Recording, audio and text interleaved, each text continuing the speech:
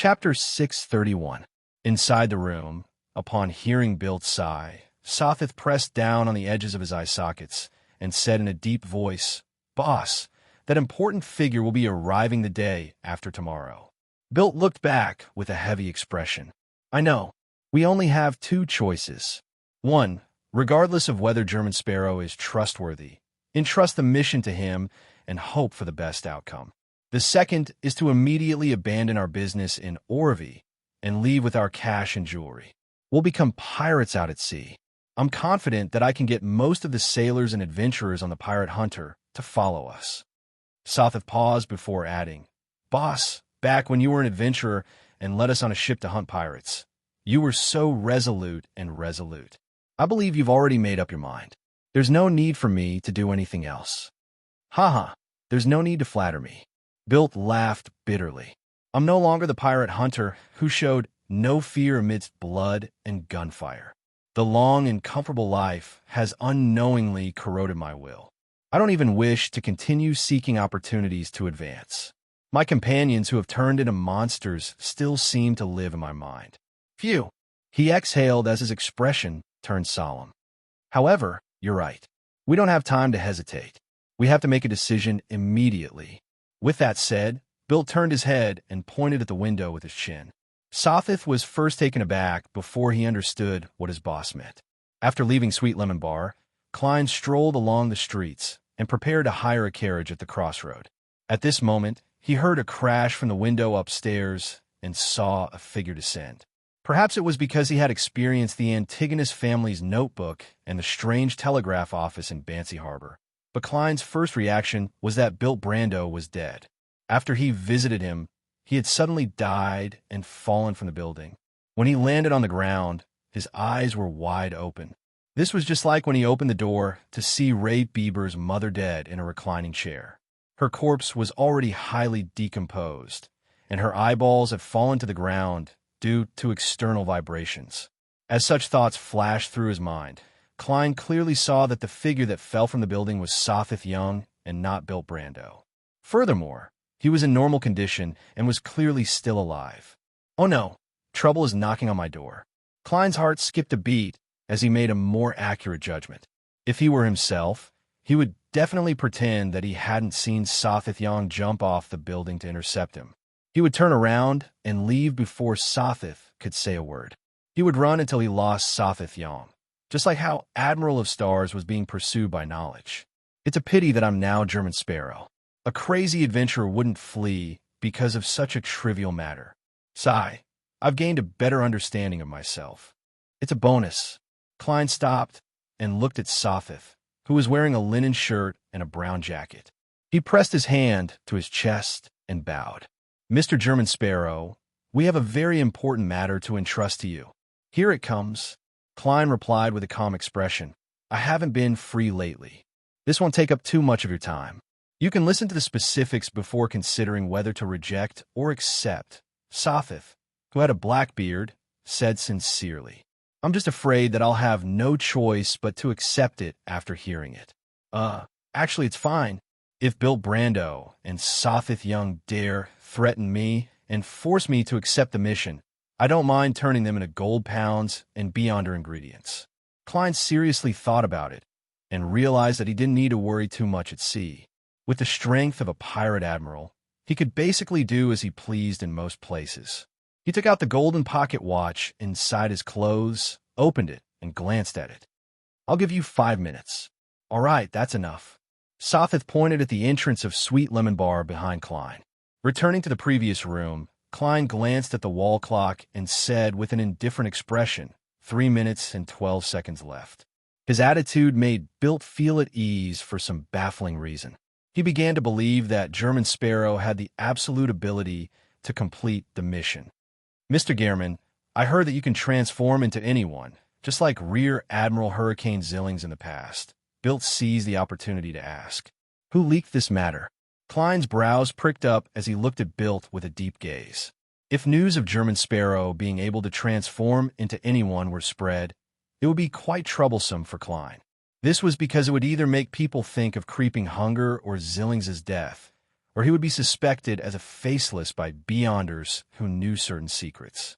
The former might attract the attention of the Twilight Hermit Order, and the latter was likely to attract the attention of the Church of the Evernight Goddess, who would send people to investigate. Of course, the Church of the Evernight Goddess didn't have much influence at sea, so Klein wasn't too worried. He just didn't wish to have a conflict with the Nighthawks. When the time came, he would have no choice but to abandon his identity as German Sparrow.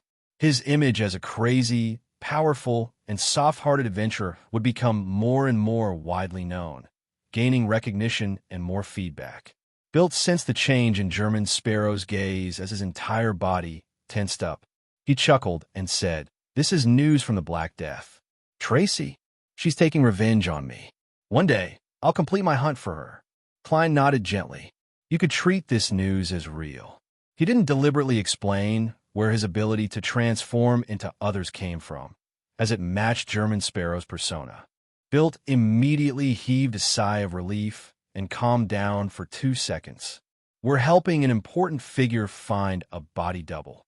Under German Sparrow's indecipherable gaze, he explained in detail that important figure needs to take action alone to deal with a secret matter that can't be known by others. That big shot needs to act alone to deal with a secret matter that cannot be known by others. Therefore, there needs to be a substitute to deal with his daily affairs, meet different guests, deal with his mistress, and not expose any problems. He should be able to return in 3 to 5 days. We had already found a person who looked like him and spent a lot of time correcting his manners and accent. We also reported the good news to the big shot, who knew that the tramp would overeat and suddenly die of an illness the night before yesterday. Chun Zhao smiled. That important figure is about to take action on his own. We don't have the time to find another person who looks like him, so we can only seek your help. Isn't this the real acting opportunity one wanted? Klein's heart palpitated when he heard that. However, he acutely noticed something. To be called an important figure by the leader of the Adventurer Association, Bilt, meant that he was definitely a truly important figure.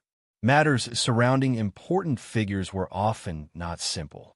They contained considerable risks. Klein thought for a moment and returned with a deep question. Do you think this matter is dangerous? No. As long as you don't expose yourself, there won't be any danger. All you need to do is represent that important figure in the open. Haha, no one will dare assassinate him. Yes, I know what you're worried about. Are you afraid that the important figure will kill everyone in the know? Don't worry, the pirates have fabricated many malicious rumors about him. So as long as it ends successfully, no one will believe you no matter how you leak this matter in the future. It will only be treated as a joke, Bilt said with a smile as he spread out his hands. Klein didn't harp on the problem as he changed the subject. He asked, what kind of remuneration can you offer? 1,000 pounds in cash plus 3 opportunities to be made by an artisan. Haha, I'll help you pay for everything apart from the materials. Bilt started with German Sparrow's previous request and raised conditions that he believed he couldn't refuse. Not bad, but most importantly, the real acting opportunity. Klein looked at the wall clock and said, I'll think about it. I'll give you an answer tonight. Regardless, it was necessary to head above the gray fog to divine the danger level of the matter.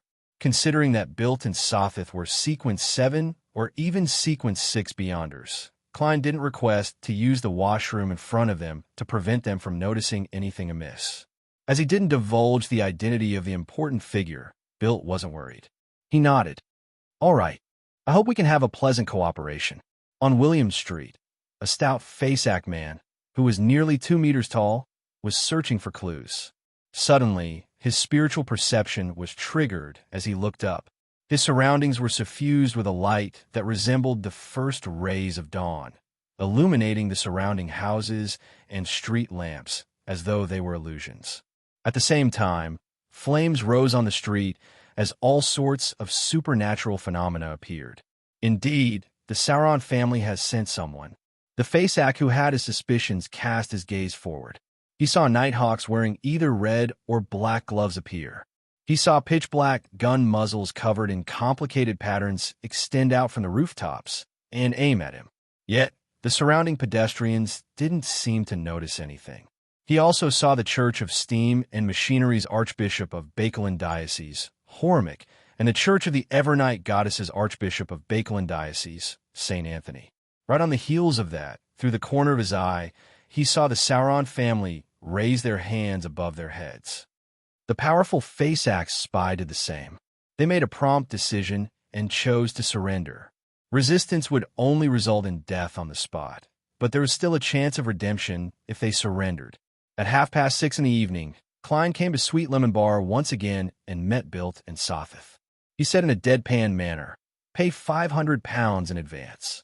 Then, tell me who the target is." Bilt couldn't help but reveal a clear smile.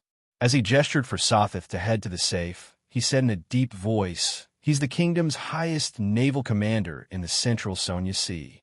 His Excellency Admiral Emirius Revolt.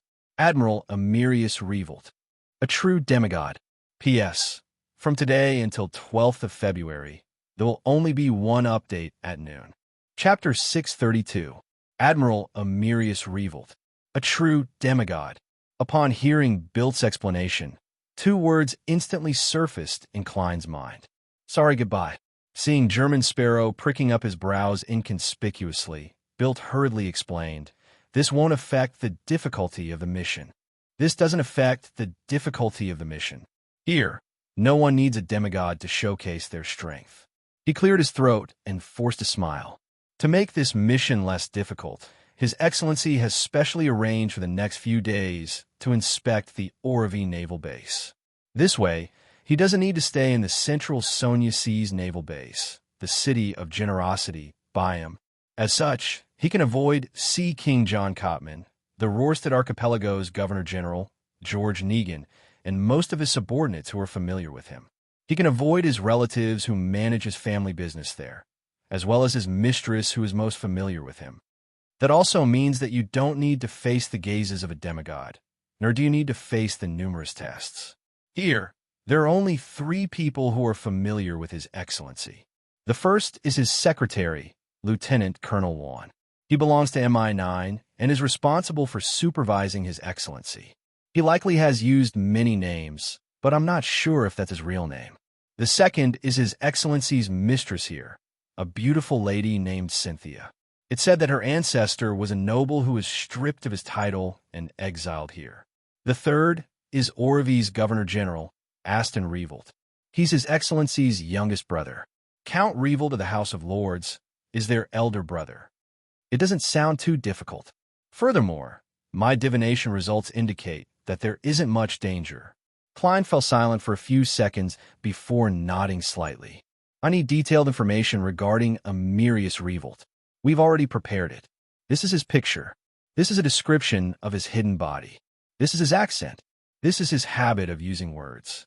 These are his different reactions and attitudes towards different matters. These are the details of his interactions with Juan, Cynthia, Aston, and company. Bilt was delighted as he immediately took out the information from Admiral Emirius Revolt. Klein first took the picture and saw a black-haired, blue-eyed middle-aged man. He had a stern and old-fashioned bearing, and his hair volume was a lot more than the typical Rouen man. He nodded slightly and then raised his head. "I know a lot of this information, but I believe you will definitely be able to memorize it in 2 days. You must be very professional in this aspect." Before Bilt's voice faded, he subconsciously took a step back. This was because the person in front of him was no longer the German Sparrow, but Emirius Revolt. The arrogance he exuded was no different from the person himself. Holy storm, this is almost a miracle. Bilt scrutinized him from head to toe and could not help but exclaim in admiration. "However, your height can be increased by 3 centimeters, and your legs can be thicker. It's fine. There's no need to be in such a hurry. His Excellency, the Admiral, will arrive the day after tomorrow with the Royal Navy Sonia Fleet's 1st B Squadron. He will inspect the Oravi Naval Base in the afternoon and host a banquet at the Governor-General's mansion. I have an invitation letter, so I can bring you in. You can observe His Excellency's behavior and attitude when interacting with different people." As he spoke, he took the £500 that Sothith had taken out from the safe and handed it to Klein. "Happy cooperation." Klein weighed the notes in his hand and scrutinized them. "It's a pleasure working with you. Bakeland, William Street. As an inconspicuous member of the Red Gloves, Leonard Mitchell stood with his back against the wall of a building as he waited for the preliminary interrogation to end. He had his right foot raised and was only using his toes to touch the ground, appearing rather undisciplined. After a while, he saw his teammate return with a somewhat complicated expression. He was excited, puzzled, expectant, and nervous. "Townsend, there's an outcome?" Leonard's heart stirred as he smiled and went over. "Yes." Townsend nodded and answered frankly. "Both sides have confessed. They can't lie in a dream." The thinning Townsend wore his top hat again and said, "The contents of their descriptions are consistent. This street has a ruin belonging to the 4th Epoch's Tudor dynasty. The entrance has been confirmed to be in that abandoned chapel. As for whether there are other entrances, no one knows for the time being." "Is that so?" Leonard didn't probe further. After exchanging a few words, he retreated to the edge and leaned against the wall again. He looked left and right and lowered his voice. "Old man, this is your area of expertise. There's a ruin of the Tudor family hidden here." The slightly aged voice immediately sounded in his mind. "You're really getting more and more impolite.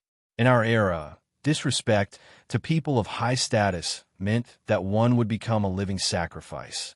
Also, it's impossible for a single Tudor family ruin to appear in Bakeland." "Are they lying?" Leonard asked softly. The slightly aged voice chuckled. "No, it's just that they don't know enough. If my inference isn't wrong, the ruin here should belong to the Tudor-Sastal United Empire." "What?" Leonard was stunned. It belonged to an ancient dynasty he had never heard of. The slightly aged voice laughed. "One ignorant kid. After the first destruction of the Solomon Empire, it was replaced by the Tudor-Sastal United Empire. It ruled the entire northern continent in the form of a double consul." "Double consul?" Leonard ruminated over the term. The slightly aged voice laughed and sighed. "In the ruin underground, there should be an inverted candlestick with 41 on the left and 40 on the right. There should be 2 thrones that look like they belong to giants, and... it might be the place where a listed Tudor became the Blood Emperor." Leonard frowned slightly before he relaxed, and smiled in a relaxed manner. He smiled in a relaxed manner and said, "There must be many secrets hidden in there." "Of course, but you aren't qualified to know." The slightly aged voice sked. Leonard curled his lips inconspicuously. "Next up, we should be exploring the ruin." The slightly aged voice laughed twice and didn't say another word.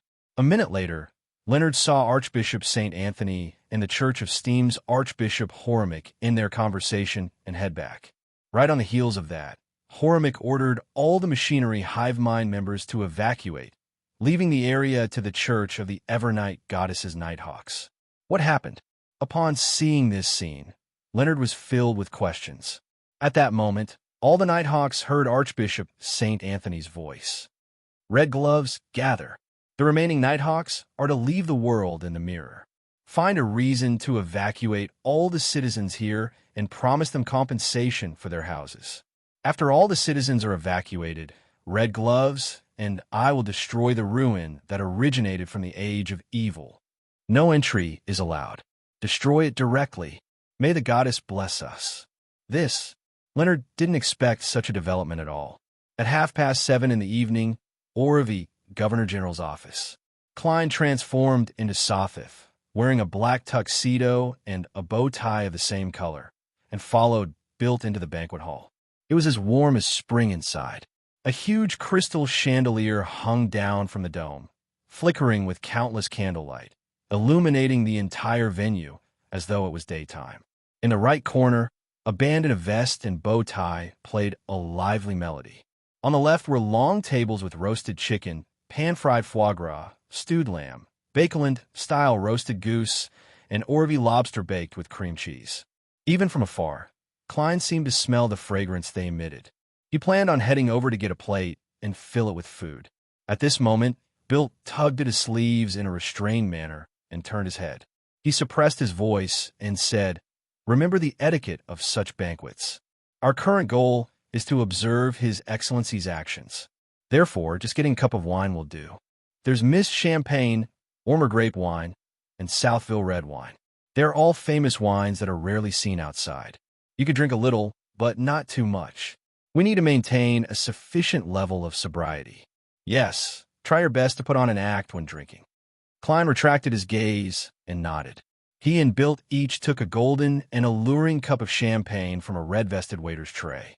Then, they approached the center of attention of the banquet, Amirius Revolt, who was dressed in a dark blue admiral's uniform. With their status, they naturally had no way of approaching the admiral. All they could do was stay a little further away and observe his every move. Amirius's figure is ordinary, and he doesn't look muscular. The corners of his mouth droops slightly, indicating his actual age. He doesn't have a beard, and his blue eyes seem to hide a dignified air that doesn't allow for rejection. His dark blue admiral's uniform is well ironed.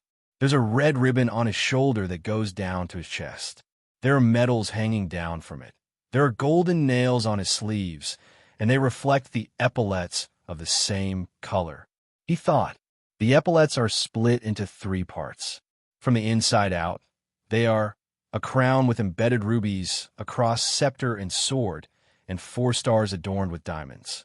Klein entered an extremely focused state as he used his faceless powers to memorize the admiral's characteristics, as well as his attitude when conversing with different people. During this process, he only took a sip of the mist champagne, not caring about its taste. After gathering enough information, Klein exhaled and stopped his mind from working so crazily. The massive expenditure of energy made him hungry. Therefore, he placed the cup on the red-vested waiter's tray and prepared to head to the long table to get some food. At this moment, Bilt came over and said, "His Excellency has given me a secret signal." His Excellency, the General, gave me the secret signal. Let's meet him at the predetermined location. Klein retracted his gaze from the roasted chicken and swept Bilt with an indifferent gaze. Bilt shuddered for some baffling reason as he hurriedly turned around and led German Sparrow into the garden through the floor-to-ceiling windows. After walking on a secluded path for nearly a minute, he stopped and pointed at Klein's face. "You can transform into His Excellency the Admiral. Pretend that you are that tramp who looks like him." Klein nodded slightly as he wiped his face with his palm. This was to hide the disgusting things like granulation and pimples that might appear on his face when he transformed. After he lowered his palm, Bilt saw a middle-aged man who resembled Amirius Revolt. Very good. Bilt took a few steps forward and came to the sundry room's door. He reached out to push open the unlatched door. Amirius Revolt was still wearing the eye-catching admiral's uniform. His side faced the entrance as he stood by the window, enjoying the garden scenery. At this moment, he turned his head halfway and cast his gaze at the visitor who resembled him. The indescribable sense of authority and oppression made Klein involuntarily lower his head. Amirius Revolt's gaze didn't linger on him as he slowly moved it towards Bilt. He said without any emotion, "This isn't the tramp you previously mentioned. He's a Beyonder, Divine Emperor of the 9 Heavens." Chapter 633. Upon hearing Amirius Revolt's statement instead of question, Bilt's forehead instantly seeped out a dense layer of cold sweat. He opened his mouth as if he wanted to explain something, but in the end he still knelt down on one knee and said in a trembling voice under the indescribable pressure, he trembled and said, "Admiral, Your Excellency, the tramp from before suddenly died from an illness." At that moment, Klein wasn't too nervous. This was because Admiral Amirius Revolt had noticed him back in the banquet hall. It didn't make sense for him to only recognize him as a Beyonder now. For him to be willing to meet instead of avoiding the risk meant that he didn't mind who Bilt had found. He's actually not worried at all. This is the confidence of a demigod. Perhaps his Beyonder pathway can eliminate any latent dangers ahead of time. Klein raised his head with great difficulty and cast his gaze at the admiral who had already turned around. "Not bad," Amirius Revolt evaluated in a deadpan manner. He continued looking at the kneeling Bilt. "Don't try to play tricks in front of me that can't be used on the card table. Ordinary people and Beyonders have different standings in this world, and as a practitioner of order, I can clearly confirm this. Indeed, it's as described in the information. This admiral has the tendency to preach. I have to remember this point. This is a completely different style from me and German Sparrow. Klein retracted his gaze in thought as he cast it to the ground, as though he couldn't withstand the pressure. Amirius Revolt took a step forward. Deception is the first mistake you made. Being careless is the second. The tramp that you spent so much effort on suddenly died. Following that, an adventurer that can change his appearance appeared in front of you. Don't you find this too much of coincidence? That's right, it's a little of a coincidence. Klein nearly repeated the other party's question. If he hadn't confirmed it above the gray fog, he would have suspected if he had been arranged by some mythical creature or grade 0 sealed artifact. Bilt's pupils constricted as he came to a realization. He realized that out of fear and dread, all he wanted to do was to grab onto that last lifeline. He had completely lost the cautiousness that came with experience. He did not consider whether the appearance of German Sparrow was too much of a coincidence. The first time he went to the Sweet Lemon Bar, the homeless man died of a sudden illness. The more Bilt thought about it, the more he felt that he had fallen into a meticulously planned trap. Amirius Revolt saw the changes in Bilt's expression as he looked enlightened and regretful. My father, the late Count Revolt, once taught me something. He said to forgive your men for their first mistake. Bilt, you have to thank him for his kindness. Bilt's tense nerves relaxed, and he was inexplicably moved. He believed that Admiral Amirius Revolt, who was closer to a god than a human, would execute him on the spot to warn all the adventurers who were secretly working for him. To his surprise, he chose to pardon him. General, Bilt was momentarily at a loss for words. Amirius maintained his solemn attitude and said in a deep voice, There's a second half to what I said just now, which is severely punish them for their second mistake. Bilt, do you know what to do in the future? Bilt, who was kneeling on one knee, immediately straightened his back and pressed his right fist against his left chest. We are loyal to His Excellency, the General. Amirius nodded and turned to look at Klein. What's your name? That depends on which identity you're asking about. Klein lampooned in his heart and calmly replied, That's right, German Sparrow. Amirius Revolt suddenly fell silent for 2 seconds as the atmosphere in the storeroom seemed to freeze. Just as Klein couldn't help but feel uneasy, Amirius finally spoke. So it's you. General, you speak as if you know me. I'm just an ordinary military informant who received the bounty through you guys. I haven't even had the time to claim anything. Klein mumbled to himself. The more he thought about it, the more confident he felt. Amirius nodded and said to Bilt and Klein, That's right. The plan will proceed as planned. But we need to sign a contract. Contract? Klein resisted the might with great difficulty as he looked up at Amirius. Admiral Amirius didn't explain anything. He picked up a pen and paper that he had long prepared and placed on the windowsill. He began writing. Every time he put pen to paper, there seemed to be a burst of golden light. The scene was solemn and sacred, as if he was drafting a law. Klein gradually narrowed his eyes, and his vision began to blur. He couldn't help but lower his head again. After an unknown period of time, Amirius stopped writing and picked up the piece of paper. Sign your name at the end.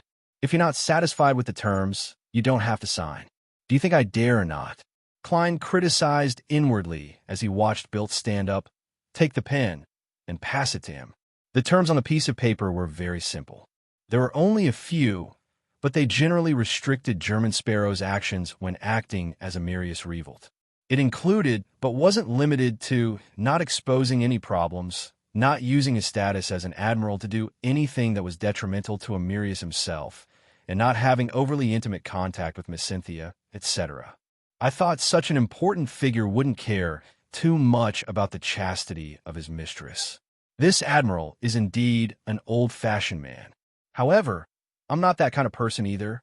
Klein hid his curiosity and asked as though he was discussing an academic question. What if Miss Cynthia wishes to have intimate contact with me? What he was implying was that if he appeared too distant and resistant, it would be easy for Cynthia to notice a problem and ask how he should handle it. It's fine, Amirius said without any expression. During the duration of the contract, you will either lack any desire when facing her, or your body will lack the necessary abilities. That's possible? This contract is a little impressive. Apart from a contract with a spirit world creature, this is the first time I'm seeing another contract. Furthermore, the former requires borrowing the powers of the underworld, but this contract only involves both parties. This is Admiral Amirius's demigod beyond her powers? From the Arbiter pathway? Klein glanced at the contract's duration and discovered that it was 5 days. Is he confident that he'll return in 5 days? Or is his present level only able to maintain the contract for 5 days? Klein read the clause again, picked up a fountain pen, and wrote the name German Sparrow. As he finished writing the last letter, he saw the words on the piece of paper emit a golden glow, converging into a resplendent brilliance. Enveloped by the resplendent brilliance, the piece of paper rapidly faded away, as though it had fused with the laws of the world. The thin, invisible gray fog around him gently rippled as Klein clearly sensed that there were layers of indescribable restrictions on him. These restrictions rapidly internalized and temporarily became a part of his spirit body and body. The gray fog can withstand external bad luck and good luck to a certain extent, but it can't shield the contract I've already signed. That's right. If it could be shielded, the messenger's contract wouldn't have taken effect. In enlightenment, Klein looked at Amirius Revold again. The Admiral had already converged his might as he flipped his palm to produce a dark golden charm. The charm had symbols like Sword of Judgment on it, as well as dense magical labels. It was completely restrained and deep, giving off the feeling of a codex. This is a high-level charm I created using my blood, the ancient codex of the 4th epoch, and the royal family's Grade 0 sealed artifact, Amirius said calmly. It's called the 9th Law. It can produce an authoritative feeling similar to mine when given a small amount of spirituality. This is something even an ordinary person can do. Without it, it's very difficult for you to truly disguise me. Indeed, the authoritative feeling I have is only limited to the surface. It's fine to fool others, but once I need to shock all my subordinates, it's useless. Klein secretly heaved a sigh of relief. Amirius continued, with your present strength, you should be able to withstand its use. Through its use, you can specify the necessary restrictions on the target, forcing him to endure extremely disadvantageous situations. This way, even if a demigod were to probe you, you can scare him away. If no accidents happen in the end, and there's no need to use it, it will belong to you after the matter is over. Its effective date is a year. Klein was first taken aback before he felt an intense sense of pleasant surprise.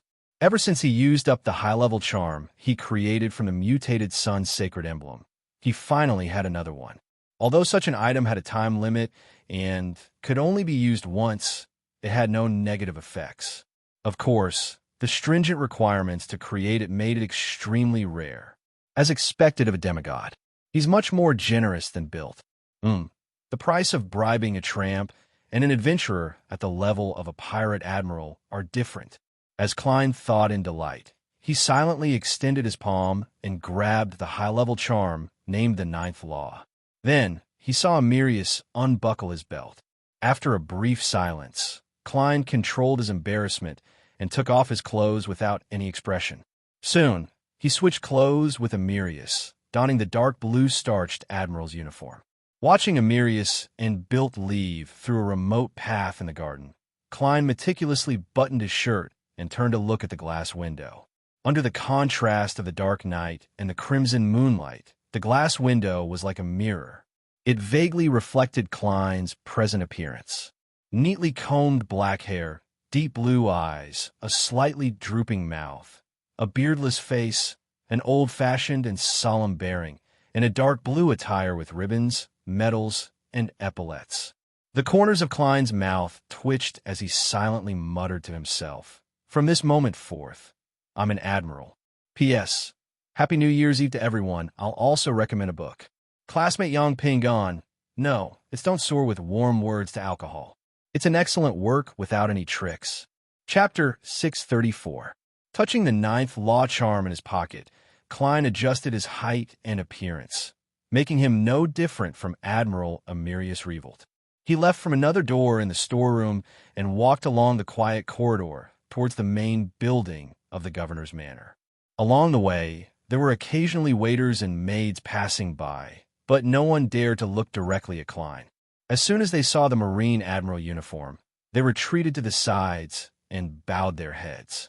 Any person of similar height would probably be able to sneak into the banquet hall if they put on this outfit. I have to say, sometimes it's easier to pretend to be a big shot than an ordinary person. Klein looked straight ahead and maintained his solemn posture as he walked unhurriedly toward the black-tiled aisle. A melodious and beautiful melody could be faintly heard, and the elegant wall lamps on both sides were burning with gas, lighting up the dark environment.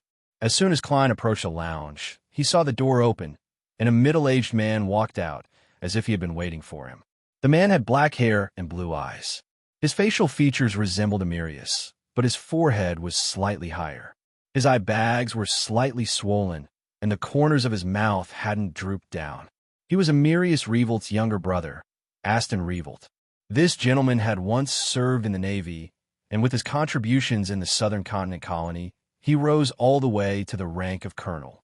Later on, he grew tired of his military career, and coupled with the political balance, he accepted the appointment and became the governor.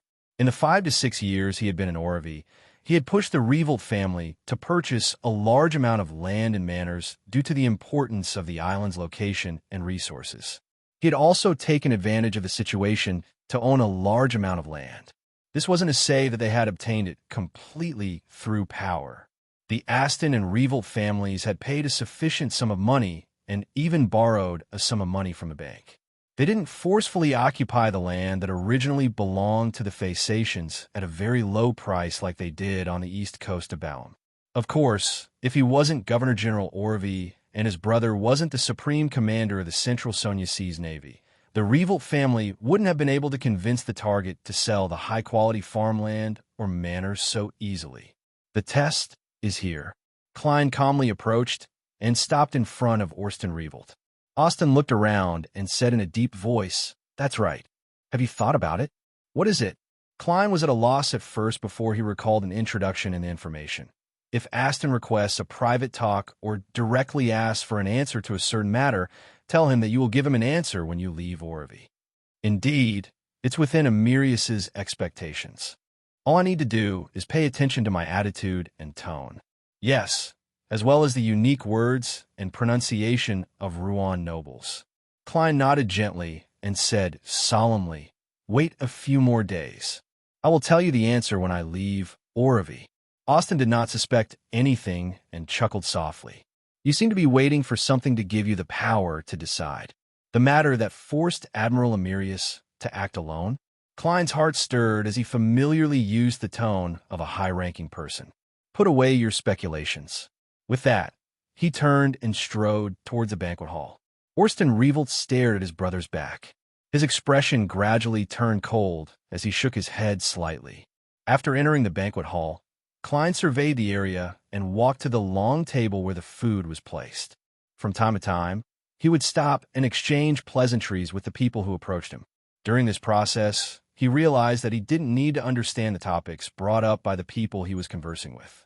All he needed to do was nod occasionally to allow the conversation to continue in a harmonious and pleasant atmosphere until it came to an end. Indeed, the status of an important figure makes certain aspects of acting simple, but correspondingly, other matters will be difficult. Klein tore through all the obstacles and finally arrived at the long table.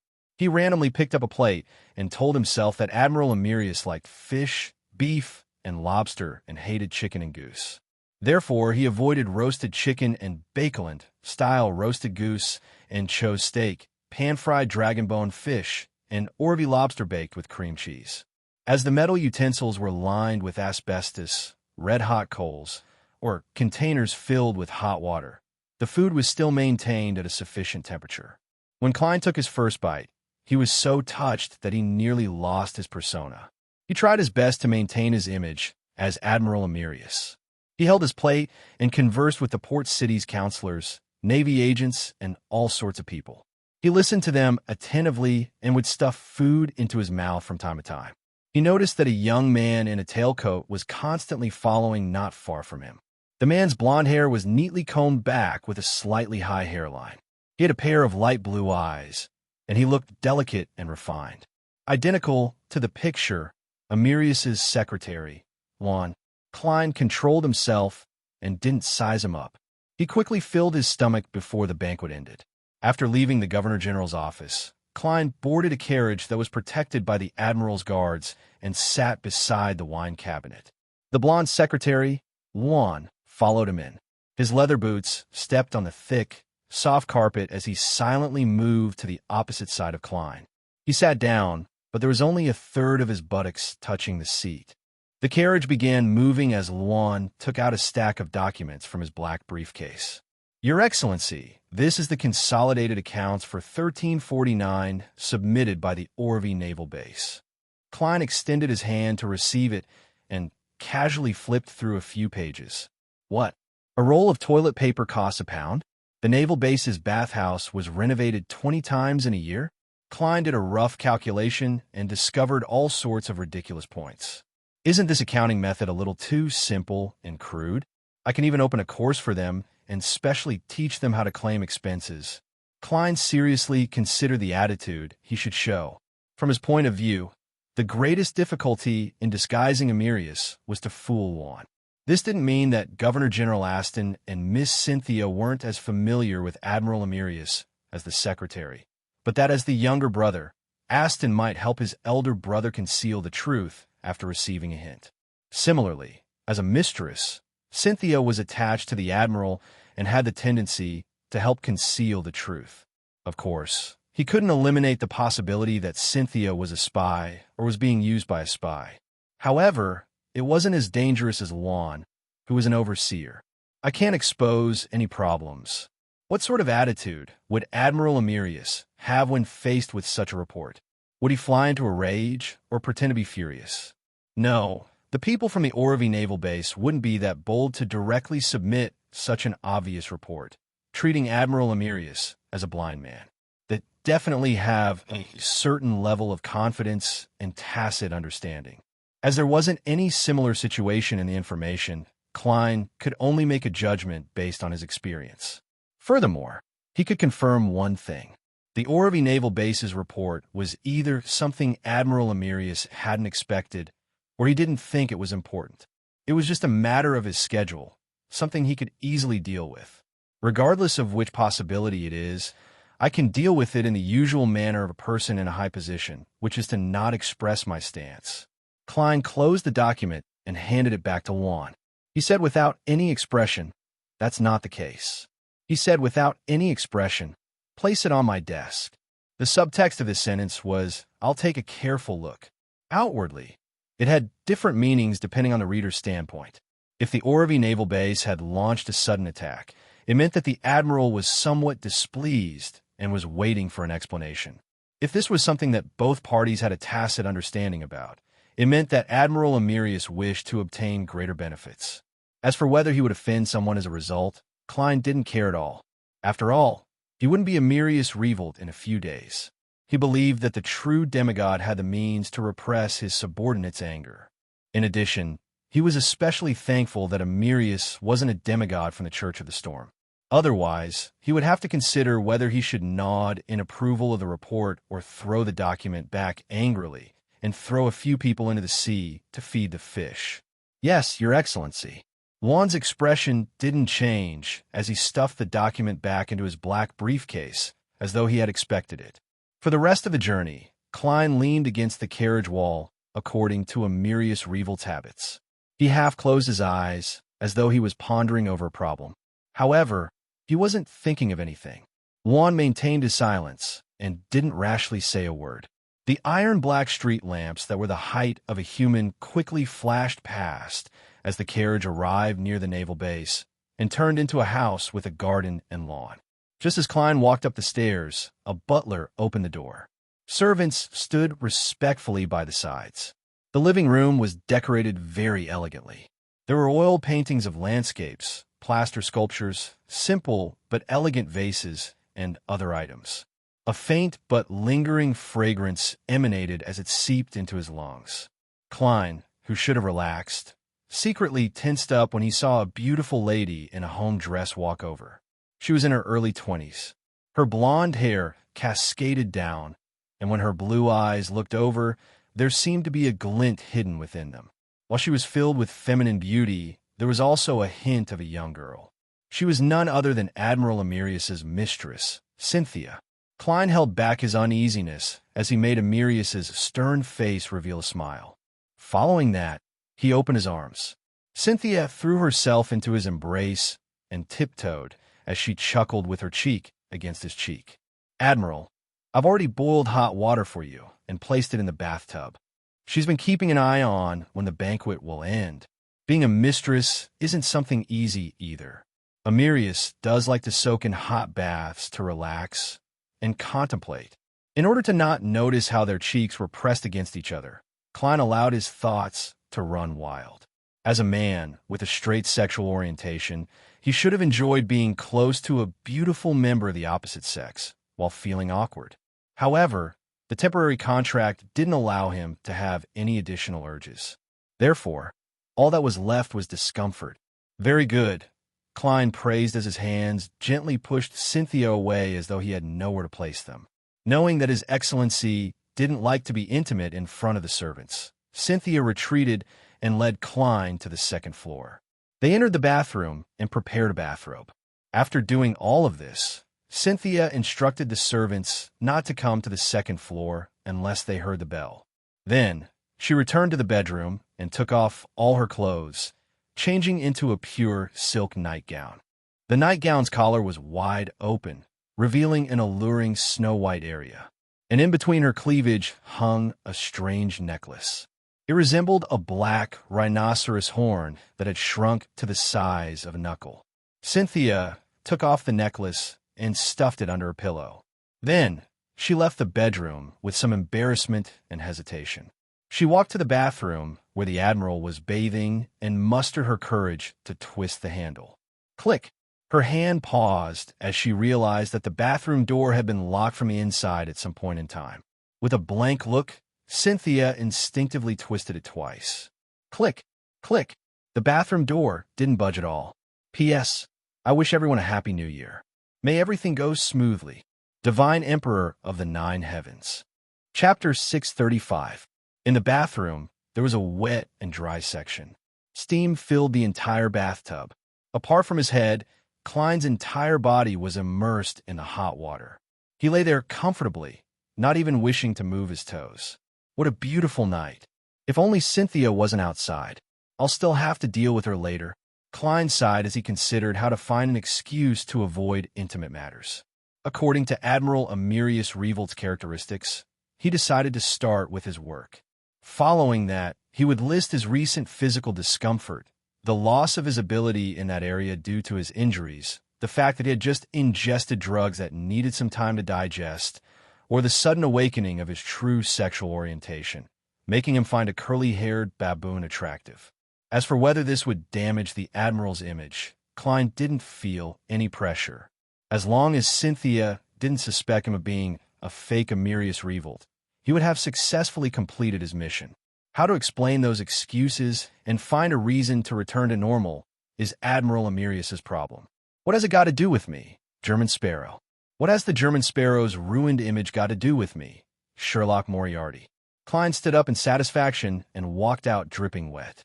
He wrapped himself in a towel and wiped his body. After changing into the hanging bathrobe, Klein silently drew a breath. As though he was facing a formidable foe, he unlocked the door and opened the bathroom door. Seeing the empty corridor with only the light from the wall lamps illuminating the dark corridor, Klein relaxed a little and no longer tensed up. This feels no different from challenging the pirate admirals. Amidst his mumbling, he suddenly discovered a serious problem. He didn't know which master bedroom or study was. Regardless, I have to inform Cynthia. Otherwise, it will make Admiral Amirius look odd and guilty. Klein recalled the layout of similar houses and attempted to accurately find the master bedroom. At this moment, the door diagonally opposite opened with a creak. Cynthia, who was only wearing a silk nightgown, walked out. Her blonde hair was slightly messy, and there were even a few strands floating in front of her blue eyes and bright red lips. Her eyes were half hidden, and her lips were half closed. In the dim and ambiguous environment, she looked extremely alluring. The collar of the silk nightgown was wide open, and the snow-white cleavage was reflected in Klein's eyes at the same time. Klein nearly looked up at the ceiling to escape the intense stimulation. Calm down, calm down. You are Emirius Revolt. Furthermore, you are someone who has seen a demoness. Compared to Ailment Maiden, this lady's charm is clearly lacking. Wait, why am I thinking of demoness? Who knows if they were male or female in the past? Klein maintained his gaze and even sized him up with a teasing expression. At this moment, he could feel that primitive desire, but the lower half of his body did not move. Is this the second sign of temporary contract? Actually, there's no need for Admiral Emirius to go through so much trouble. Even if I have the urge, I can control myself. What haven't I seen before? Cynthia is a little different from the records. Isn't it said that she has only been Emirius's mistress for a year or two, and that she doesn't see him most of the time? Isn't it said that she can't let herself go when it comes to such matters? Why does she have the inclination of taking the initiative to seduce him today? Is it because she feels that her position isn't stable, or has she been replaced? Ever since he became a faceless, Klein found everyone fake. Cynthia's eyes drooped. The courage she had mustered vanished bit by bit under Emirius's scrutiny. Her face was gradually dyed with a heart-stirring blush as she felt embarrassed and a little proud.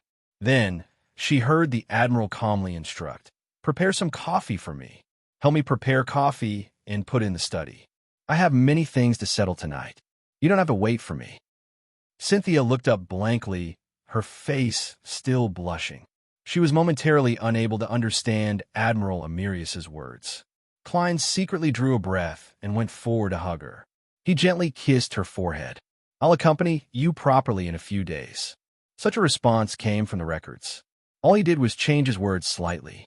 To be frank, if he hadn't known Emirius beforehand, Klein would definitely believe that Admiral Emirius would wear a deadpan expression when interacting with his mistress or exercising in bed. Everything he said and did would be extremely serious. However, this demigod also had a gentle tone and a flirtatious side to him. He just wasn't good at saying sweet nothings. This made him realize something. Many people were unable to imagine what he was like in private just by looking at his surface. To put on a true disguise, a faceless needed to do detailed research and have sufficient understanding of the person. It was just like how magicians didn't perform unprepared. Cynthia revealed a clear look of disappointment, but she quickly reined in her emotions and forced a smile. "All right, Admiral, your pajamas are in your room. A bathrobe isn't suitable for handling matters. This is consistent with the information. She's rather considerate and knows how to understand others." Klein watched as Cynthia turned to enter the room and pull the bell. He took this opportunity to take off his bathrobe and change into a dark red pajama top and pajama pants of the same color. Cynthia diligently opened the door to the study and cleaned up the slightly messy table. Then, she waited for the maid to brew some coffee before personally taking it from her and bringing it in. During this process, Klein flipped through the documents and information, pretending to be very professional. But in fact, he knew almost nothing about the relevant data and design concepts of ironclad warships and warships. He was no different from an illiterate. In such fields, he only knew the concepts of aircraft carriers, air supremacy, large warship cannons, and multiple cannon turrets. From the corner of his eye, he saw Cynthia silently leave and close the door. Klein heaved a sigh of relief, knowing that he had managed to muddle through the night. In the master bedroom, Cynthia pursed her lips and took out the necklace from under her pillow. She held the black rhinoceros horn-shaped item that was the size of a knuckle in her palm. She stood there and prayed softly, "Great Mother Tree of Desire, please make me even more alluring. Great Mother Tree of Desire, please make me even more alluring. Make Admiral Emirius even more infatuated with me. Let him experience extreme joy from me and give me a child." In the quiet study, Klein rummaged through the documents in front of him. According to how the information was handled, he simply picked out the ones and signed Emirius Revolt's name.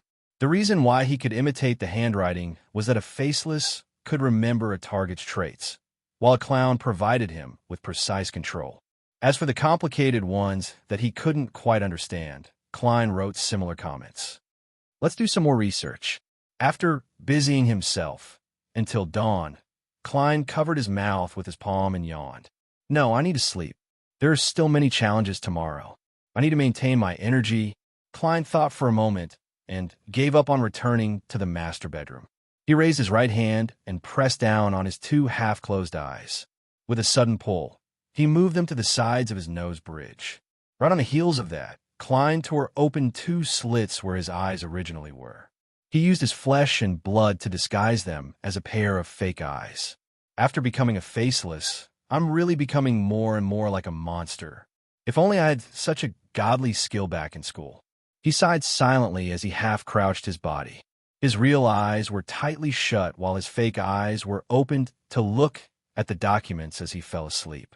The clown special made him instinctively maintain his balance and remain motionless like a marble statue. After an unknown period of time, Klein suddenly jolted awake from his dream.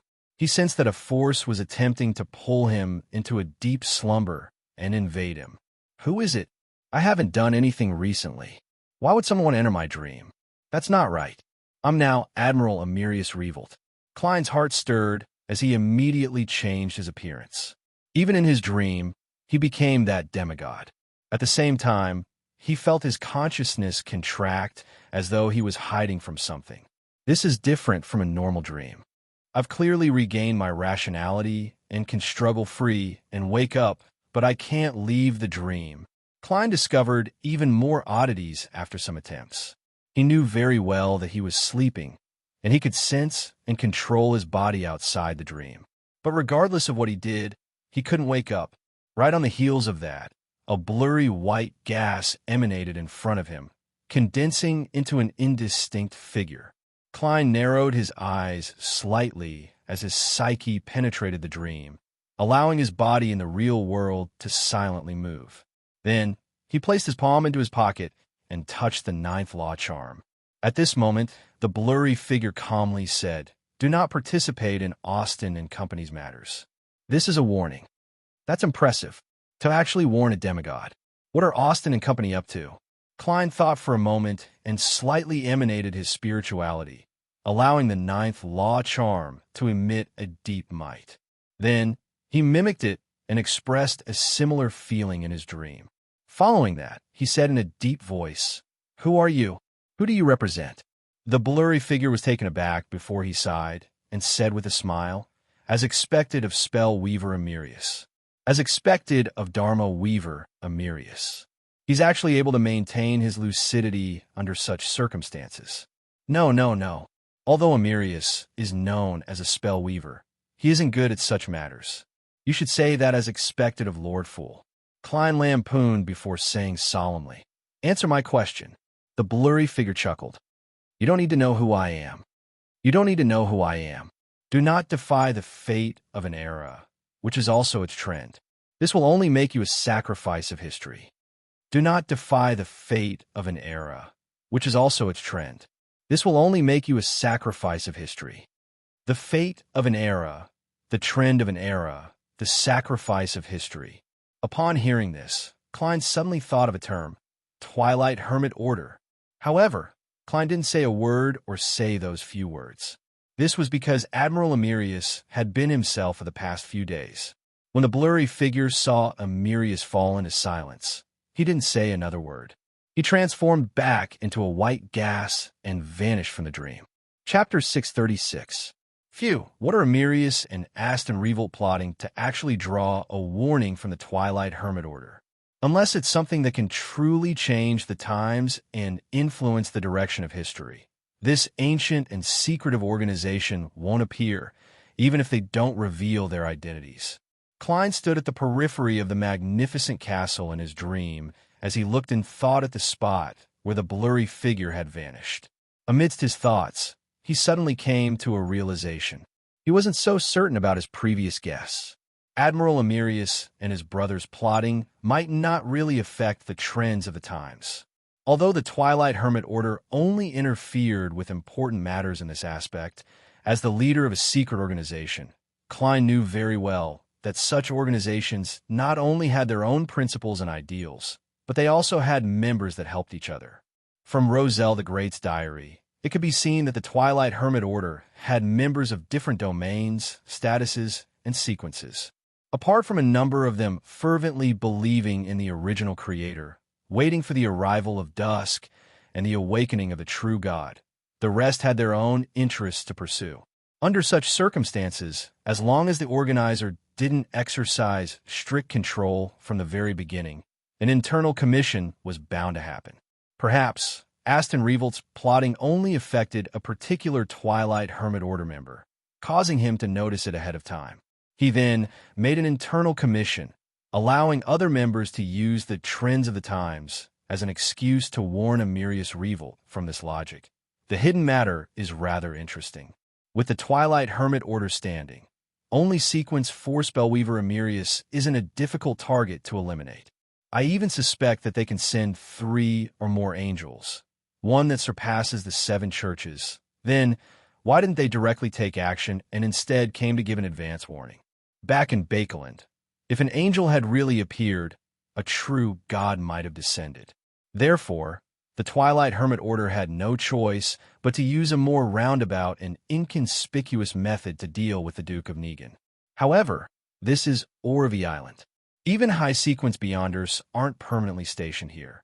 Is the warning because the Twilight Hermit Order advocates secrecy and doesn't wish to expose themselves, so they try their best to avoid using extreme means, or is it because the member who made the internal commission doesn't wish to see Emirius die?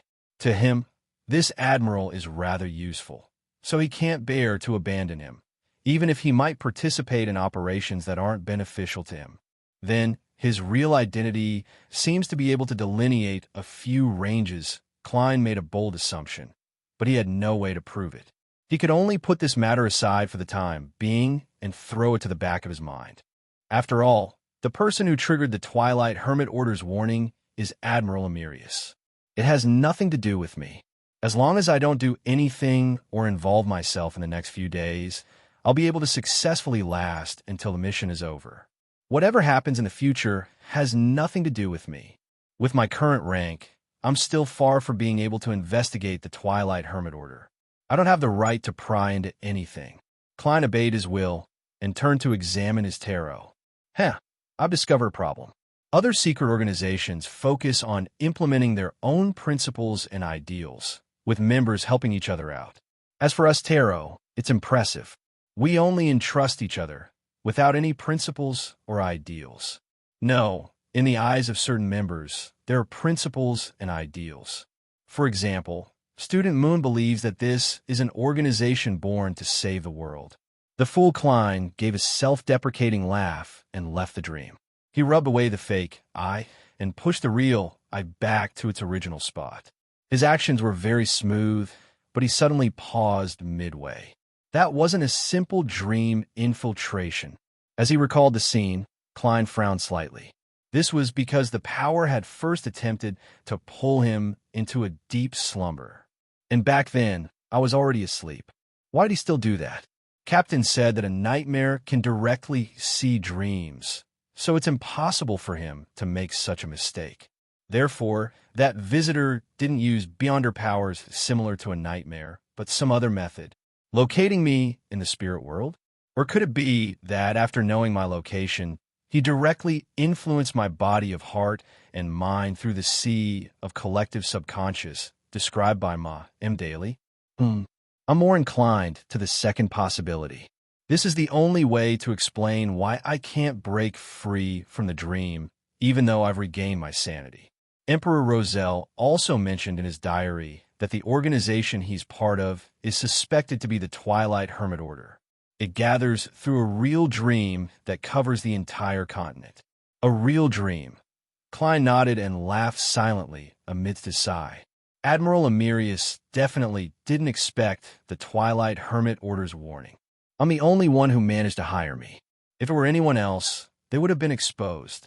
At least I didn't let down the ninth law talisman. City of Silver, inside the spire, in a room belonging to Chief Colin Iliad.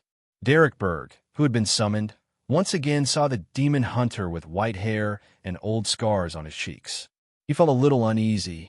After he finished his greeting, Colin looked him up and down and said, "You've advanced." "Yes, I'm already a Sequence 7 High Priestess Sunday." Derek had already registered, so he didn't hide it. Colin's deep and experienced light blue eyes moved away, and he asked in a seemingly inadvertent manner, "Is there a subsequent potion formula?" In the past, Derek would definitely have directly answered no, but now he was already used to thinking before speaking. If I were to answer no and later advance and lack the corresponding experience to support it, it would definitely be confirmed as problematic. But if I were to answer yes, the chief might get me to exchange it for items and begin nurturing more Beyonders of the Sun pathway. This would undoubtedly prove that I'm lying. Derek's thoughts raced as he sincerely said, "No." From his point of view, experiences could be created. In his opinion, experiences could be created. Colin nodded without any abnormalities. "In about 2 months, I'll arrange for an exploration for you. Follow the team and fix the path and ruins we previously found with Jack's help. We'll do a second cleanup. I hope you'll gain more from it." "Yes, Your Excellency." Just as Derek replied, he suddenly recalled Shepherd Elder Lovia. After daybreak, Klein changed his clothes with Cynthia's help and enjoyed a sumptuous breakfast. Following that, he took a carriage and entered the Orvie Naval Base under the escort of the Admiral's guards. In the morning, he was accompanied by the brigadier generals and colonels to inspect the condition of the ships and the ammunition stores. He visited the newly built training grounds and the bathhouse that had been renovated 20 times a year. After having lunch at the Navy's canteen, Klein gathered all the officers above the lieutenant commander to listen to the reports according to his schedule. During this process, he had a thick black notebook spread open in front of him. In it were some questions that Admiral Emirius had specially prepared. Over the past few decades, due to the deduction of wages and abuse of sailors, there were a total of 17 rebellions by the soldiers at the bottom of the hierarchy in Orvie. After the Royal Navy's latest regulations were promulgated, thanks to Your Excellency's guidance, we have already changed this culture. In the past 3 years, there haven't been any similar incidents. A colonel of the Orvie Naval Base stood at his spot as he reported the overall situation. From time to time, he would raise his head to glance at Admiral Emirius Revolt. He discovered that His Excellency was listening attentively and constantly taking notes. The rustling sounds made the officers sitting in a circle not dare to slack off. They similarly focused on recording the important points. Having received such a positive response, the colonel's reporting voice unknowingly turned a little louder. How boring. Klein held a fountain pen as he casually drew turtles, octopuses, and dragons on the black notebook. As he had never learned how to sketch, he drew whatever came to mind. It was a tragic sight to behold. Later on, he even drew intersecting lines and began playing the game Roselle the Great had invented, 5 in a row, with himself. Of course, his rich experience and awareness of his status made him raise his head from time to time to seriously look at the reporter and give him a nod of encouragement. As for what the other party was saying, he didn't pay any attention to it. All he could remember was the occasional sentence. In between the reports, Klein would glance at his blonde secretary, Juan, and get him to explain the contents of the report on his behalf. Everything was going according to plan. Towards the end, Klein flipped a few pages forward in his black notebook and used a Rouen aristocratic's accent to recite the report that the secretary had drafted and amended. According to the actual situation and Emirius's habit of using words, he would add some connectives and idioms, such as "there are a few more points," or "I'll go on a few more points." It was already evening when the meeting ended. Klein, accompanied by Juan's secretary, left the Orvie base and headed to a naval agent's residence to participate in a banquet. At the banquet, they chatted about the fluctuations in the prices of the port supplies. Klein would mimic Admiral Emirius, occasionally cracking outdated Bakelin jokes, garnering a warm response from everyone as they praised the Admiral for his humor. After successfully acting until the banquet ended, Klein boarded the carriage, feeling physically and mentally exhausted. I have to pay attention to my words and actions every second. Acting for a day is more tiring than fighting a pirate admiral. Klein silently exhaled as he half closed his eyes without a change in expression. He knew that the most difficult stage of the day hadn't passed. He still had to deal with Cynthia next. Inside the villa, Cynthia learned from an attendant that Admiral Emirius was about to return. She silently returned to her bedroom and took off the tiny black rhinoceros horn-like pendant. She used a thin metal piece to scrape off some powder and mixed it into the hot water in a white porcelain teacup. She silently recited the honorific name of the tree of desire 7 times and waited for nearly a minute. Filled with hope, she raised the teacup and gulped it down. Divine Emperor of the Nine Heavens. Chapter 637. As he looked at the villa that was emitting lights in the darkness, Klein mentally prepared himself for a few seconds before getting off the carriage. He walked up the 3 flights of stairs to the entrance and entered the house while surrounded by the general's guards and servants. Seeing that Cynthia was dressed conservatively due to the presence of others, Klein silently heaved a sigh of relief. He maintained his solemn expression as he slowly approached. Cynthia's smile became more obvious as she tucked a few strands of hair behind her ear, revealing her slender and fair neck. There were no signs of a necklace on it. Seeing Secretary Luan and the general's guards head for their rooms or spread out to stand guard outside the house, Klein said in a deep voice before Cynthia could give him a hug, "There's no need to prepare hot water. There's no need to prepare hot water. Give me a quiet room. I need to be alone for a night." Cynthia used her eyes to express her confusion and puzzlement. Klein surveyed the area and said in a deep voice, "Something happened. Something happened. I need to enter a very calm state to recover." As he spoke, he raised his right hand and tugged at his sleeve slightly, revealing distinct, light-colored flesh buds. His poor physical condition and abnormal reactions were an excuse Admiral Emirius had prepared for the tramp's substitute from before. It was to help him avoid Cynthia's request to be intimate with him without exposing any problems. To increase his persuasiveness, Klein had deliberately used his faceless skills to provide evidence. Cynthia's mouth turned agape as she nearly screamed. Thankfully, she reached out her palm in time to stifle her voice. "Are you all right? Do you need to find a doctor?" Cynthia calmed down a little as she immediately asked nervously. Her concern was evident in her words. "No, this is the necessary price for obtaining powerful strength. I just need 2 or 3 days of peace to return to normal." Klein had also found a follow-up reason. Okay. Cynthia hurriedly led Klein to the 2nd floor and led him to the quietest room. As for the master bedroom, she had lit a few sticks of incense and sprinkled some pure dew with a refreshing fragrance, so she didn't give it up. Seeing the door close, Klein slowly exhaled. He changed out of his general's attire and lay in bed in satisfaction. Not far away, in the master bedroom, the worried and disappointed Cynthia took a hot bath before getting into bed. Her eyes were unfocused as she stared at the ceiling. She couldn't help but think of her father and mother's advice a few days ago. They wanted her to curry favor with Admiral Emirius, and it was best if she could get pregnant with his child.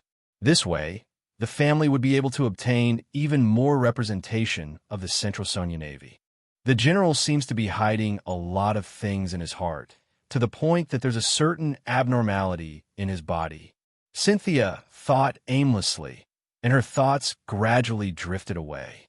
She drifted off to sleep. Vaguely, she felt her stomach heat up and her body heat up.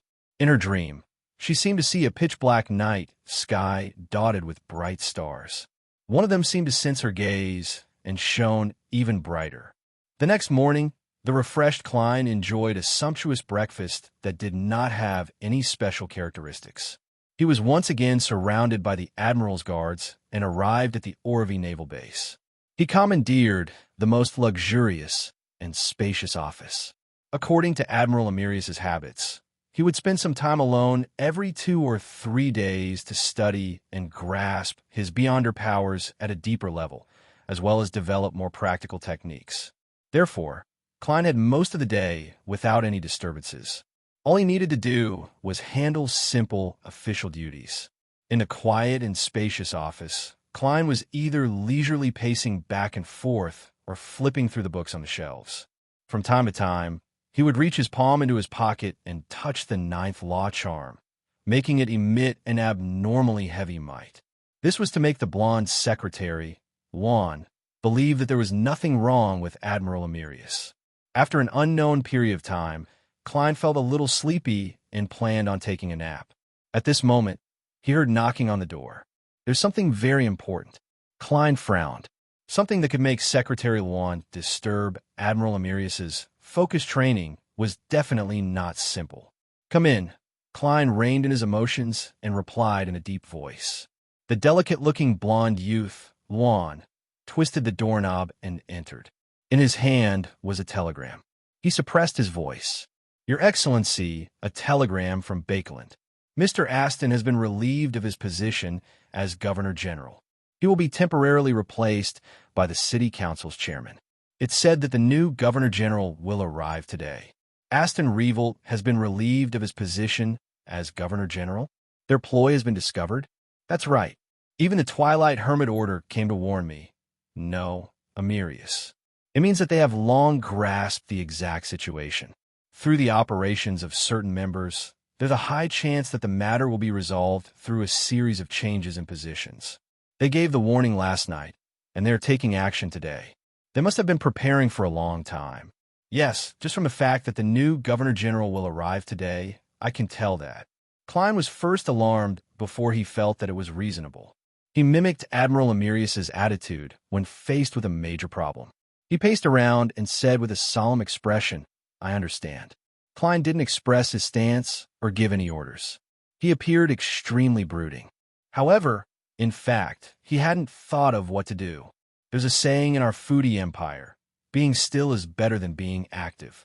I wonder if Roselle has translated it. Klein thought in a self-deprecating and lampooning manner. Juan looked up at Admiral Emerius and didn't say a word before silently leaving the office. Phew! Klein paced around once again as he considered what choice the real Admiral Emerius would make if he were standing there. This was an unexpected and important matter. Without the corresponding contingency plan, Klein could only infer from Emerius's personality, experiences, and some of the self-descriptions in the information. He's a conservative person. Even though he's a low or mid-sequence beyonder, he seldom takes risks when he's on all kinds of ships. He believes that he's a Rouen noble who values his family, his children, and his emotions. He's a gentleman who is very gentlemanly and is very likable to women. Yes, this point is worth discussing. With his level and status, even a curly-haired baboon would be loved by women and men. No, he might even be loved more. At the very least, curly-haired baboons don't tell outdated jokes. Information flashed through Klein's mind as they interwove into a three-dimensional image of Admiral Emerius. As he immersed himself in the image, he heard knocking on the door again. Come in. Klein instantly tensed up. The blonde secretary, Juan, entered and pointed outside. Your Excellency, Mr. Aston wishes to meet you. Why is Aston here? Does he wish to meet Emerius for protection? Or is he planning on putting up a last-ditch struggle? Klein narrowed his eyes and realized that he had no choice but to make a decision for Admiral Emerius. What will he do? After receiving the warning from the Twilight Hermit Order, he should have understood that the matter had been exposed, and the target had long since made preparations. With his conservative personality, it's not hard to imagine his choice, but he also placed great importance on family. He even described some of the interesting things about Austin Revolt in detail. It's not hard to tell that it's the concern and love an elder brother has for his younger brother. He doesn't like marijuana or cigarettes. Drinking is just for socializing. Aside from being a little obsessed with women, he doesn't have any major problems. He places great importance on his family. Family, Klein quickly recalled, allowing himself to completely immerse himself in Emerius's identity.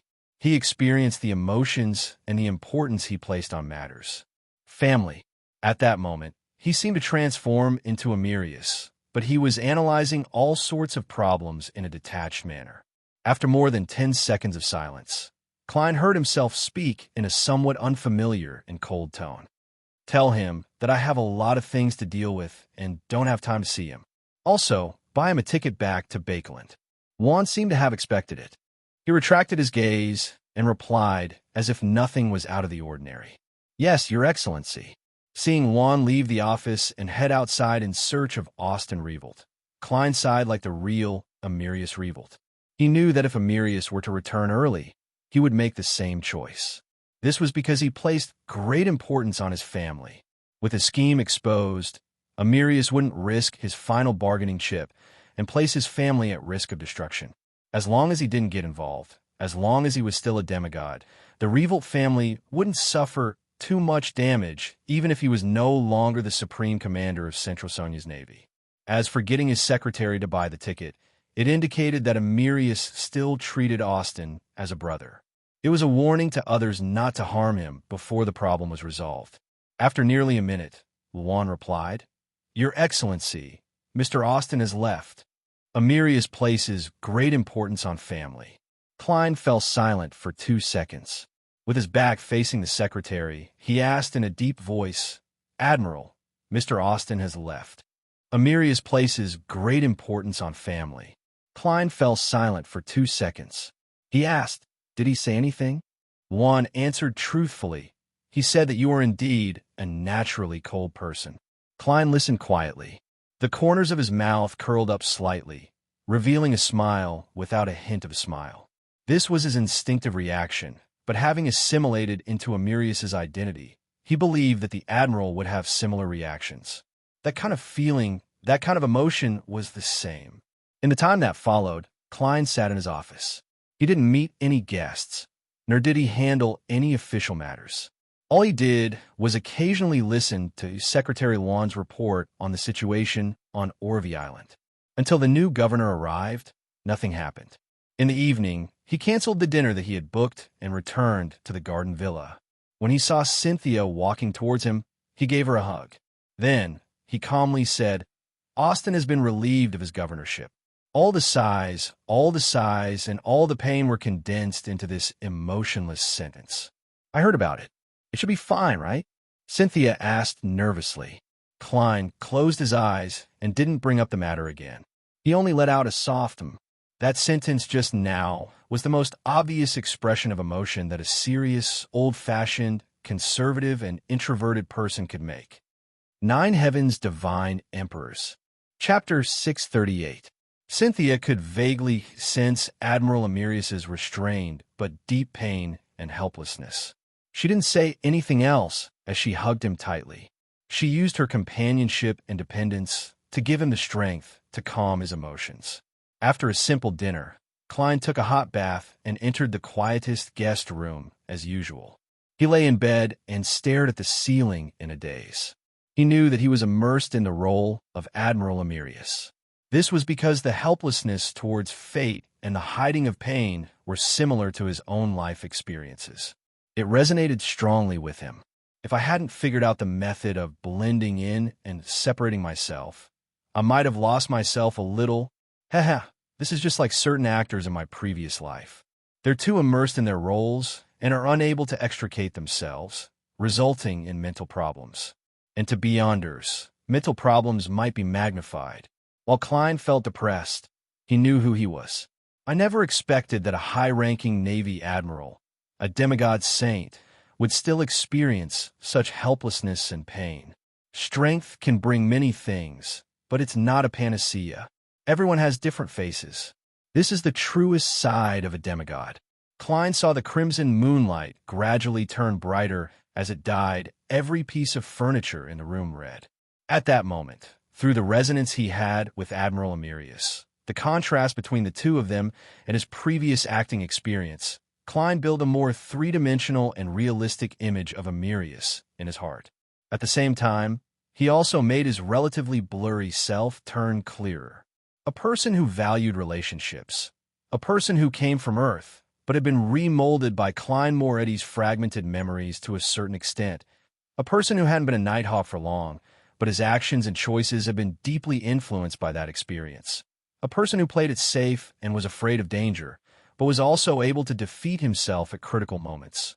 A person who wanted to slack off, eat delicacies, travel, and enjoy life from the bottom of his heart, but had no choice but to be busy for more important matters.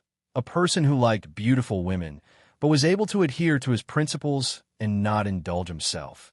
A person who loved money, but was willing to spend large sums for his siblings. A person who always hid his pain in his heart and displayed a smile on the outside. A person who was used to lampooning inwardly while appearing polite on the surface. A person who could overcome his psychological obstacles, but not cross his bottom line. A person who would feel embarrassed because of his acting. He was also a guardian, a pitiful wretch who was constantly facing danger and madness. The corners of Klein's mouth curled up slightly as he added silently. As these thoughts flashed through his mind, he felt as if he had truly touched himself. Unknowingly, Klein fell asleep, his body and mind peaceful. In the master bedroom, Cynthia was already asleep. She was wearing a nightgown and her legs were exposed. She held a few layers of blankets between her legs and gently stroked them. Her hands subconsciously scratched her skin, leaving red marks and tiny bumps. In her dream, she saw the illusory and beautiful starry sky again. She saw the bright star that bloomed. Her field of vision zoomed in, and she could vaguely see the star. Phew! Klein suddenly woke up from his dream, the indescribable charm still lingering in his eyes. Why am I having such a dream? He frowned slightly and turned his head in disbelief. Just now, not only did he dream of Cynthia, who was only wearing a silk nightgown, but he had also dreamed of the naked demoness of pleasure, Madame Sharon, who he had seen before. He dreamed of Miss Sharon, who was as exquisite as a doll, and Miss Justice, who had a rather blurry appearance. He dreamed of Trissy Cheek, Teresa, and all the beautiful women he had seen before. Then he used all sorts of methods to indulge himself with them. To many beyonders and ordinary people, this might just be a normal reaction for being seduced recently. But as a seer, dreams had a special meaning. Klein quickly examined himself and realized that he was still towering beneath him. His unquenchable lust was flowing everywhere like a flood. This isn't a seer's revelation dream, but an external influence. There's an enemy. Alarmed, Klein quickly made a judgment. At the same time, he cautiously got out of bed and quickly put on his general's attire. This way, he would have the ninth law charm and creeping hunger on him, giving him powerful means to protect himself. As he wasn't sure of the present situation, Klein didn't attempt to head above the gray fog. He continued treating himself as a Mirius. With a heavy expression, Klein carefully walked to the door and reached out to grab the handle. At that instant, he seemed to finally find his interaction with the real world. He heard a lot of chaotic sound coming from outside. There were clear sounds of chewing, moaning of indulgence, roaring of anger, and a sharp urging. What exactly happened? Everything was normal before this. Klein gulped a mouthful of saliva and used cogitation to maintain the necessary calm. He had been using his spirit vision to observe the situation in the villa every day, but he hadn't discovered any problems. Where are the general's guards? Where's Secretary Luan? The more Klein pondered over the present situation, the stranger and more terrifying he found the situation. He touched the ninth law charm with one hand and emanated a deep and dignified aura, repressing the unease that flowed in the air. Exerting strength with his left palm, Klein twisted the handle and opened the door. Before he took a step forward, he saw an attendant in a red vest sitting opposite him. In front of the attendant was a lot of cooked or raw food. There were steak, lamb, dragon bone fish, and Orvie lobster. At this moment, the attendant picked up the huge fish that seemed to have just stopped struggling. He looked up at Klein and smiled in a daze. "General, I've always been envious of your food." His belly was different from before. It was bulging up like a woman in her 7th or 8th month of pregnancy. Just as he said that, the attendant raised his hands and bit down on the raw dragon bone fish, forcefully tearing off an extremely thick piece of meat. Bright red blood flowed from the corner of his mouth as the sound of his chewing sent chills down one's spine. He hurriedly moved his throat as he swallowed the food in his mouth. His bulging belly trembled as though it would explode at any moment. This is an instinctive appetite control. Klein looked at the attendant in front of him with a heavy expression. For some reason, he thought of the tramp substitute who had died of sudden illness due to overeating. He didn't have the time to think too much, nor did he attempt to save the attendant who was crazily eating. This was because he knew that if the root of the problem wasn't resolved, there wouldn't be any obvious effects no matter what he did. Klein moved his feet and, according to his spiritual intuition, he carefully walked towards the master bedroom. By the door, there were two maidservants.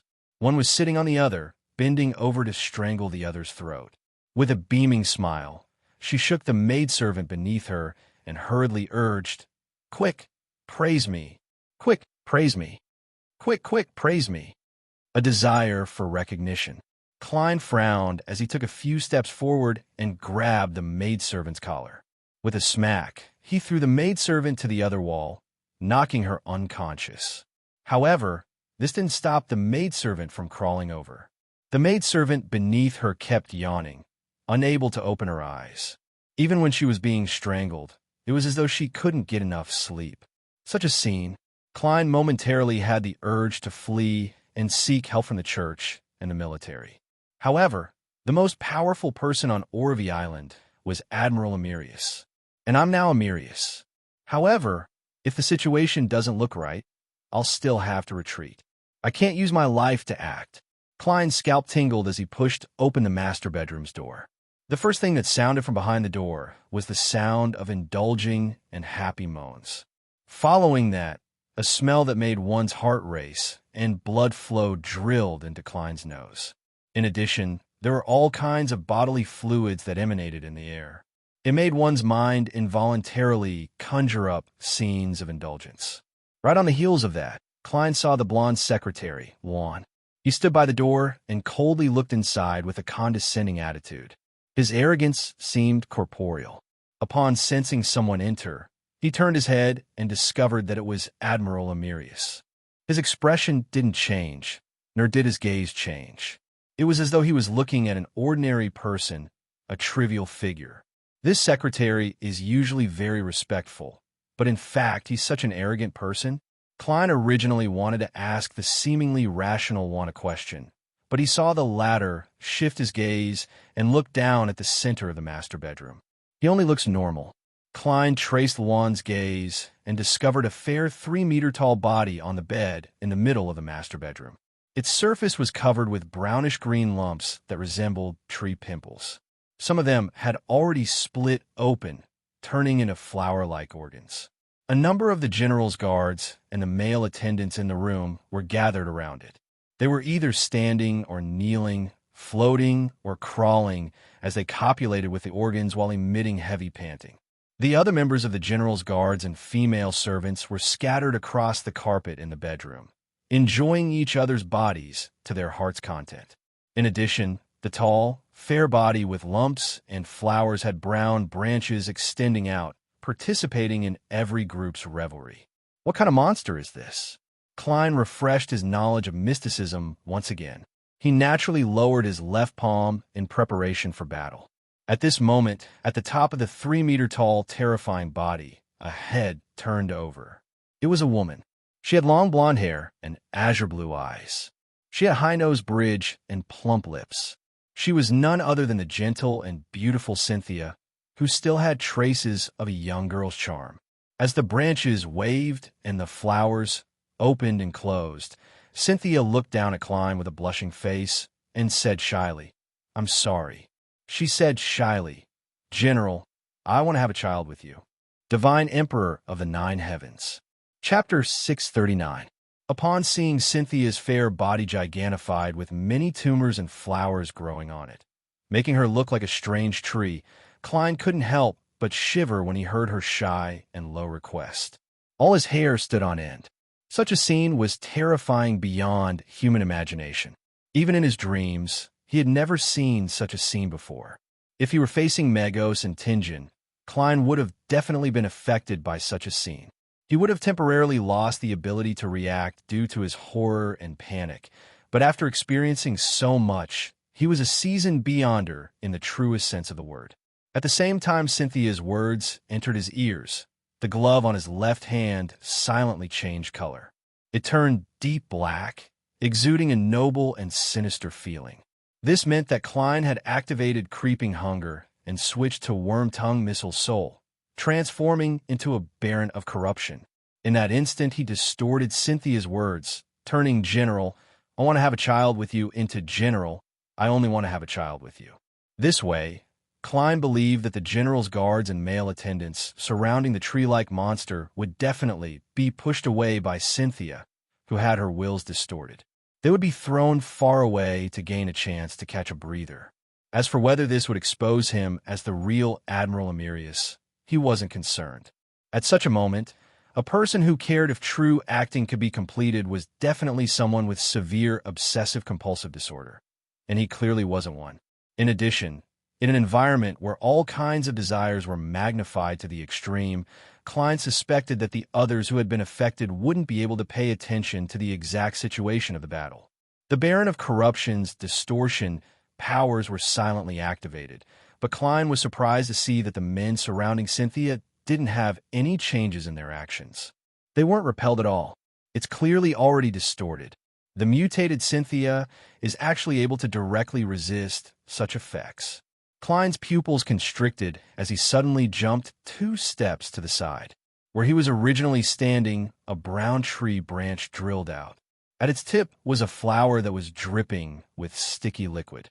The flower was abnormally large, and when it bloomed, it seemed like it could devour an entire person. Although Klein had never seen the man-eating flowers in the southern continent's primitive rainforest, he didn't believe that they could be more terrifying or exaggerated than this. Pa! Pa! Pa! The same branches drilled out of the walls, floor, and ceiling. They carried wet flowers and chased after Klein from all directions. During this process, the flowers bit the golden-haired secretary, Juan's head, as well as the surrounding guards, servants who were partying on the carpet. At this time, with the previous distortion ability being resisted, Klein did not hesitate to pull out his right hand, holding the dark golden high-level charm in his palm. Ninth Law. He originally didn't plan on using the charm so quickly. It wasn't that he couldn't bear to use it, but that he hoped to engage in battle for a while and confirm what the monster Cynthia had mutated into was good at before doing a targeted weakening. After all, the Ninth Law couldn't make broad restrictions. The content had to be sufficiently specific. For example, it couldn't make any Beyonder powers lose their effectiveness, but it could designate one Beyonder power to be ineffective. To maximize its value, careful observation and keen judgment were the prerequisites. However, the present situation left Klein with no choice but to use his trump card. Otherwise, he suspected that he wouldn't be able to harm the tree-like monster at all. If the Ninth Law charm can't create an environment that can kill the monster, I'll immediately use it to escape the villa and lure Cynthia outside. Then, I'll find an opportunity to pray and head above the gray fog to use the sea god's scepter to launch a blanket attack. As this thought flashed through his mind, Klein, who was constantly jumping between the branches and flowers, chanted a word in ancient Hermes, Law. As the activation incantation reverberated, the dark golden charm in Klein's palm turned ice cold, a coldness that made one lose all emotions. At that moment, Klein used this to reach an extremely calm state. While throwing out the Ninth Law charm, his thoughts raced as he considered what he should restrict. His first reaction was to forbid any desire, but he knew that it was too broad. Therefore, he thought of changing it to forbid the desire to procreate. After all, Cynthia's wish was to have a child with Admiral Emerius. The influence she showed on her surroundings was mainly in this aspect. Just as the Ninth Law charm flew into the air and transformed into dark golden points of light that emanated in every direction, Klein suddenly thought of a problem. Cynthia was an ordinary person in the past. This was an undeniable fact. Over the past 3 nights, Klein had used spirit vision and divination to repeatedly confirm that Cynthia wasn't a Beyonder. Similarly, if she was Admiral Emerius, who could directly distinguish ordinary people from beyonders, would have long discovered her. Therefore, the reason why she suddenly mutated into a monster was a problem that he had to pay attention to. Could it be that she was like Megos, and, through some ritual, she became a vessel for an evil god's descent? No, if there was a ritual, it's impossible for me not to discover it. My spiritual intuition would have warned me not to activate my spirit vision or look directly at Cynthia. There's some item or characteristic on her that allows external powers to project over. Therefore, nothing happened the first 2 nights but the sudden change tonight. Regardless, her horror comes from the outside world and not from herself. Klein quickly made a judgment in those 2 seconds. Without any hesitation, he seized the opportunity and said in a deep voice, "Interaction with the outside world is prohibited here." Ancient Hermes that was filled with mystery instantly spread out as the scattered dark golden light interwove to form countless symbols and magic labels that resembled laws before fusing into the void. Hum! Klein suddenly heard a light hum in his ears, as though he saw an invisible light filled with desire being repelled outside the room. Following that, an illusory and resplendent starry sky appeared in front of him. A star that was emitting a bright light appeared. Pa! Pa! Klein's eyeballs exploded as a mixture of blood and liquid flowed out in a hideous and terrifying manner. Although he had used the 9th law charm to isolate the external influence, the level of the power was extremely high. Just a normal backlash was enough to penetrate the natural protection of a high-level charm and blow up his eyes. The damage was rapid and without any warning. Klein didn't even have the chance to use paper figurine substitutes, just like Nimblewright Master Rosago. If not for the 9th law charm, his eyes wouldn't have been the only thing that exploded. He might have even become a monster like Cynthia. At the same time, the towering, tree-like Cynthia came to a halt. Her body suddenly disintegrated, turning into a pool of flesh and blood with brownish-green tumors. The surrounding guards and male attendants collapsed to the ground, unconscious by the bedside or on the ground. Cynthia's head was embedded in the mass of flesh and blood as she muttered to herself, "Admiral, I want to have a child with you. Admiral, I want to have a child with you." She tried her best to extend the remnant branches on the ceiling and walls, instantly binding the dazed Klein and dragging him toward her. Klein recovered a little as he immediately struggled with all his might. Be it his attempt to snap his fingers to ignite a flame or switch to creeping hunger, he found it difficult to succeed due to his arms being bound tightly. Seeing the brownish-green tumors approaching, Klein suddenly had a thought. He changed his appearance from Admiral Emirius to German Sparrow, a German sparrow with blood-stained eyes. The entangling branches paused for a second before strangely loosening. They flailed around as though they were trying to grab something. Cynthia's head was filled with disappointment and confusion as she muttered, "Admiral, where did you go? Admiral, where did you go?" Without any external resistance, she was finally influenced by the Baron of Corruption's distortion. All she wanted was to have a child with Admiral Emirius and spare German Sparrow. Klein flipped to his feet and pressed his right hand to his eyes. With a sudden pull, he transferred the ruptured wound to his left shoulder, while his left shoulder turned into a bloody mess. Creeping hunger was dyed with a pure and resplendent glow. Klein looked pitifully at Cynthia's head in the pile of flesh and blood as he spread his arms to the sides. A bright pillar of light with holy flames swirling around it descended from midair, enveloping the monster that had been reduced to a pile of flesh and blood. P.S. The rhythm has been disrupted. This chapter has fewer words, so I'll update it first. Chapter 640. Amidst the holy pillar of light, the burl, flesh, and blood rapidly disintegrated after losing the external support, like snow that had encountered a red-hot metal ball. Amidst an indescribable sizzling sound, Cynthia's face scrunched up as though she was in extreme pain. She turned left and right with great difficulty, looking up and down as her expression gradually turned horrified and confused, as though she had finally realized that something wasn't right with her. "Admiral, Her voice trembled as she looked ahead in fear and despair, but all she saw was an unfamiliar face. Klein could have used Cynthia's remnant flesh and spirit body to feed creeping hunger, but at that moment, all he did was sigh and say calmly, "Don't come into contact with strange items or religions in the future." From his point of view, Cynthia's current state was either a result of a cult or a dangerous item that had formed a connection with an existence that couldn't be looked at directly. That was why she responded in such a manner. Cynthia vaguely understood something as she, who was only left with a head and some flesh, suddenly cried. It's the mother tree of desire. It's the heavenly body sect. Admiral, Admiral, I don't want to die. I don't want to die. Save me. Save me. Mother tree of desire. Heavenly body sect. This isn't within my knowledge of mysticism. Klein's expression didn't change as he looked pitifully at Cynthia, who was on the verge of breaking down and pleading for help. He opened his arms again and said in a deep voice, "Death isn't the end. You will receive salvation by the side of the deities." Another bright and pure pillar of light fell, and Cynthia's beautiful face, which was covered in tears and snot, was completely frozen. Her eyes were filled with despair, but there was still some hope for heaven after death. Under the sun's illumination, her head and remains melted and vanished at a discernible speed, obtaining the final purification.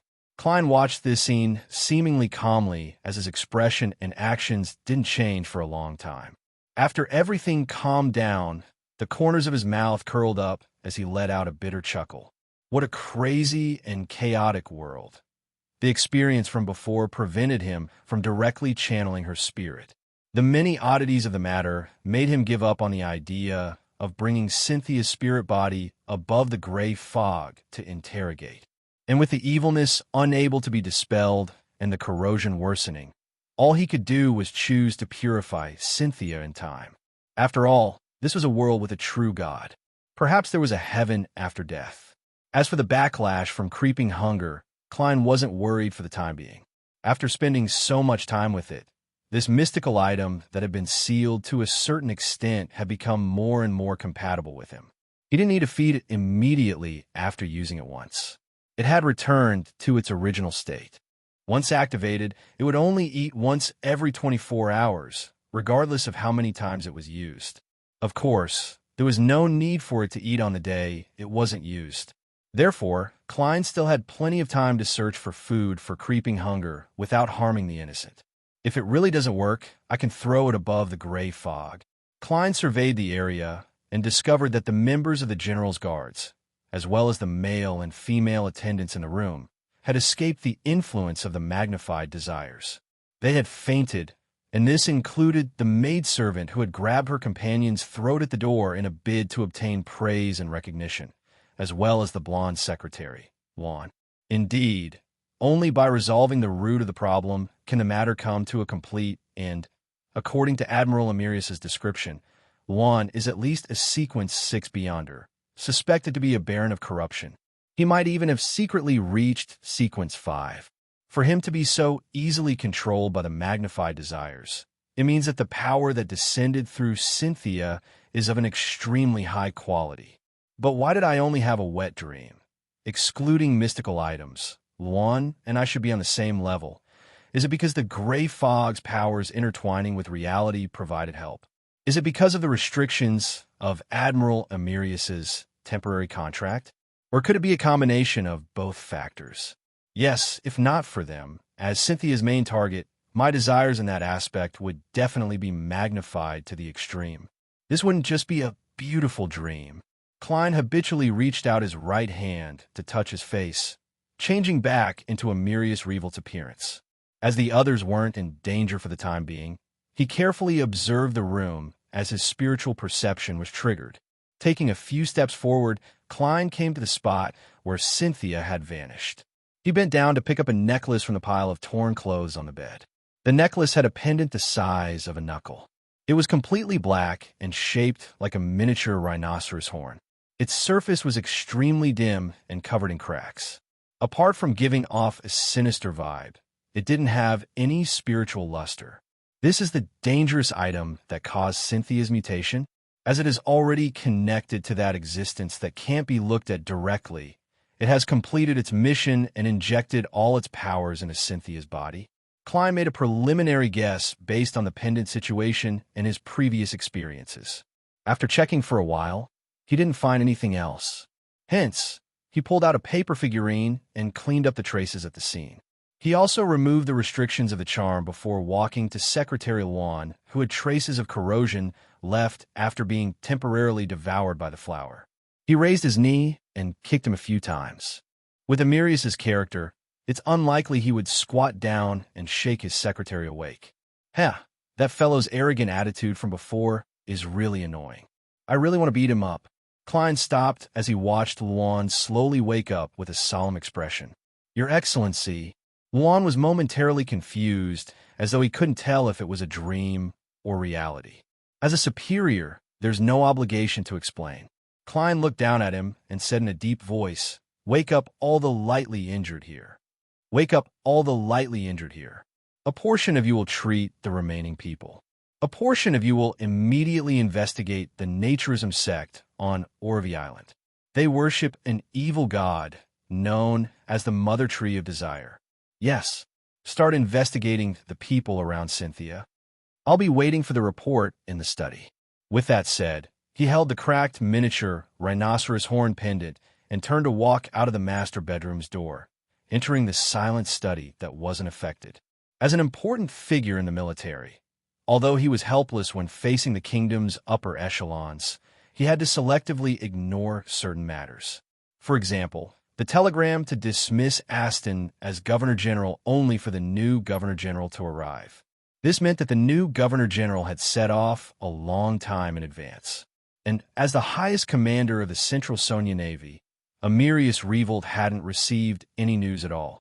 However, on Orvie Island, he still had absolute authority when facing Luan's secretary, the local police, and the members of the naval base. There was no need for him to investigate on his own, as he had plenty of manpower to do so. A demigod only needed to be wary of any accidents and wait for news. There was no need for him to rush about. Inside the study, Klein listened to the chaotic footsteps and horrified screams, questions, and conversations outside. He couldn't help but recall the resplendent starry sky and the star that bloomed with bright light. What does this symbolize? Klein frowned as he sat on the chair behind the desk, his figure immersed in the darkness brought about by the curtains. He quickly made a connection. Due to the myths and legends of the City of Silver and Emlyn White's description of the Sanguine, he confirmed that the moon pathway had the authority to reproduce. This matched Cynthia's intentions and actions. A resplendent starry sky. Mr. Dorr told Roselle the Great that the goddess's corresponding tarot card is star and not moon. Could this illusory starry sky be a symbol of her? The primordial moon is suspected to be a particular deity, angel, or a high-level devil. As for the goddess, she has the honorific name of Crimson Moon. Could it be that she is impersonating the primordial moon and occupying the corresponding spot, allowing her to grasp the necessary authority? Although Klein knew that such thoughts were blasphemous, he couldn't help but suspect the Evernight goddess. However, he quickly rejected this guess.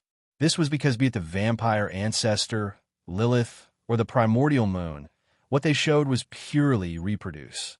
They didn't involve hunger, arrogance, or the desire for recognition. This was contradictory to the previous victims, and the other honorific titles of the Evernight goddess didn't include the corresponding domains. This does match the characteristics of the devil pathway. A desire apostle is an expert in such matters.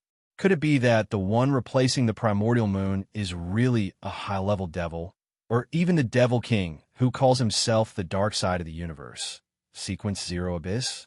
This is very likely, but the problem is that this shouldn't be an illusory starry sky and bright stars. Be it the moon or the abyss, they have nothing to do with such symbols. The more Klein thought about it, the more he felt that there was something wrong with this guess. Amidst his thoughts, he suddenly thought of a concept. It was a concept that often appeared as important content in his knowledge of mysticism, but had never been described or explained in detail. That was the astral world. Apart from a small number of organizations like the Life School of Thought who believe in the knowledge of the absolute rational world, in most mysticism, the world was made up of reality, the spirit world, and the astral world. There was no need to mention reality. The knowledge of the spirit world was the foundation of many ritualistic magic and beyonder powers. Only the astral world was basically a blank in Klein's knowledge. So, the illusory starry sky represents the astral world, and the bright stars are a certain existence in the astral world. I've always suspected that the astral world is the residence of a true deity. Then, it's not impossible for this symbolic scene to represent the primordial moon. Klein didn't think too much about it. As he recalled the details from the past few days, he waited for the results of his subordinates' investigations. As time ticked by, Klein finally heard familiar footsteps approaching the stairs. The blonde secretary, Juan, knocked on the door and entered. He lowered his head and calmly reported, "Your Excellency, we found the Naturism sect and captured their leader. This is a clue provided by Miss Cynthia's parents. This sect has been rather active in Orvie in recent years. They don't wear clothes, return to nature, and indulge their natural instincts. They believe that humans can achieve the liberation of their spirituality in such a state. Reproduction is a byproduct of this philosophy." After a pause, Juan added, "Their leader is a beyonder, a sequence 8 lunatic. Their leader is a beyonder, a sequence 8 lunatic. A lunatic of the prisoner pathway? A lunatic of the prisoner pathway? It's related to Rose School?" "Yes, there are two factions within the Rose School of Thought, temperance and indulgence. The latter's philosophy matches the present situation rather well." Klein was alarmed, but he maintained his composure. "Bring him over. Divine Emperor of the Nine Heavens." Chapter 641. The leader of the Naturism sect was called Flight Ken. He was a man in his 30s with a brown beard on his thin face and a sinister green tattoo on his neck. When he was brought to Klein by Juan, he was extremely dispirited, as if he had suffered severe mental torture. "Your Excellency," in the process of being captured, he repeatedly exchanged his rationality for strength. He's already on the brink of a mental breakdown. The blonde secretary, Juan, didn't care if Admiral Emirius could tell the exact details as he reported the matter. That's perfect. Klein had been worried that Flight Ken would turn into a lunatic and resist the mental pressure, refusing to answer his questions. In that case, he would have no choice but to risk being suspected, dismiss his subordinates, and attempt to communicate with him. Staring coldly at Flight Ken in front of him, Klein's left hand was covered in a layer of gold with the help of the table. Creeping hunger switched to the interrogator's soul, and the interrogator was sequence 7 of the arbiter pathway that Admiral Emirius was from. In the depths of Klein's eyes, two sparks of light flickered like lightning, completely overlapping with Flight Ken's reflection. Psychic Pierce was ready to be unleashed. However, Klein didn't directly use this beyonder power because it was only at the level of a sequence 7. Once he used it in front of Juan, the blonde secretary would immediately see through his identity. With psychic piercing's suppressive might at the spirit body level, Klein sat there as though he was the real Admiral Emirius. "Do you know Cynthia?" As he spoke, he raised his right hand and let the black pendant that resembled a miniature rhinoceros horn slide down from his palm. It swayed in the air. "What does it do?" The dispirited Flight Ken trembled all over. He felt as if his spirit was being pressed against by a sharp dagger, about to be pierced at any moment. He couldn't help but lower his head and stutter. "Yes. Cynthia, Miss Cynthia wishes to have a child with beyonder powers with you, Admiral. She was introduced to me by her parents. That's a reproduction necklace, made from the aura bestowed by the gods. As long as you consume its powder and wear it for a long time, you'll be unable to resist it. Your Excellency, General." Klein listened in silence, half believing and half doubting Flight Ken's words. Part of what he believed was Cynthia's goal. Perhaps this beautiful lady had her own thoughts, or perhaps she had been pressured by others. But she did wish to have a child with Admiral Emirius. This could be seen from how persistent she was after her mutation. Although the nobles of the kingdom of Rouen didn't like or even ostracize illegitimate children, it depended on the situation. A child who had inherited many of his father's beyonder characteristics and was successfully born would also be given enough attention. The ancient families that knew many secrets valued this aspect even more, including the Revel family. Furthermore, Admiral Emirius is someone who looks stern and old-fashioned on the outside, but he's a sentimental person on the inside. Even if it's an illegitimate child, he'll definitely love and value it. This might be the true reason why Cynthia is so eager to have a child. Klein sighed inwardly. His doubts towards Flight Kin's answer focused on the true effects of the reproduction necklace, as well as if the Heavenly Body sect had deliberately misled Cynthia on this matter. Slowly increasing the pressure brought about by psychic piercing, Klein silently stared into Flight Kin's eyes until he couldn't bear it any longer and lowered his head once again. What other uses does this necklace have? Klein shook the cracked pendant in his hand again. His tone was calm, as though he already knew all the secrets. His question was only to obtain the final confirmation. The indescribable pressure inundated him as Flight Kin, who was already on the brink of a mental breakdown, couldn't take it any longer. He plopped to the ground and shouted in a nearly maniacal manner. It can even corrupt you. As long as Cynthia consumes the powder it grinds and devoutly chants the honorific name of the Mother Tree of Desire, it can corrupt any man who has sex with her and successfully conceive a child with her. It can make you a believer of the Mother Tree of Desire. Become her blessed. So that's how it is. Klein immediately understood the whole story, and he no longer had any doubts about what had happened tonight. The Naturism's sex goal was to use Cynthia's reproduction necklace in its ordinary state to corrupt Admiral Emirius, making this important figure in the Rouen Kingdom's military become a devout believer of the Mother Tree of Desire. He would then take care of their sex development and even provide protection. The key to the success of this method was that it was discreet enough and normal enough. It had nothing to do with words like powerful, surprise, or scary. Therefore, Cynthia, who had been rejected by me 3 times, was unable to expel the corruption from the reproduction necklace's powder in her body. She gradually exceeded her limits and eventually formed a connection with the Mother Tree of Desire, resulting in a seemingly sudden mutation. Therefore, her mutated monster is actually unable to pose enough of a threat to the real Admiral Emirius. Even I can use the 9th law charm to easily resolve it. This is because this isn't the outcome the Naturism sect wishes to obtain. They only wish to secretly corrupt Admiral Emirius and not clash with a demigod. Klein silently glanced at the blonde secretary, Juan.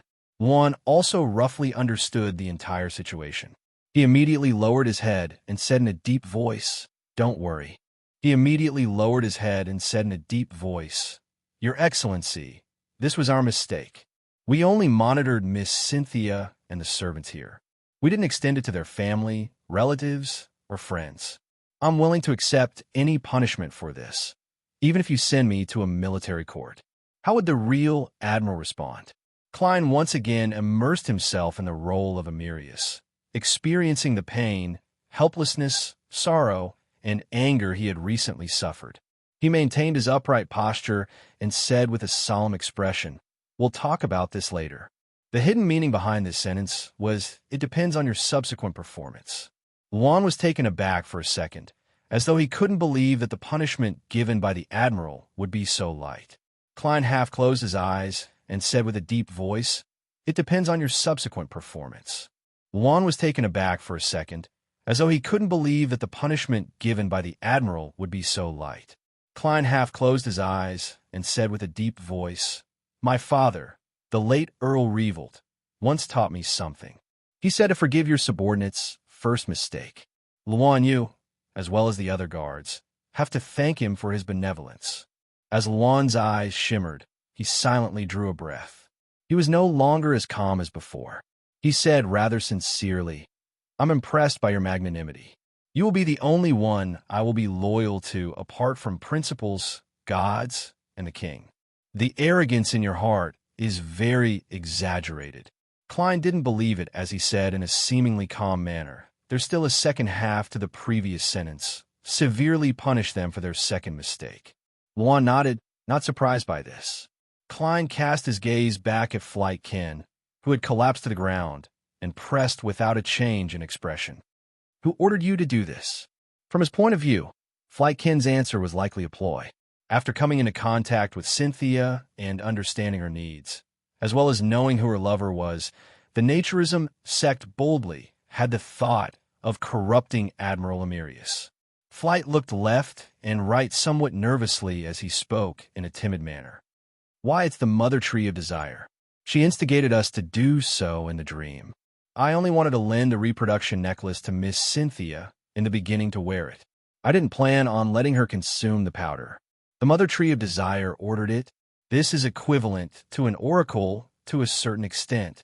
Klein almost frowned. Although Admiral Emirius is an important figure in the lone military and one of the highest rulers of the Central Sonia Sea, with considerable status and power, it's not to the extent of attracting the direct attention of an evil god. However, I'm not an evil god. I have no way of understanding their train of thought. Perhaps there are more plans after corrupting Emirius. I can't eliminate the possibility of Flight Kin lying. Let's wait and confirm it. When did you have that dream? Flight squeezed out a smile filled with fear. Yes, it was February 4th last Friday night. I remember it very clearly. I just liberated a lady's spirituality. February 4th. Klein mulled over the date and couldn't think of anything special about it. After 2 seconds of silence, he asked, "What's your relationship with Rose School? What's the relationship between the mother tree of desire and the chain god?" He wasn't worried that Admiral Emirius actually knew about this matter. Furthermore, the blonde secretary, Juan, also knew about it to a certain extent. This was because this could be understood as a confirmation question. Flight Kin revealed a fervent look that he tried his best to hold back. We are a branch of Rose School. My mentor is Rose School's saint, Zatwin. The chain god is an embodiment of the mother tree of desire. The mother tree of desire is the true and only deity that surpasses the 7 deities and the true creator. Your Excellency, you are a candidate for her blessed. Who doesn't know how to brag? Can it be understood that the mother tree of desire is the chained god's alternate identity? According to the description of the evil spirit suspected to be Red Angel Medici in the underground ruins, the prisoner pathway and the devil pathway are interchangeable. Therefore, it's very normal for the chain god of the Rose School of Thought to be able to magnify the various desires of creatures. They also have the temperance and indulgence factions within them. This matches the present situation. Klein thought for a moment and turned his head to Luan. Go out for a moment. He planned on asking Flight Kin about the evil deeds he had done to see if he could be used as food for creeping hunger. Yes, Your Excellency. Luan didn't ask why as he quickly walked out of the study and closed the door. With a light click, the entire study suddenly fell silent, as though it was isolated from the outside world. The beyonder powers of a baron of corruption, twisting the meaning of closing the door to seal the study? That's very considerate. Klein thought for a few seconds and recalled a previous connection. Hence, he suddenly asked, February 6th, Sunday evening. What did you do? Flight Kin was taken aback for a moment. We followed the revelation given by the mother tree of desire. With the help of the reproduction necklace and the hair of a particular tramp provided by a believer, we held a ritual and magnified the other party's appetite. Admiral Emirius's original tramp substitute was indeed killed by them. It was to prevent the admiral from leaving, allowing him to step into a trap and have a relationship with Cynthia, resulting in him being corrupted. Klein instantly connected everything together, and my appearance provided another possibility. I coincidentally foiled this plan. Coincidence? That's not right. As the words coincidence flashed across his mind, Klein suddenly recalled what was so special about February 4th, which the mother tree of desire had given Flight Kin's dream revelation. That was the first day he arrived at Orvie Island. Chapter 642. Don't tell me this matter is targeted at me? Klein was alarmed as he immediately became abnormally lucid. As a person who had experienced such matters numerous times, he was already a little delusional in this aspect. There's really such a possibility. Just as I arrived at Oravi Island, the Mother Tree of Desire used a dream to give Flightkin a revelation and began the entire plan. When I first met Built Brando, the Naturism sect held a ritual to make that tramp stand-in die from gluttony. If it's targeted at Admiral Emirius, the plan needs to ensure that he can't find another helper without a stand-in, or that he has no other means of concealing it. Clearly, this isn't certain. My involvement is proof of that. If the target is me, the above problem can be explained. Klein used his clown powers to control his facial expression as he silently watched Flightkin. With this conjecture, more doubts emerged in his mind. But how did they determine that Built Brando would seek me out? The news of German Sparrow being able to transform into anyone was spread by Vice Admiral Ailment Tracy. It's a factor that the Mother Tree of Desire can't control.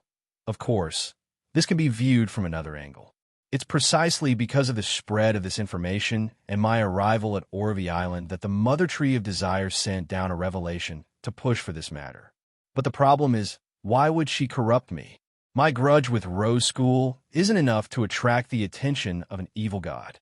All I did was kill a Sequence 5 Wraith, a Sequence 6 Zombie, and a Sequence 7 Werewolf with Miss Sharon and the others, as well as snatch the Scarlet Lunar Corona and Biological Poison Bottle. The hunt against Admiral of Blood was halted before it even began. Before it could be carried out, all I did was kill Steel Mavedi. The vengeance that comes because of these matters can't even exceed the level of a saint. Is it because I'm special to begin with? The moment I arrived on the island, I had a certain degree of resonance with the items formed from the Mother Tree of Desire's aura. But when I was in Bakeland and Tingent City, I didn't see any holy artifacts left behind by deities showing any abnormal reactions. Also, I had previously divined above the gray fog, and the revelation I received was that the tramp's death was a coincidence. It wasn't the work of a mythical creature or a grade 0 sealed artifact, but the outcome wasn't like that. This is the first time the divination above the gray fog has been truly disrupted, and I was unknowingly disrupted. Klein's thoughts stagnated as he realized that this was the most serious problem. Previously, when it came to 0-08, he had only failed to obtain an effective revelation, and it wasn't because of interference. Therefore, it's a power that exceeds the level of a grade 0 sealed artifact. The Mother Tree of Desire personally interfered, and she is a true deity. However, it's very difficult for the 7 deities to directly influence the real world. There needs to be a corresponding ritual. I've also divined the danger level of acting as Emirius above the gray fog. The revelation I received was that it was bearable. The development of the matter matches the outcome, so I wasn't disrupted again. The more Klein thought about it, the more he felt that the entire matter was shrouded in mystery. What he couldn't understand the most was that if the target of the corruption was him, why didn't he suffer any particularly difficult tests? He had resolved the problem in a relatively simple manner. This made the Mother Tree of Desire's arrangements seem like a joke. Just as the heavy feeling was about to overwhelm Flightkin, Klein asked again to confirm his guess. What surprised him was that over the past week, the Naturism sect had never held a ritual to pray to the Mother Tree of Desire to interfere with the divination, nor did they make any special arrangements for the failure of the plan. Strange. Klein took out a gold coin and flicked it to make a final confirmation. Even without divination, he was almost certain that Flightkin wasn't lying. Firstly, it was because he had already suffered a mental breakdown and didn't possess the ability to weave a reasonable explanation. Secondly, Flightkin's answer was logical, matching the details that Klein had deliberately left out. The gold coin landed in his open palm, with the king's portrait facing up, indicating his confirmation. Combined with the divination statement, Klein finally confirmed that Flightkin wasn't lying, temporarily suppressing the doubts in his mind. He looked at Flightkin again and asked without a hint of a smile, "What have you done that violated the kingdom's laws and social customs?" Flightkin was stunned for a few seconds before his mental state seemed to improve. From his point of view, the scheme related to Admiral Emirius was the most serious crime. It was something that could easily infuriate the important figure in front of him. The rest were just trivial matters that weren't worth a demigod's attention. So, skipping the important parts and coming to the ordinary topics meant that he might have a good ending. Flightkin couldn't help but reveal an inconspicuous smile as he hurriedly explained, "Don't worry. In order to steal someone else's property, I tortured their family for a whole night, killed them, and threw them into the forest. Then, I used forged documents to successfully obtain a considerable amount of wealth. I deliberately induced many believers to indulge their desires and watched them slowly become nourishment for the mother tree of desire in the emptiness and regret after the matter. I deceived many ladies, using the excuse of liberating their nature and obtaining the salvation of the spirit to possess them. I tortured believers who attempted to apostatize to death, mainly by slicing off all the protruding parts of their bodies." He recounted one crime after another, as though he didn't wish to hide anything. Klein found it unbelievable when he heard that. He had never imagined that human nature could be so evil. As Flightkin became more excited as he spoke, he saw Admiral Emirius stand up with a deadpan expression. He circled around the desk and walked in front of him, raising his left palm. In the middle of the left palm, a terrifying mouth cracked open. 2 rows of illusory, white, and ice-cold teeth could be seen. "No, no!" A shrill and horrified scream echoed in the study for a long time. After a while, Klein bent down to pick up the grayish-white blob of light that resembled a miniature brain. This was a lunatic's beyonder characteristic. Unfortunately, Flightkin had been searched before he was brought here. He didn't leave any cash or items behind. "Pah!"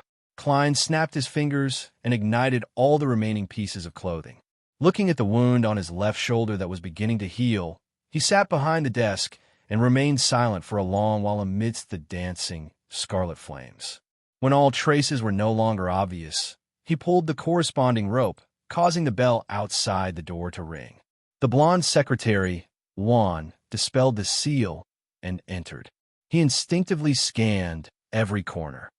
"Instruct the guards and base to cooperate with the Orvie police system to clean up the Naturism sect. It's best if we can find clues and apprehend a number of Rose School members." Klein gave the order in a staid manner. "Yes, Your Excellency," Juan replied respectfully. He didn't ask where Flightkin had gone.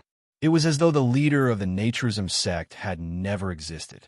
Klein didn't pay too much attention to the apprehension operation on Orvie Island. He used the excuse of suffering a minor injury to cancel all the arrangements for the next 2 days. This meant that he didn't need to worry about how he could reveal the might of a high-sequence beyonder of the Arbiter pathway at critical moments after losing the 9th Law charm. "Your Excellency, Mr. Aston hasn't left on the liner. The new Governor General, Ben Conrad, has sent you an invitation to attend a banquet he'll be holding tonight. Close to noon." Juan knocked on the door and entered to report. Ben Conrad, the person who replaced Aston as Governor General. According to what I know, Viscount Conrad's family is a loyal supporter of the royal family. Talum likely got to know Prince Edisac when he was Viscount Conrad's youngest son's equestrian teacher. Klein nodded gently as he immersed himself in Emirius Revolt's complicated emotions. He fell silent for a few seconds. "Tell Governor General Conrad that I'm injured due to the Naturism sex attack. It's not convenient for me to attend the banquet. Apologize to him on my behalf." "Yes, Your Excellency." Juan didn't persuade him as he calmly left the room. A demigod had the right to be willful. As long as he didn't participate in a conspiracy or commit a grave mistake, he wouldn't be harshly criticized no matter what he did. This was because any faction would be willing to accept a half-deity. Watching Juan's back disappear at the door, Klein shook his head indiscernibly and sat behind the desk. The peaceful day passed quickly. When it was almost dawn, Klein, who was sleeping in the guest room, suddenly woke up and sat up. His intuition told him that someone had entered the house. Klein focused his gaze towards the window and saw a middle-aged man dressed in a tailcoat. He had black hair and blue eyes. The corners of his mouth drooped slightly. He was none other than Admiral Emerius. Phew, he's finally back. Klein stood up slowly and asked cautiously, "What item did you give me before?" He was afraid that the Admiral Emerius in front of him was also a faceless in disguise. Admiral Emerius stood there and replied with a solemn expression, "That's right. Ninth Law Talisman." Without waiting for German Sparrow to speak again, he took 2 steps forward and calmly asked, "Has anything happened in the past few days?" Klein controlled his facial muscles and said, "Your secretary made a mistake and got hurt." Anything else?" Admiral Emerius nodded with a deep and reserved expression. Klein tried his best not to look away as he stared straight at him. "Your brother has been relieved of his position as governor, and a new governor has been appointed. Your Miss Cynthia turned into a monster, and I purified her. Some of your guards and servants have been infected and are currently being treated." Emerius's expression couldn't help but turn dumbfounded. His eyes moved slightly, as if he was wondering if he had returned to the wrong place. It had only been 3 days. P.S. Normal updates will resume today. Chapter 643. Amidst the frozen silence, Emerius quickly controlled his expression and said in a deep voice with a dignified and deep voice, "It's time for a battle. Tell me the details." Klein did not hide too much. He first started with unraveled questions, then mentioned the mysterious person's warning in his dream, telling him not to go against the trend of the times and the choice of history. Then, he briefly talked about the telegram that suddenly came. Finally, he briefly described Cynthia's mutation, the situation at the scene, the secretary's arrogance, his own response, and the subsequent investigation. The only thing he hid was that the 4th of February was the first day he arrived on Orvie Island, as well as the corresponding guesses. Of course, he described the exact details of the battle in a very vague manner. He believed that Admiral Emerius would be able to understand. After all, what a Beyonder was good at and what unique powers they had was one of their greatest secrets. If it were to be leaked, it would be understood by others, and they would be targeted. It was even possible for them to die at the hands of enemies of a lower sequence, below high sequence Beyonders. Many Beyonders could be very powerful or very weak. Emerius listened in silence. His expression didn't change in the dark room, but the fact that he didn't interrupt or ask any questions was indicative of the situation. After a few seconds of silence, he said solemnly, "The mysterious person who invaded your dream emphasized the fate of the era and the trend?" Yes. Klein had reverted to his German Sparrow face. He did not deliberately explain that the mysterious man did not mention Revel's specific plan. Emerius fell silent for a moment again. "You keep my appearance in your dreams?" "Yes, this is my secret," Klein replied succinctly. Emerius nodded inconspicuously and silently paced a few steps in a small area before looking at German Sparrow again. "There is no problem with your choice." Hearing this, Klein seemed to have received the most effective feedback, and the potion in his body was digested quite a bit. As his deep voice resounded, Emerius turned his body and cast his gaze out the window. He said without any emotions, "That's right. Originally, I didn't plan to sign a contract with a substitute. Instead, I was going to tell Cynthia that there were signs of losing control and that I couldn't get close to her for 5 days. But then, some reasons made me change my mind. If it wasn't for the restriction of the temporary contract, even if I could endure the usual temptation, I wouldn't have been able to resist the magnified desire last night. Of course, if Cynthia knew of the 5-day limit ahead of time, she wouldn't be in a rush to consume the powder ground from the reproduction necklace. That way, she wouldn't sense the mother tree of desire and experience any anomalies. But this way, the naturism sect would have the initiative. They could find another excuse to make Cynthia consume it. This matter is really targeted at me. What does the mother tree of desire want? Also, what's the reason that made Admiral Emerius make such an important change? Klein vaguely grasped the crux of the matter as he looked at Emerius's side profile. What reason? Emerius spoke without any expression. You don't need to know. For the first time in his life, Klein hated such a response. After some thought, he took out the cracked pendant and threw it to Emerius. This is the reproduction necklace that originates from the mother tree of desire. Amirius raised his hand to catch it and looked down. You can leave now. Go to Built and collect your payment.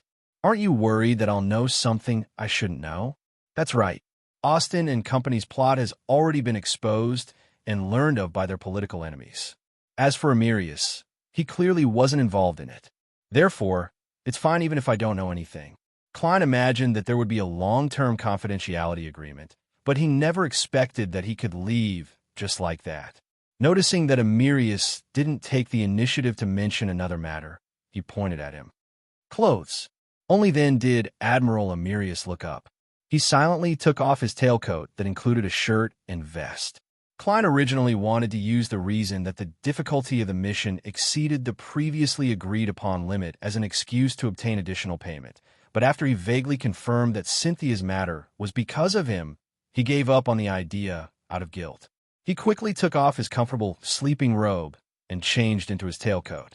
Following Amirius's guidance, he jumped out the window and silently left the garden villa under the guard's blindfold. Amirius put on his sleeping robe, held the reproduction necklace, and walked to the window. He looked at the crimson moon and a few stars in the dark night as he stood there in silence. He stood there without any expression, not changing his posture for a long while. Pa! His tightly clenched left hand loosened slightly, and a shrunken rhinoceros horn-like broken pendant fell to the ground in fragments, piece by piece, piece by piece. At noon the next day, Klein, who had a good night's sleep, left the hotel. He took a carriage to Sweet Lemon Bar and met Bilt Brando in the room on the second floor. It's over? Bilt asked, feeling somewhat relieved and pleasantly surprised. Klein nodded. Admiral Amirius is back. Where's the rest of the payment? Bilt revealed an unconcealable smile. After sending the bodyguards out the door, he personally went to the safe and took out the remaining 500 yuan and a blue cufflink. This is a mystical item made from a murloc bladder you provided, introduced Bilt. It can provide illusory scales hidden under your skin, making you as hard to catch as a fish. It can also help you withstand a certain amount of damage. With it, you can dive at least 15 meters unprotected and move freely underwater for 10 minutes. It doesn't have many negative effects. It just makes you more tired than normal in hot or dry places. In other words, try not to mix this cufflink with the sun brooch. Klein reached out to take the money and items. Aren't you worried that there will be problems? Bilt joked. Your business is here, Klein replied calmly. What he meant was very simple. If there was a problem, he was not afraid of not being able to find the person responsible. Bilt's smile froze for a second. It doesn't have a name yet. You can give it one. Murloc cufflinks. Klein did not waste his brain cells. Good name. Very vivid. Bilt forced a smile. He paused for a moment before continuing. That artisan said that he can solidify the ritual to summon a spirit world creature on materials with spirituality. It can last for up to a year and a half, but he needs you to provide detailed information. Haha. According to the agreement, I'll pay for it. You don't have to worry. All right, I'll make it into a harmonica. Klein took out a pen and paper from his pocket and scribbled down the ritual to summon his messenger. Messenger? That's rather rare. It's very difficult for Beyonders outside the death pathway to find a suitable messenger. Bilt took the piece of paper and casually glanced at it. If I accidentally summon a messenger during the crafting process, I need to give her a gold coin. What happens if I don't give it? Haha, spirit world creatures are always strange. I've seen those who love music, and I've also seen those who linger around feces. What happens if I don't give it? Perhaps Ma, Emrianette Tinker will bring you and the artisan's heads to me. She's a creature with a castle in the spirit world. She might even be stronger than me. Under the circumstances where I don't use the sea god scepter. Klein lampooned and said in a deep voice, we'll talk about the third promise in the future. All right, Bilt didn't have any objections to this. Following that, he asked out of curiosity, Mr. Gehrman, how did you hide from Secretary Luan, Governor General Aston, and Miss Cynthia that Admiral Amirius mentioned? Klein tried his best not to twitch his face, carefully figured out according to the information. He didn't go into detail as he stood up held his hat, and bowed. "It's time I bid you farewell. It's a pleasure working with you," Bilt replied with a smile. After watching German Sparrow's figure disappear through the door, he shook his head with a chuckle. He muttered to himself, "This powerful and crazy adventurer is actually a natural actor." After lunch, his subordinates delivered the day's newspapers. As Bilt sucked on his cigar, he casually flipped through it. His expression suddenly froze. Last night, the newly appointed Governor-General, Ben Conrad, held a banquet at his manor. Newly appointed Governor-General? Aston Revolt has been relieved of his post as Governor-General? Bilt picked up the other newspapers in surprise and saw the same news. With his connections in Orvie, he should have long heard of a major matter like the change of Governor-General. But this time, it had happened extremely suddenly. Most people only learned of the situation after the new Governor-General officially appeared. After a while, a collaborator who secretly served Admiral Amirius entered the room. "His Excellency wants you to investigate the people around you and find all the naturism sect believers. Throw them into the sea." The collaborator conveyed Amirius's instructions. "All right," Bilt asked in puzzlement. "What exactly happened?" "Ever since yesterday, the naturism sect has suffered a heavy blow. His Excellency was assassinated by the naturism sect. Miss Cynthia was killed, and Secretary Luan was injured. His guards lost quite a number of people." The collaborator gave a simple description. Bilt was momentarily stunned. Isn't this the person Admiral Amirius mentioned when he was acting? I even specially emphasized it to German Sparrow. Now, Miss Cynthia has been killed, Secretary Luan is injured, and Aston Revolt has been relieved of his post as Governor-General. Bilt's expression turned sluggish as the corners of his mouth twitched. Eastchester County's capital, Stone City. Audrey silently listened to a noble lady's words. From time to time, she would chime in and provide an explanation. "Audrey, you really are an angel. After chatting with you, I feel a lot more comfortable." Towards the end, the noble lady sincerely praised her. At this moment, Audrey saw a female priest from the Church of Evernight enter. Hence, she humbly greeted her with a faint smile. This priest looked like an ordinary person on the surface, doing the lowest level of preaching, but in fact, she was a secret member of the psychological alchemy. "Audrey, the potion formula has already been sent to me, but you need to make sufficient contributions to obtain it," the female priest whispered while no one was paying attention. Audrey's eyes darted around slightly. "No problem. However, Smine, can you tell me its name?" The female priest who was addressed as Smine looked around and suppressed her voice. "Hypnotist. P.S. Resuming normal updates. Requesting monthly votes." Chapter 644. After leaving Sweet Lemon Bar, Klein directly returned to the hotel. Just as he was packing his luggage, the gigantic skeleton messenger suddenly appeared. It had originally wanted to pat Klein on the shoulder, but due to its height of nearly 4 meters, its head had passed through the ceiling, so it failed. All it could do was throw the letter forward as it disintegrated and vanished. Mr. Aztec has finally replied. "It's been almost a week. Did the messenger change?" "It's very similar to the original one." It would give a corresponding reminder. Klein caught the letter and unfolded it. "I'm sorry that I didn't reply until today. Perhaps it's because the memories I recovered exceeded the limits of what my body could withstand. I had to sleep for several days before I could adapt. The matter you described is indeed in line with the characteristics of the Marauder pathway. Their corresponding sequence 4 is Parasite. From this point onwards, they possess the beyonder powers of parasitizing others. According to what I know, there are 2 forms of parasites. The first is the basic form. The parasite uses the host to hide itself, extend its lifespan, and recover from its injuries. It can see everything the host sees and hear everything the host hears, but it is unable to interfere with the host's thoughts or steal their thoughts.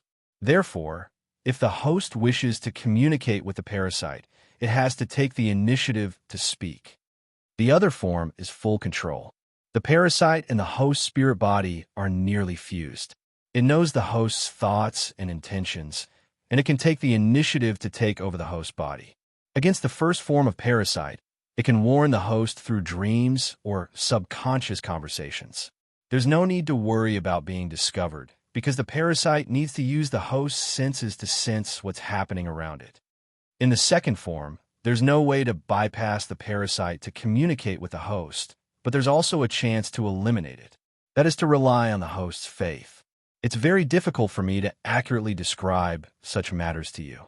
All I can tell you is that when you open your heart and pray, the faith's target will discover the parasite's existence. Through certain rituals, it will give feedback and complete the separation or elimination. Of course, the prerequisite is that the host doesn't know what will happen. Otherwise, the parasite will definitely be alarmed and stop it. Wasn't the situation after what happened to little son back then? He prayed to me in a daze, allowing me to see the existence of Amon's avatar.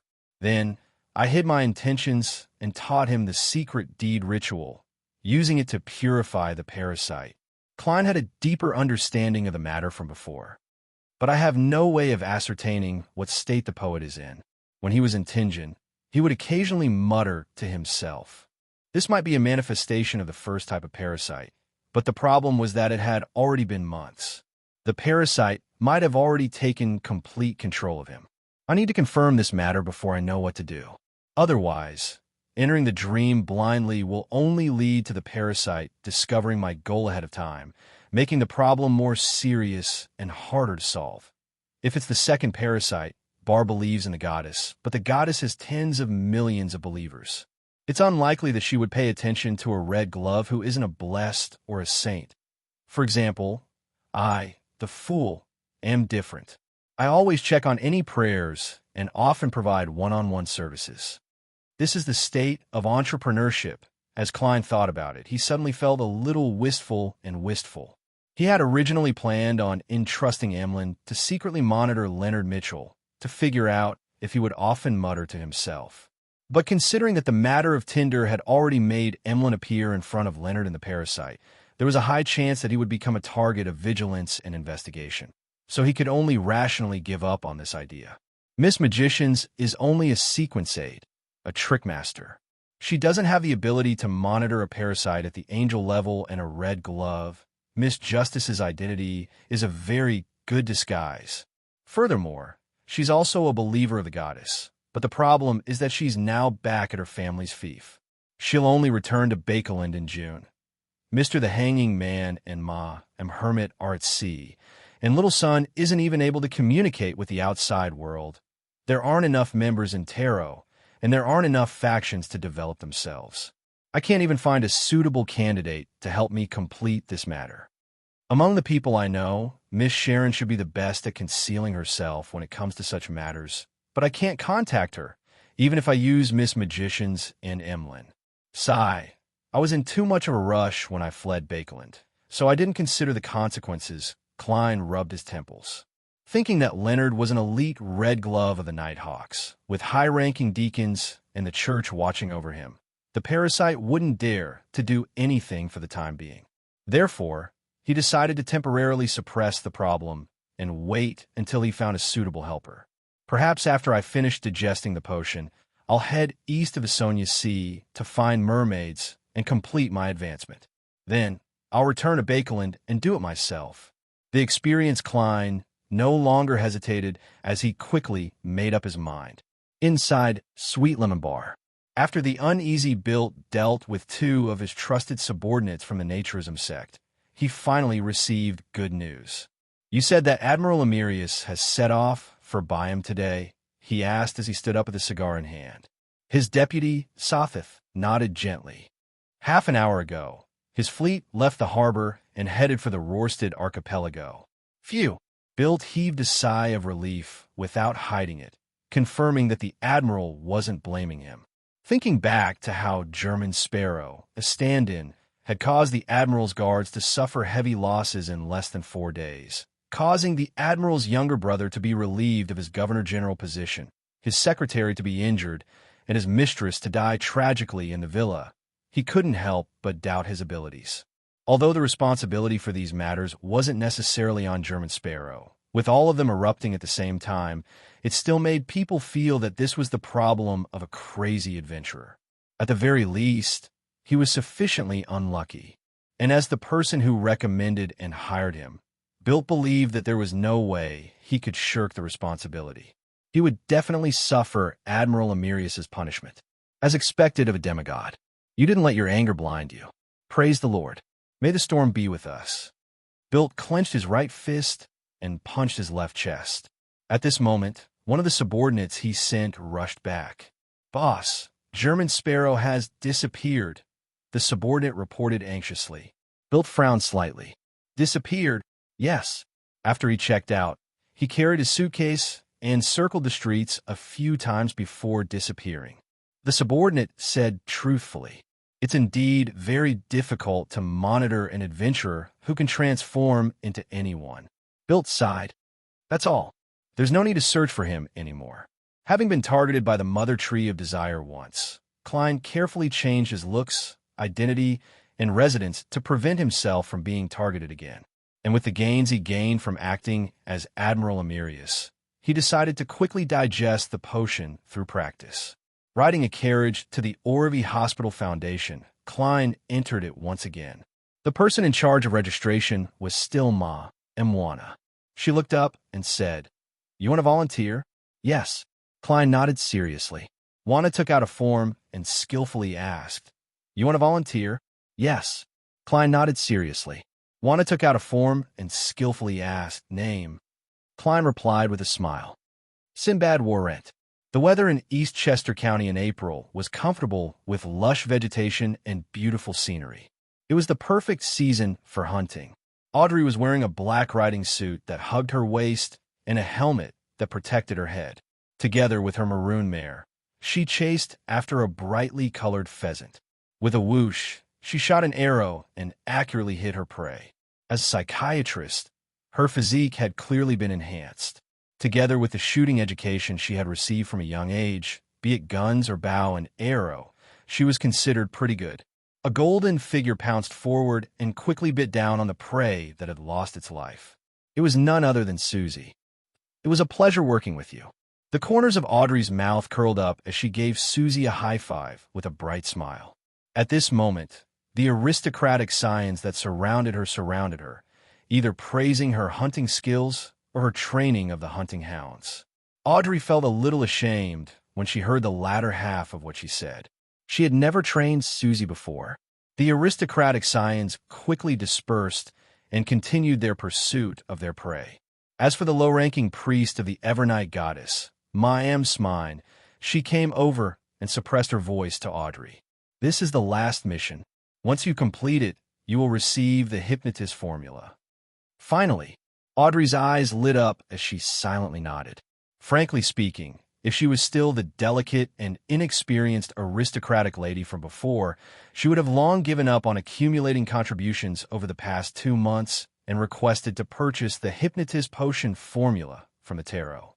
But now, she knew very well that accumulating contributions was also a way to fuse with psychological alchemy and gain more trust. This was a process that would lay a good foundation for obtaining higher sequence potion formulas in the future. Therefore, she patiently did those things that were either interesting or boring. Of course, Audrey didn't waste the past 2 months. She had been listening to the aristocratic scions and their personal maids, guiding them to talk about their troubles and helping them overcome their negative mental states. She was a qualified psychiatrist. During this process, she realized that she had unknowingly grasped the personality flaws and habitual thoughts of the people around her through listening, observation, and guidance. She believed that if she were to deal with any one of them, she could make them suffer or even break down without them noticing. She could even make them take the initiative to help her achieve her goals without them realizing it. It has to be said that this is actually a little terrifying. It's like the monsters and myths and legends that control the mind. As she recalled, Audrey couldn't help but sigh inwardly. Smine wasn't used to riding a horse, as she carefully surveyed the area and said, "Stone University's Associate Professor Michel is a collector. Stone University's Associate Professor Michel is a collector. We wish that you could buy a notebook from him during the 20-Year War." The 20-Year War referred to the war that happened between the Ruan Kingdom and the Faesac Empire in the years 621 to 642 of the Fifth Epoch. The former lost the ancient Elf Island, which was also known as Sonia Island. P.S. I recommend a book. Student Seal's Tales of the Cabinet. Yes, it's a very strange name. Chapter 645. Stone University. Associate Professor Michel. Notes from the 20-Year War. Audrey extracted the keywords from the words and glanced at Susie, who was happily running in front of the mare. Madam Smine, what kind of notebook is this? We don't know. We only know that it belongs to the 20 Years' War and is part of Associate Professor Michel's collection. One of its important features is that the patterns on the cover vaguely form a giant dragon. Smine did not hide anything and gave all the information she had. Audrey listened to her quietly while restraining the purplish-red mare. At the same time, she was already thinking about how to complete this mission. It's not too difficult to visit Associate Professor Michel, visit his collection, and make a purchase request for one of them. Although I'm embarrassed to admit it, no matter how you look at it, the possibility of him rejecting me isn't high. Audrey, don't rely too much on these things. The biggest problem with doing this is that it's abrupt. I didn't even know Associate Professor Michel before, so it's difficult to explain why I suddenly want to visit him. Also, I don't know what that notebook means to him. Rashly making a request to buy it might cause him to be vigilant. Jane's brother is a student at Stone University. At the last gathering, he displayed the trait of liking to narrate and discuss. If I were to invite the siblings to an afternoon tea and guide the topic to history, archaeology, and collections, he would likely mention Associate Professor Michel. There definitely aren't many people in a university who can be called a collector. With this as a prelude, I can send someone to visit Associate Professor Michel and make a request to view the collection. Then, during the first visit, I could try not to show my needs. I can observe the host's performance and guide him to show his truest attitude. This will help me make the right request at the right time and in the right way. After confirming her train of thought, Audrey nodded at the female priest, Smine, and smiled. I'll try my best to complete it, but I can't guarantee success. As soon as she finished speaking, she tightened her legs and clamped the reins of her horse. She shot out like an arrow towards a reddish-brown fox that was moving around in the hunting circle.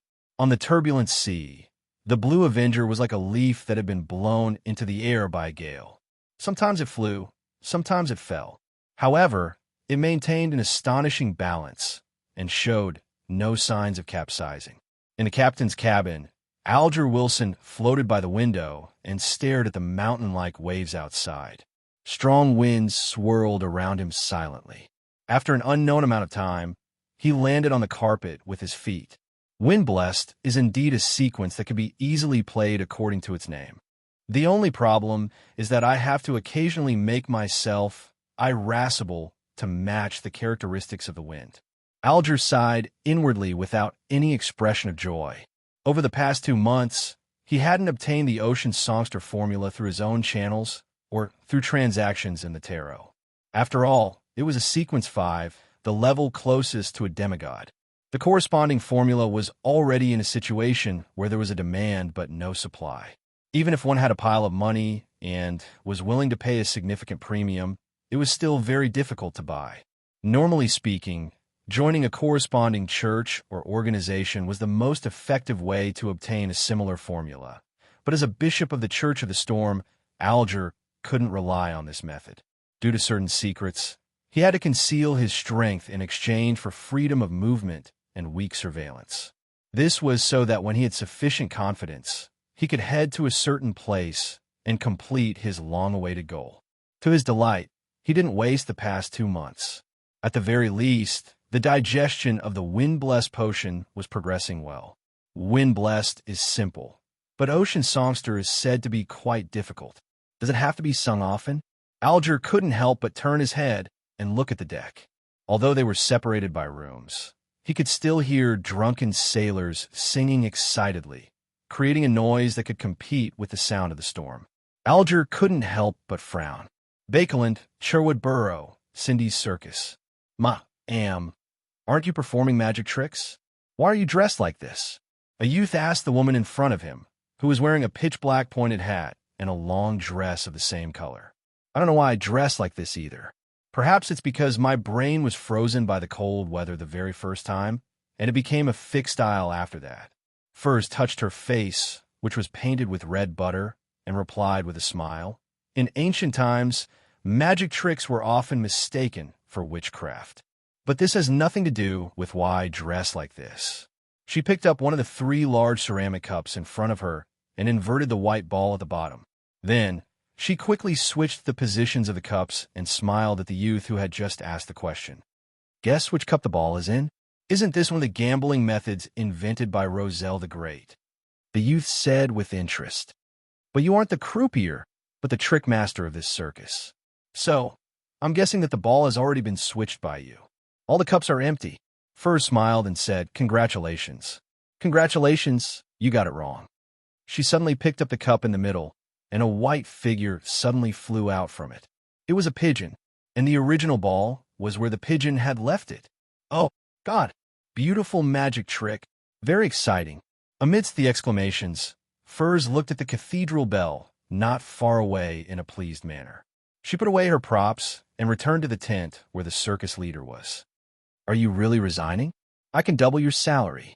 The circus leader came up to her and said anxiously, Unfortunately, I concluded the Trickmaster principles in mid-March, and I've already completely digested the potion last week.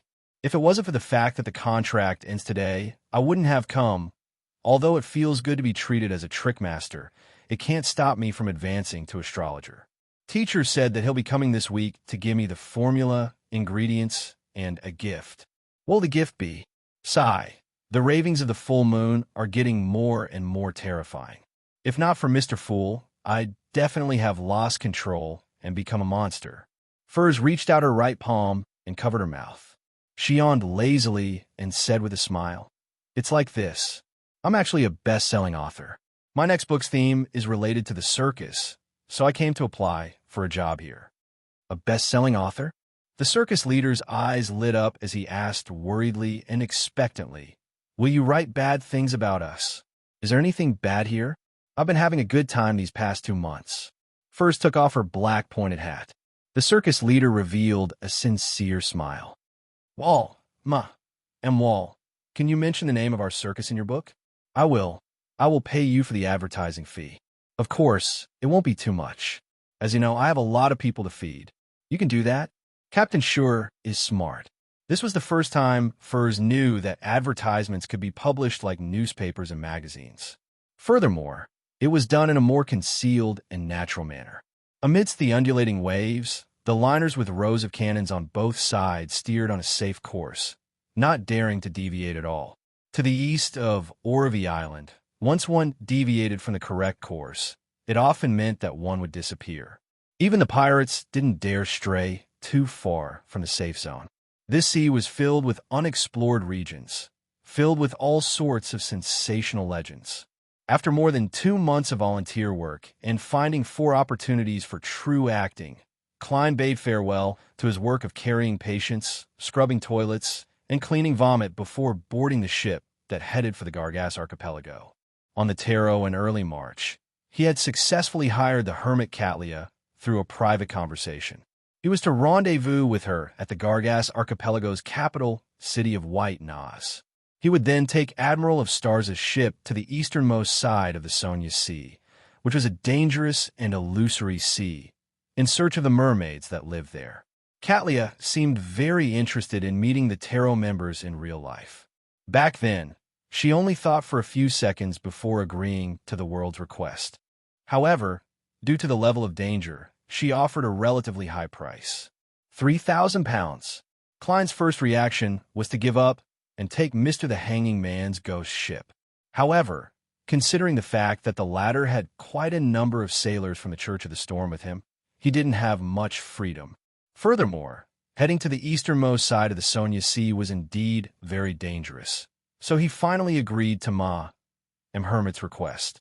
As for the other party, she would wait near the Gargas archipelago for a month starting in early April. Beyond that, the cooperation would be terminated. In order not to waste the 1,000 pounds deposit, Klein didn't wait for the digestion to be completed.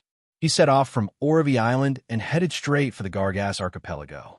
Of course, with the conclusion and the opportunity for true acting, he was already very close to digesting the faceless potion. Even if he didn't do true acting and continued his activities as German Sparrow, he could still complete it in 2 to 3 weeks. Due to this reason, coupled with the identity of the world being bound to German Sparrow, Klein turned back into a crazy and powerful adventurer after leaving the hospital. However, he did a certain disguise. Looking at the undulating sea outside the cabin, Klein finally saw the port city that used white rocks as the main building material. The easternmost colony of the Fasak Empire, the capital of the Gargas archipelago, Nas. I finally left the country. Klein watched as a fishing boat loaded with whale meat sailed into the port. The boorish vibe seemed corporeal. At the same time, he discovered that many ships flying pirate flags were docked at the port without any reservations. Indeed, the east side of Orvie Island is a paradise for pirates. Klein wore his hat and carried his luggage. After the liner came to a stop, he walked out of the cabin and took the ladder to the dock.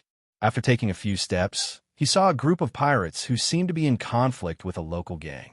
Both parties drew their weapons and clashed loudly. Klein calmly passed by without any intention of stopping them. At this moment, he saw a suspected local take out a few cans of food from his pocket, open the lids, and throw them into the middle of the road. What's the meaning of this? Klein nearly laughed as he thought of an item famous at sea. Canned wolffish. Canned wolffish that was popular on the east coast of Fasak, the Gargas archipelago, and other places. Just as the thought surfaced in his mind, an indescribable stench drilled into Klein's nose. His face twitched a few times as he forcefully endured the discomfort in his body and quickly left the area. As for the pirates who were attacked, a small number of them vomited on the spot. The rest hurriedly dragged their companions and fled, as though they had lost all their combat strength. A minute later, in a hidden corner, the crazy adventurer, German Sparrow, squatted down and silently retched. 9 Heaven's Divine Sovereign. Chapter 646. The smell of canned wolffish is really pungent. Not only is it smelly, but it's also disgusting. It's basically a biochemical gas. Klein squatted in a corner and took more than 10 seconds to recover. In that instant, he had underestimated the smell of canned wolffish and failed to respond effectively.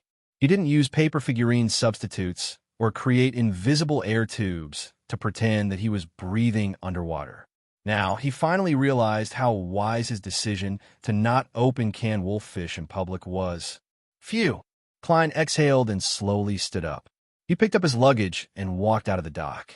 His first impression of this city, called Nas, was that most of the houses were white and stone materials were widely used. Secondly, it wasn't too far north, but the temperature was rather cold. Even though it was already April, the temperature was only a few degrees Celsius. Thirdly, there were many whaling houses. Gigantic beluga whales were dismembered into skin, meat, fat, bones, and gray amber. The latter two could be used to make a skirt for a banquet dress, and the other was a top-grade spice. Be it as incense or as a perfume, it was a luxury that only wealthy nobles could enjoy. As for the white whale's skin, meat, and fat, they also had their own uses. They could be made into clothes, food, and refined into oils. In Nas and the Gargas archipelago, the cooking of the white whale had already formed a unique culture. There were all kinds of techniques and famous restaurants. Klein passed by one whaling house after another and saw the separated fat being carried by a carriage towards a factory that was spewing black smoke not far away. It was an oil refinery that was extremely unique to Gargas. The white whale's fat would be refined into whale oil there. It would be filled into bottles and barrels, becoming an outstanding fuel and the blood of certain industries. Very unique. Klein exhaled white gas as he stood by the side and watched for a while. After leaving the harbor and arriving in the city, he heard a cacophony of Fasak. Having mastered ancient Fasak, which was the origin of the northern continent's language, Klein was already familiar with the language of the northern barbarians. He turned his head and looked over. He saw tall people with blonde hair holding banners as they marched on the streets. The banners at the front clearly stated their demands. Oppose the indiscriminate hunting of white whales. We need sustainable development. Puffed. Klein almost lost his composure. He immediately believed that the concept of sustainable development was 99% invented by Roselle the Great. Turning his gaze, he looked at the banners behind him and became more and more aware of the purpose of this demonstration. Whaling for survival, not for pleasure. Humans are not as noble as the white whale. Greedy demon, leave Nas. At this time, policemen in gray uniforms with shields, pitchforks, and clubs stopped the march. After a short argument, the scene quickly became intense. Many young people in the parade threw open cans of wolffish and lit bottles of liquor stuffed with cloth strips. The police also stopped restraining themselves and pushed back, using their shields to block the blows. Klein pinched his nose and looked at the fire on the street. He found that many pedestrians did not feel anything. Apart from a small number of onlookers, the rest were heading to their destinations as usual. It seems like this is something that often happens in Nas. Could it be that demonstrations have evolved into conflicts? As expected of the Fasak Empire, Klein mumbled to himself, circled around the street, and found a random hotel to stay in. He still used the name German Sparrow to register. He wasn't worried that the information spread by Vice Admiral Ailment Tracy would make the Church of the Evernight Goddess treat him as a faceless. This was because he didn't plan on searching for mermaids who would become believers of the goddess on the whaling route. He planned on heading straight for the dangerous zone in the easternmost part of the Sonia Sea. As for his safety in the Gargas archipelago, there was no need for him to worry about it. This was a colony of the Fasak Empire, and the only legal religious organization was the Church of the God of Combat. They were extremely hostile towards the Church of the Evernight Goddess. Klein was originally worried that he would encounter many faceless here, the kind that would encounter 7 or 8 faceless when he went next door to enjoy whale cuisine. After serious consideration, he rationally eliminated such a possibility. Firstly, Beyonders of the Seer pathway were rare to begin with. Klein had only encountered 3 Beyonders that exceeded Sequence 8. Secondly, Sequence 6 Beyonders weren't weeds that could be found everywhere. Even though this was a paradise for pirates, those with a bounty of 5,000 pounds were considered rare. Thirdly, faceless were prepared. They would board a whaling ship to search for mermaids. They would either begin to believe in a goddess, sink to the bottom of the sea, or become a researcher. Otherwise, they would be extremely intelligent. They would seize the opportunity to advance successfully and leave safely. Few of them would stay in the Gargas archipelago for too long. In all of Nas, other than me, there aren't more than 2 faceless. Klein straightened his clothes. He wasn't in a rush to contact Admiral of Stars Catlia. In a good mood, he went to the streets and searched for delicacies according to what he had heard during his travels. Raw beluga whale slices, fried whale steak, skinned whale oil, roasted whale meat. Klein was like an authentic tourist as he went to 3 different restaurants and tasted different foods. It's not bad. It's quite unique. The fishy smell isn't too strong. Instead, it's very appetizing and tempting. Burp. Klein covered his mouth and came to the streets. He discovered that there were few street lamps, but the houses on both sides of the street were brightly lit.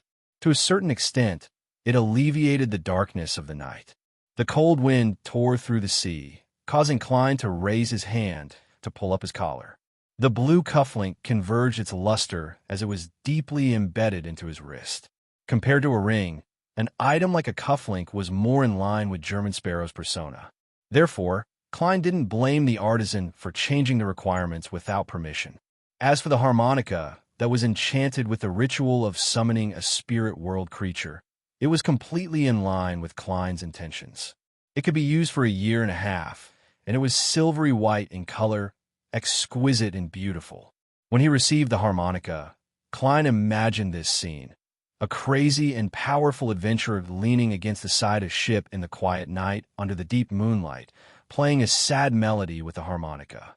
Unfortunately, the harmonica couldn't produce any sound. It could only be used to summon Rionette Tinker.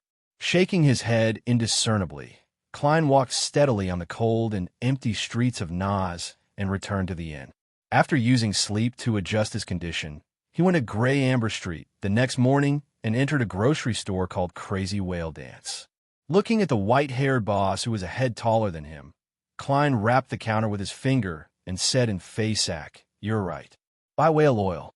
The boss's face was crisscrossed with wrinkles, but he only wore a coat made of beluga whale skin. The light-colored patterns on the coat had a strange sense of beauty. "How much?" The boss was gulping down strong alcohol and didn't care about the messy display of goods. 1.25 buckets, Klein replied according to the agreed code. The boss slowed down his drinking as he placed the brownish-green bottle on the counter. "Do you want a sip?" The purest Nepos, the mistress of all Faceac men. This was a special distilled alcohol of Faceac. It was brewed from potatoes or grains, and it was famous for its high alcohol content. It was as stimulating as flames. Compared to Sonia Blood wine, it was cheaper and more popular among ordinary Faceac people. "There's no need." Klein shook his head. The boss chuckled softly. "What kind of man are you if you don't drink Nepos?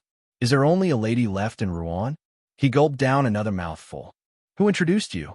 "I'm Geertmius." Klein said a name that was a mix of styles. The boss suddenly exhaled, and the strong smell of alcohol immediately lingered in the surroundings. He staggered to his feet like a white bear performing in a circus. After instructing the staff, he led Klein all the way to a small room on the second floor of the warehouse. Let me find it. Let me find it." The boss mumbled as he squatted down. Klein controlled the twitching of his face as he recalled a popular joke in the kingdom of Rouen. Question: when are the men of Faceac not drunk? Answer: when they are in their mother's womb. After waiting for a while, Klein saw the boss find a pure crystal ball. Then, the drunken white bear had his back facing Klein as he rubbed the crystal ball with both hands and began muttering in ancient Hermes that was difficult to pronounce. The room gradually darkened as all the dark corners seemed to emit a strange suction force. The crystal ball quickly lit up as the figure of a woman in a classic black robe appeared. She had an oval face and very fair skin. Her eyes were dark purple with a hint of mystery. "I've seen the true appearance of another tarot member." Klein took a step forward and took the crystal ball. On the other side of the crystal ball, Katlia also saw World clearly. He had black hair, brown eyes, and a thin face with sharp edges. She narrowed her eyes and hesitated for a second before opening her mouth. German Sparrow? She found that the true strength and standards of the tarot members were much stronger than she had expected. World was actually the Mad Hunter German Sparrow, a pirate admiral. There's nothing wrong with my previous judgment of the world. Reserved, deep, experienced, and ruthless, Admiral of Stars didn't find herself too surprised. "Yes, Madame Katlia." Klein gestured for the boss to leave the room. When it became extremely quiet, Katlia spoke again. "I'm curious. How did you recognize me? I'm always careful when I go to parties." Back then, the World, who had requested a private chat, had immediately called her Admiral of Stars. It had truly given her a fright. It was also because of this factor that she chose to accept World's commission. "It's a secret." Klein smiled politely. As he didn't want the other party to associate it with Mr. Fool, he added calmly, "That's right. Your eyes are very special. Can I take that as a compliment?" Katlia smiled in realization. She believed that the World had only suspected that she was Admiral of Stars through her eyes and other details, but he wasn't certain. Therefore, he had probed her with words, and her reaction told him the correct answer. Klein didn't respond and instead asked, "What's the matter? When are we leaving?" Chapter 647. Admiral of Stars Katlia thought for a moment before answering, 8 o'clock tonight. 8 o'clock tonight, Pier 6. Not bad. There's no delay at all. Klein nodded slightly. All right. Just as he said that, the light in the crystal ball suddenly converged. The figure in the classic black robe turned darker and more blurry before quickly vanishing. With the crystal ball that had become extremely ordinary, Klein turned around, opened the door, and walked out. Looking at the boss who was leaning against the wall and gulping down alcohol, he casually threw the crystal ball at him. As the boss caught it in a fluster, Klein unhurriedly walked down the stairs and left the warehouse. After exiting the frenzied whale dance, he took out his golden pocket watch, pressed the switch, and looked at the time. It's almost noon. Most bars are open. Klein stopped a rental carriage and told the driver in Faceac that he was heading to Lairdle Bar. In the local language, it meant Dawn Bar. It was a place where adventurers gathered in the Gargas archipelago. To Klein, the gathering of different intelligence and information was rather meaningful. This might help him make the most accurate judgment at a critical moment, allowing him to escape the misfortune of losing his life. Therefore, even though he didn't like bars, he had to frequent them. He would order a glass of beer with rich wheat fragrance and quietly sit in a corner of the bar, listening to the people around him discuss the interesting and important matters that had happened at sea. In addition, he also wanted to know if Roy King, who was imprisoned in the City of Generosity Byam Governor General's office, had been rescued. Over the past 2 months, Snake of Mercury, Walla Septon hadn't entered a dream again. Similarly, Fate Counselor Ricardo hadn't summoned a messenger to provide clues to powerful mystical items. About 20 minutes later, the carriage came to a stop as a huge sign, Lairdle Bar, appeared in front of Klein. He habitually took out a 2 soldi note and paid the carriage driver. Only when he saw the carriage driver's slightly boorish face did he suddenly recall something. This was overseas. This was a colony of Faceac. It had its own common currency. The smallest was the kopeck, followed by Folion, and above that was the goldhorn. They maintained a very user-friendly decimal system, making the conversion very easy. I forgot to go to the bank to exchange for kopecks and fulva. I've already used up all the money I had previously at the hotel and restaurant. Klein was just about to observe if there were any banks around when the carriage driver happily received the 2 1 soldi notes. He checked them a few times and smiled until the coarse skin on his face glowed. Thank you. Thank you for your generosity. Are gold pounds, soldi, and pence also hard currency here? Yes, the Gargas archipelago isn't too far from Tosgarder and Oravi. Many items are sold to these 2 places. Furthermore, many Rouen adventurers like to head to the White Whale Sea. It's indeed normal for the local people to privately circulate the currency of the Rouen kingdom. Rouen's industrial and economic strength are stronger than the Faceac Empire. It can even be said to be much stronger. Gold pounds are much stronger than Kinhorn. Wait a minute. Klein alighted the carriage and walked towards the Lairdle Bar as he recalled the carriage driver's surprised face. Suddenly, he recalled something. 1 gold pound could be exchanged for 5 goldhorn. That also meant that 2 soldi was worth 5 fulva. And in the City of White, the cost of renting a carriage for an hour was 4 fulva. Anything less than an hour was counted as an hour. It was no wonder the carriage driver was so happy. Klein looked back, but he had no idea where the carriage had gone. Phew! With a light exhale, Klein pressed down on his hat, pushed open the heavy wooden door, and entered the Lairdle Bar. In this world, bars near the docks or industrial zones often sold lunch and dinner. Therefore, they would open at around 11. At that moment, there were already many adventurers who had nothing to do gathered in front of the bar. They ordered liquor, smoked fish, and greasy soup. They ate happily with bread, drinking Lanny Proof and Nepos for lunch. Are they planning on getting drunk the entire day? This custom of Faceac is really hard to accept. Klein mumbled as he walked to the bar counter with a deadpan expression. He sat in a corner and rapped the wooden counter. 2 pieces of toasted bread with red sausages, a portion of smoked whale meat, a portion of thick vegetable soup, and a glass of Gros beer. Gros beer was rather popular on the east coast of Faceac. It wasn't uncommon in places like Sonia Island and the Gargas archipelago. Newcomer. The bartender looked up at Klein.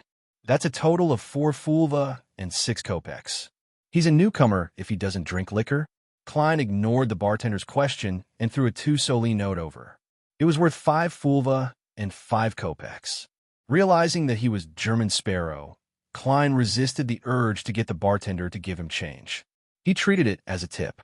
Of course, in a bar in Bakeland, such a large amount of food would cost about 2 soldi. After receiving the tip, The bartender didn't ask any further. He quickly poured a glass of Gras beer and pushed it in front of Klein. The beer was black in color and had thick foam. It had a charred flavor when it entered the mouth. Amidst the mellow flavor, there was a hint of stimulation. It made Klein feel that the alcohol content was on the high side, and he suspected that liquor had been mixed in. While waiting for the food, he sipped his beer and quietly listened to the adventurers around him chat. And the group's topics were mostly focused on who had made a fortune, who had been killed by pirates, who had killed the pirate captain without asking for the bounty, and instead took over the other party's subordinates, who had an illegitimate child with a woman in Nas, and who had performed poorly in a brothel, becoming a laughingstock. When the Gargas specialty soup made of beets, onions, cabbage, carrots, fish, and cream was served to Klein, he finally heard something interesting. An adventurer lowered his voice and said to his companions, "Have you heard? There's a quaternary ruin to the east of Gargas." "No. Who discovered it?" His companions asked in surprise and curiosity. The adventurer looked around and said without much thought, "Garrett discovered it. As you know, he's a navigator who's good at diving. As he was drunk, he was blown off the deck by a storm and sank to the bottom of the sea. To his surprise, he discovered the wreckage of a steel building. It's definitely a human steel building." And then his companions pressed. The adventurer chuckled. Garrett followed the wreckage and discovered an abandoned well of unknown depth. It was already filled with seawater, but it still gave him an extremely deep and terrifying feeling. Holy Lord of Storms, this might lead to the core of the planet. He said that something inside seemed to be summoning him. He didn't dare explore it and floated to the surface in fear. Deep sea well, a strange sense of attraction. This might not be a ruin from the fourth epoch. Perhaps it's from the third epoch or the second epoch. Little Sun once said that in the dark epoch, sea monsters submitted to Elf King Saniathrim and helped him rule the bottom of the sea. Sweet, salty, and slightly sour. Klein drank a mouthful of the soup and picked up the smoked beluga whale meat. The adventurers didn't talk much about Garrett's encounter because there were no exciting gold, jewelry, mystical items, or beyonder ingredients appearing. They quickly chatted about a few adventurers who weren't on good terms with each other. They mocked the adventurers for marrying beautiful local girls, but after a few years, they had all turned into fat and muscular women, the kind whose strength was comparable to a low-sequence beyonder. Finally, they concluded that this might be due to the small amount of giant blood flowing in the Phasacian's veins. They didn't talk about anything of value until Klein finished his lunch and focused on drinking. However, there were more and more people in the Lairdal bar. Suddenly, the heavy door opened and slammed into the wall. A young man wearing a top hat with obvious Loanese ancestry rushed in and shouted nervously, "Don't worry. Is there anyone from the Adventure Association?" "Yes, Built still owes me an item creation." When Klein saw the young man nervously look back, he instinctively believed that he was being chased by someone. Before he could decide whether or not he should help, 3 adventurers stood up from different corners. One of them was more than 2 meters tall, with broad shoulders and bulging muscles. His hair was light yellow, and his blue eyes were deep set. He was very eye-catching. His strength feels like it's corporeal. This is a beyonder of quite a high sequence. Klein retracted his gaze and turned back into a spectator as he looked at the bar's entrance. Soon, a man in a linen shirt and a brown jacket appeared. He was of medium build, and his lips were purple. His brown eyes hid a strong malice that he tried to hide but could not hide. Klein immediately thought of the portrait on a certain wanted poster. It belonged to King of Immortality Agalido's second mate, Slaughterer Curtius, with a bounty of 9,500 pounds. This is a notorious pirate. Klein tensed up as his gaze locked onto the man. His left hand hung down naturally as his body prepared to pounce forward at any moment. Curtius swept his gaze at the 2-meter-tall giant before looking at Klein. Suddenly, he retracted his gaze and turned to leave the Lairdal bar's entrance without any hesitation. Very decisive and alert. Klein frowned slightly. He believed that he hadn't revealed any killing intent. Even his gaze was controlled very well. Is he worried about the giant Or is his intuition that sharp to a certain extent, just like a devil's premonition of danger? Klein gulped down the rest of the glass beer and didn't participate in the private conversation between the Adventurer Association members. Instead, he left the bar and came to the streets. Now, he didn't wish to stir up any new problems other than finding mermaids. Surveying the area, Klein discovered that Slaughterer Curtius was long gone. Hence, he silently returned to the inn. City of Silver, inside the spire. Derek Berg met the six-member council's chief, Colin Iliad, once again. He clearly remembered that nearly 70 days ago, the other party had told him that he would be going on an exploratory mission in about 2 months. He needed to be prepared. Chapter 648. Are you ready? Colin's back was facing the window as he asked in a normal tone. Derek, who was wearing the Axe of Hurricane, lowered his head slightly. I'm ready. Over the past 2 months, with the help of his repeated patrol missions and arduous practice, he had completely grasped the various Beyonder powers of High Priest Sunday. He wasn't too far from digesting them. What he wished for the most now was to obtain the Sequence 6 potion formula of the Sun Pathway in the next 2 or 3 tarot gatherings, so as to establish a foundation for his continued advancement. The release of Shepherd Lovia gave him a strong sense of danger.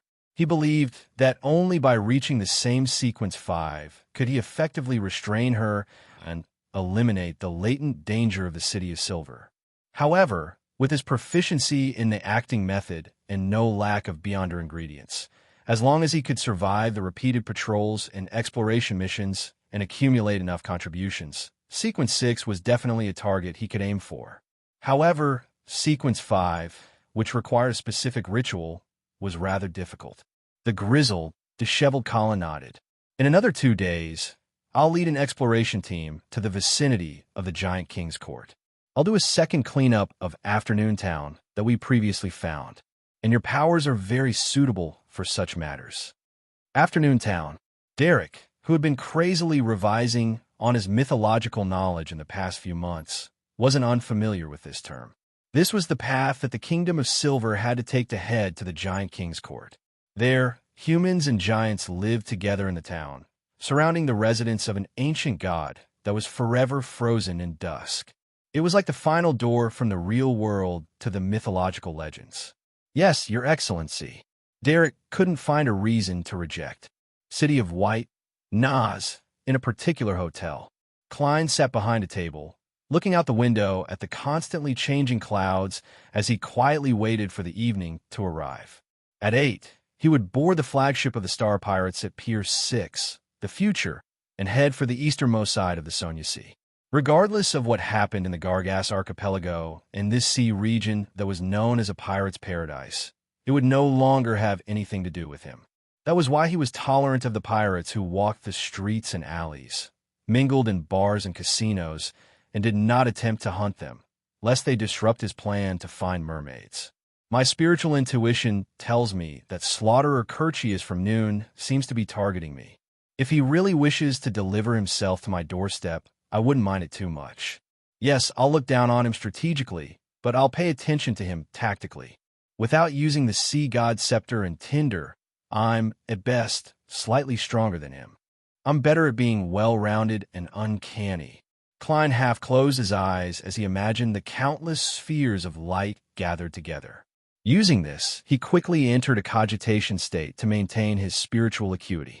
After an unknown period of time, his spiritual perception was triggered and he opened his eyes. At this time, the sun had already set in the west. The fiery red color was burning the sea, and the shadow of the curtain was very long in the room. The shadow seemed to come alive. It first swayed and swayed, then twisted and stood up, projecting itself onto the wall. It was pitch black and gloomy, as if it was formed from the viscous malice at the bottom of the human heart. Klein watched this scene without any expression. He raised his left palm and slowly extended his fingers. The pitch-black shadow's voice was coarse, as though it was holding a piece of sandcloth in its mouth. It looked at Klein and said, "German Sparrow, don't interfere with what happened at noon. This is the will of the King of Immortality." With that said, the shadow slid down like flowing water, dispersing into the darkness and returning to its original state. Klein didn't pay attention to the shadow's changes. Instead, he cast his gaze outside. He could sense that the person controlling the shadow was somewhere on the opposite street. Therefore, he had no intention of attacking the illusory entity. Indeed, Slaughterer Curtius recognized me as the crazy adventurer, German Sparrow, who enjoys hunting pirates.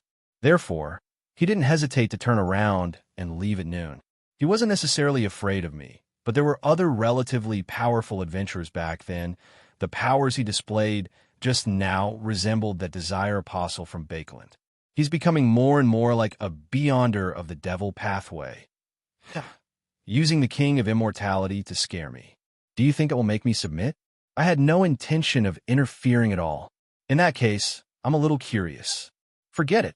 Finding mermaids is of utmost importance at present. I can't create any accidents. Klein retracted his gaze as he lampooned inwardly. He was originally thinking of reporting this matter to the Church of the God of Combat in Nas, but after serious consideration, he realized that it was meaningless. The Church of the God of Combat was the only legal religion in the Faceac Empire. It did have more high-sequence Beyonders than the Church of the Evernight Goddess, but only by a little. Even with the demigods of the Faceac royal family and the military, with its vast territory and numerous colonies, they were similarly lacking in manpower because there were too many critical places that needed protection. Far from the Empire, the Gargas Archipelago, which was located in an ordinary location and only had a flourishing whaling industry, was undoubtedly second in line. There are no saints guarding it. According to Klein's prior knowledge, the Gargas Archbishop of the Church of the God of Combat was only a Sequence 5 guardian. Together with an executioner from the tribunal, a baron from the royal family, and a brigadier general from the military, they formed the top Beyonder combat power here. Of course, the existence of sealed artifacts was key to ensuring the rule of this place. Klein suspected that the Church of the God of Combat in Nas had at least one Grade 1 sealed artifact. Only then could they cooperate with the fleet and Beyonders to ensure that the whale oil refinement industry and the gray amber trade industry weren't controlled by pirates. They also ensured that this place wouldn't become a vassal of one of the four kings. They ensured that they could last until reinforcements arrived in the event of a sudden attack. It was precisely because of this that the official forces of the Gargas Archipelago were constantly in a defensive state. As long as the pirates didn't cause any major trouble, they were allowed to freely enter and leave the archipelago. It's useless to report it. It's no wonder this place is called a pirate's paradise. It's no wonder Bilt wants to organize an adventurer association.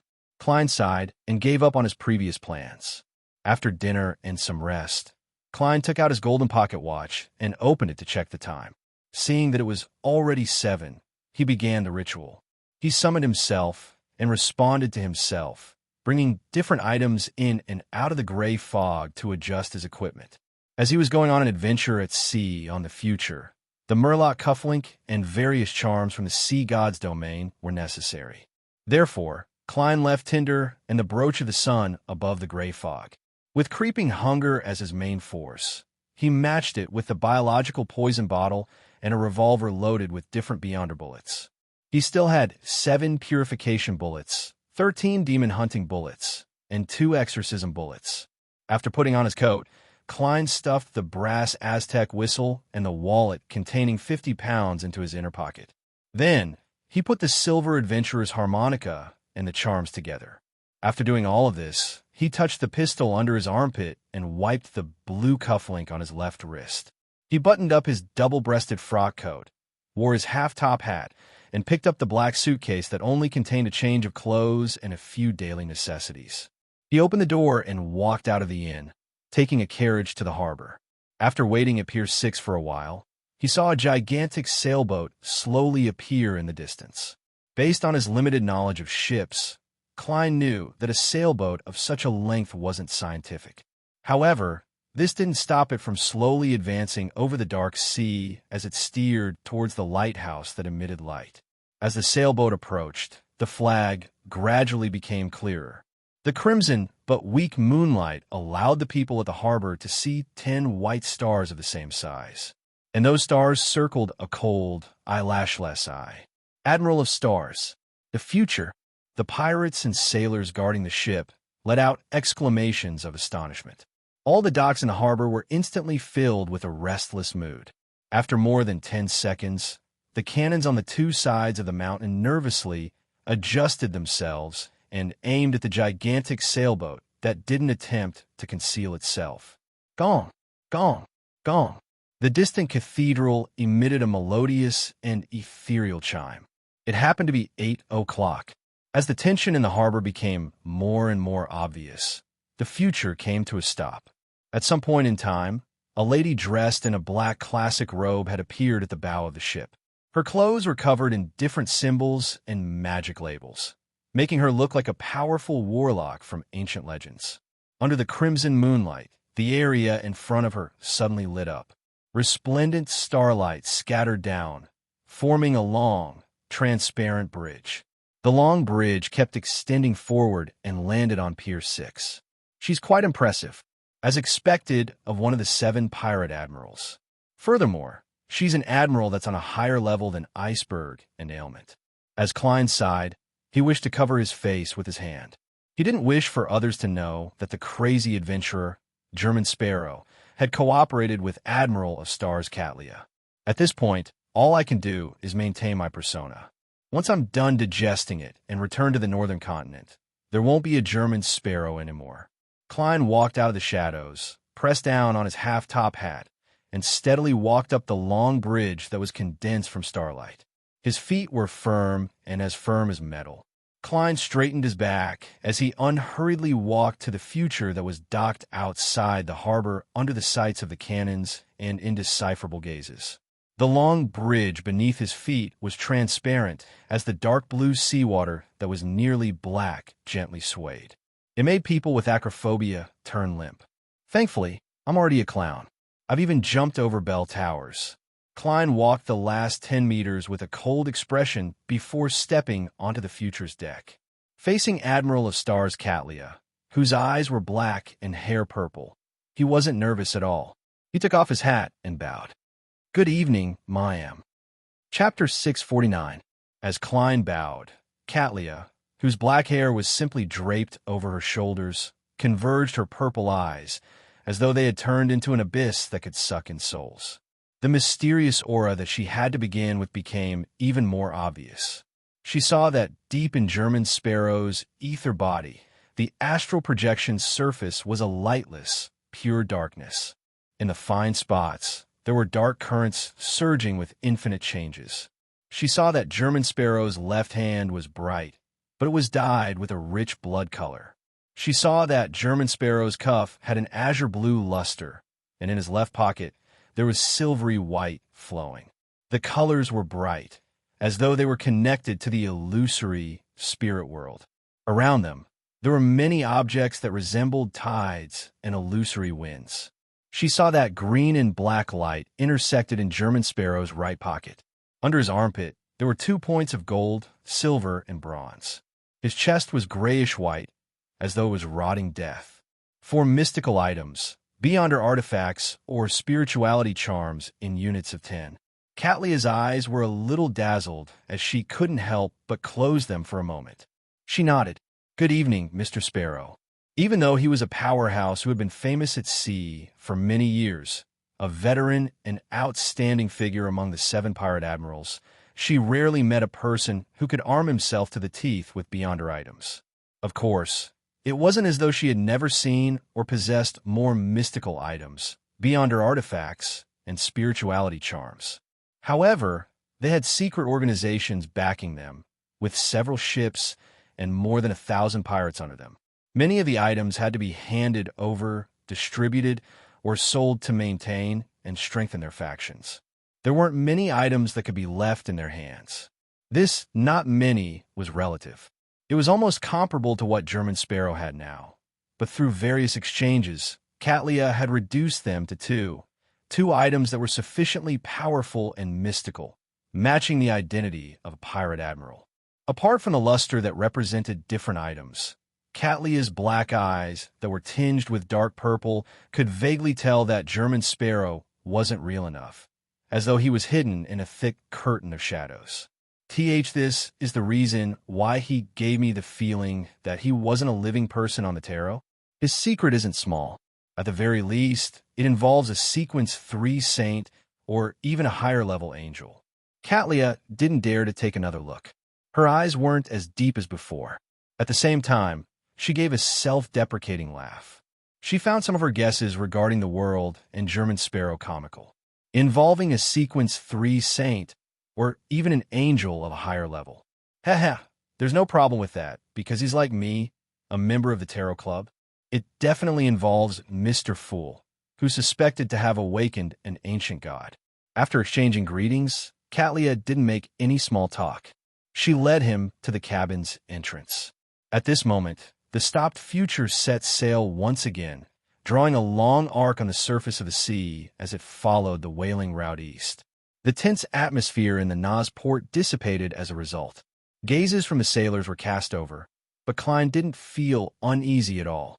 Instead, he surveyed the area and said in a relaxed tone, as though he was returning home, "There are fewer people than I imagined." Katlia turned her head to glance at him and simply replied, "It's extremely dangerous to head east of the whaling route. It's extremely dangerous to head east of the whaling route. Only Ludwell frequently heads there, as though he's searching for something. Apart from the future, the other pirate ships won't head there. Similarly, I've placed most of the sailors on other ships. There's only the minimum number of sailors left to ensure the voyage." A very rational move. Ludwell, that Admiral Hal Ludwell, when Mr. the Hanging Man first mentioned him, it was said that he had begun his voyage to explore the eastern end of the Sonia Sea. Klein nodded slightly and didn't speak further. This was a bearing that belonged to German Sparrow.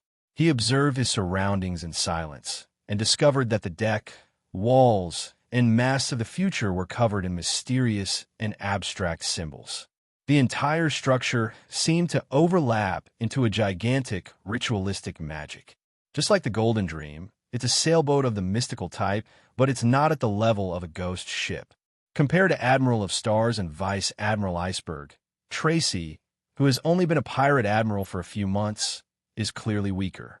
There's nothing special about the Black Death. Klein retracted his gaze and followed Katlia to the cabin's entrance. Waiting there was a man in suspenders and a white shirt. He was in his 30s and had a muscular build. His hair was so thick that his exposed forearms seemed to be covered in a brown sweater. He wore a round-brimmed hat with a dent in the middle. He revealed a hearty smile and extended his right hand. The future's first mate, Frank Lee. "Good evening, Mr. Sparrow." Frank Lee, poison expert with a bounty of 7,000 pounds. Klein instantly recognized him. Considering how German Sparrow didn't have the habit of shaking hands, he bent his back slightly. "Good evening." Frank Lee retracted his right hand and glanced at Katlia. His smile didn't diminish. As he said, "You seem to know me?" "That's right. I once took a photo that appeared on my wanted poster." "Don't mind what poison expert. I'm a very friendly person, as long as I don't face those darn fellows. My greatest hobby is to study soil, crops, and hybridization techniques. Believe me, this is the future of humanity. But the people from the Church of Earth Mother don't believe it." Katlia introduced him to Klein in an extremely secretive manner. "He's originally someone from Earth Mother. The hybridization technology is quite good. Only by increasing production can we feed more humans and increase the poverty threshold." Klein looked at Frank Lee and said calmly, half politely and half sincerely, "You're right, Frank Lee. That's a good thing. You are indeed an adventurer who doesn't care about the views of the secular world. Excellent, excellent. There are too few people like you in this world." Frank Lee's blue eyes revealed a clear look of pleasant surprise. "I only attempted to hybridize bulls, cows, and wheat, allowing calves to grow like wheat, but I was nearly sent to court by the Church of Earth Mother. Merciful Mother, they don't truly understand your will. Hybridizing bulls, cows, and wheat. You devil." Only then did Klein realize that the hybridization techniques he understood were completely different from what Frank Lee was saying. He maintained his expression and didn't give any explanation. Under Frank Lee's sudden surge in enthusiasm, He walked down the corridor with Admiral of Stars Catlia. After stepping onto the staircase and arriving at a higher level, Klein's spiritual perception stirred as he cast his gaze towards the shadows to his side. The darkness distorted as a figure grew out. It was a thin but pale figure. The skin on his cheeks was nearly transparent, and his nose bridge was incongruously high. He had a sickly look to him.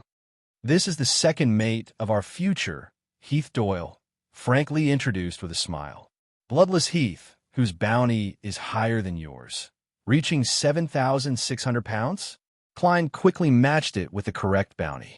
Heath nodded as a form of greeting before silently shrinking back into the shadows. "He's a Rose Bishop." On the way at the captain's room, Frank Lee enthusiastically talked about Heath Doyle's matter. "He directly told me his second mate's sequence."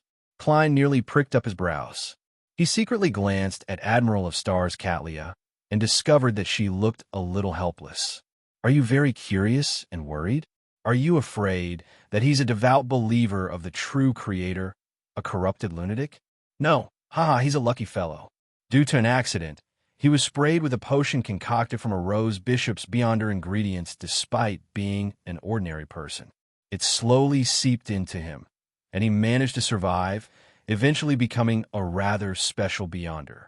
As he didn't experience the listener stage, he wasn't corrupted and didn't become a lunatic. As long as he doesn't proactively use Beyonder powers like listen, he will always be an ordinary person," Frank Lee said in a flaunting manner. "What an enviable fellow." He instantly reached Sequence 6, and he didn't lose his mind like Sea Serpent Cavituous. Klein sighed inwardly as he watched Admiral of Stars open the door to the captain's cabin. Catlia pointed inside and said, "Your room is diagonally opposite.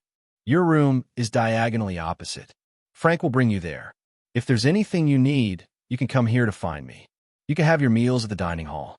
You can also get Frank to send someone to deliver food to your room at any time. It mainly depends on the method you prefer." Admiral of Stars handles matters very efficiently. Yes, a mature and intelligent lady. Klein praised inwardly as he replied without a change in expression, "You can have your meals at the dining hall at any time." All right. Seizing this opportunity, he took a look at the layout of the captain's cabin and found that there were bookshelves, full-length mirrors, tables, and carpets. He actually knows how to read. Isn't he unable to digest the knowledge instilled by the hidden sage? Klein thought in amusement. At this moment, Frank Lee, who saw that both parties had finished their conversation, enthusiastically promoted his product. "Mr. Sparrow, would you like a baked potato tonight? It tastes like beef, but it really is a potato." "Well, I get sick if I eat it," Klein replied coldly. "I don't eat supper." "Fine." Frank Lee shrugged and was about to lead Klein to his room. At this moment, Catlia thought for a moment and said, "That's right, Mr. Sparrow. You must have hunted many enemies and obtained many spoils of war. I wonder how many Beyonder characteristics you have left. Maybe we can use them to offset the rest of the fare."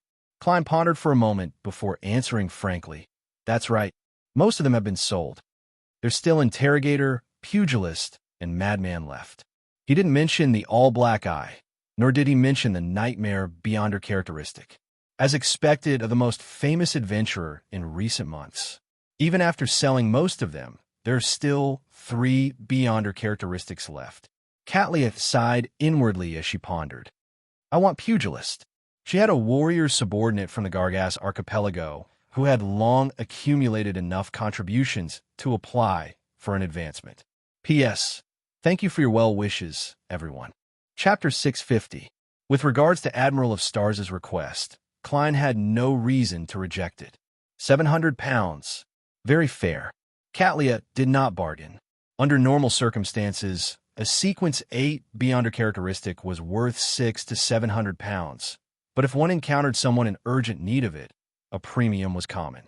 After all, such an item might only appear once in a long period of time at a Beyonder gathering. Klein didn't immediately complete the transaction. His expression didn't change as he lifted his suitcase. "I'll give it to you tomorrow." He didn't bring the Pugilist Beyonder characteristic with him. Most of the valuable items had been thrown above the gray fog. Admiral of Stars Katlia wasn't surprised by German Sparrow's answer as she nodded. No problem. She had encountered many similar situations. This often meant that there were items placed together with a pugilist beyonder characteristic that couldn't be known to outsiders. Therefore, it was impossible for German Sparrow to open the suitcase in front of her and complete the transaction on the spot. A crazy adventurer always had some secrets. Katlia paused for a second and added, "Yes, your room won't have any prying devices." She had seen what she needed to see. It doesn't matter. Klein curled his lips and smiled indifferently. His previous plan was to use Aztec's copper whistle, Wala Septon's paper crane, and other items during the ritual or when he entered the world above the gray fog to resist the prying eyes of mysticism. Then, he would use the bathroom to avoid physical surveillance. Of course, he wasn't worried that Admiral of Stars would go overboard. This wasn't because he believed that she was afraid of the crazy adventurer, German Sparrow, but because he felt that there was no need for Katlia to do so. She likely had softer and more covert means of observation. For example, inviting a beyonder of the spectator pathway. Klein took off his hat, bowed, and followed poison expert Frank Lee to his room. Watching him leave unhurriedly, Katlia turned around and entered the captain's room. She picked up her thick glasses and put them on the bridge of her nose. Bakeland, south of the bridge, Harvest Church. In the eyes of ordinary people, Bishop Utravsky, whose height was already that of a half-giant, put down the Holy Bible in his hand and looked around the prayer hall. There are more and more believers. Really? Emlyn White, who was wearing a brown priest robe, wiped the candlestick and spoke without even lifting his eyelids. He knew that after the great smog of Bakeland, the number of believers of Mother Earth had increased significantly. In the past, it would be a miracle if 3 to 5 people came to pray on weekdays and evenings. Now it was often close to 10. Father Utravsky looked down at the busy vampire priest and chuckled. As long as you're not blind, you can see it. You've contributed a lot to this. If you hadn't concocted the potion, cured the plague, and sincerely taught the students about medicine, it would have been very difficult for our faith to be accepted by the people of this area. Emlyn held the cloth, straightened his back, and raised his chin slightly. I'm just acting. Wait, what do you mean by our faith? Who's with you? His face twitched a little. Then he smiled and said, Speaking of blind people, I recall a joke I saw previously.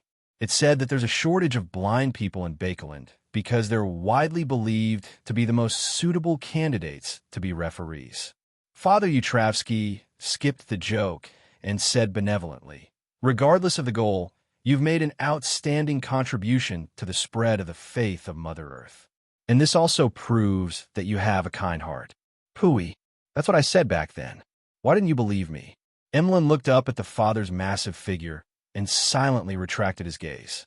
After he was done with the church, he changed into his normal clothes, wore a silk top hat that blocked out the sun, and walked to Rose Street. He secretly sized up his surroundings, but he didn't find any signs of being monitored. That red glove, named Leonard, really hasn't appeared again. I thought that after exposing his secret and buying Tinder, he would keep investigating me in secret.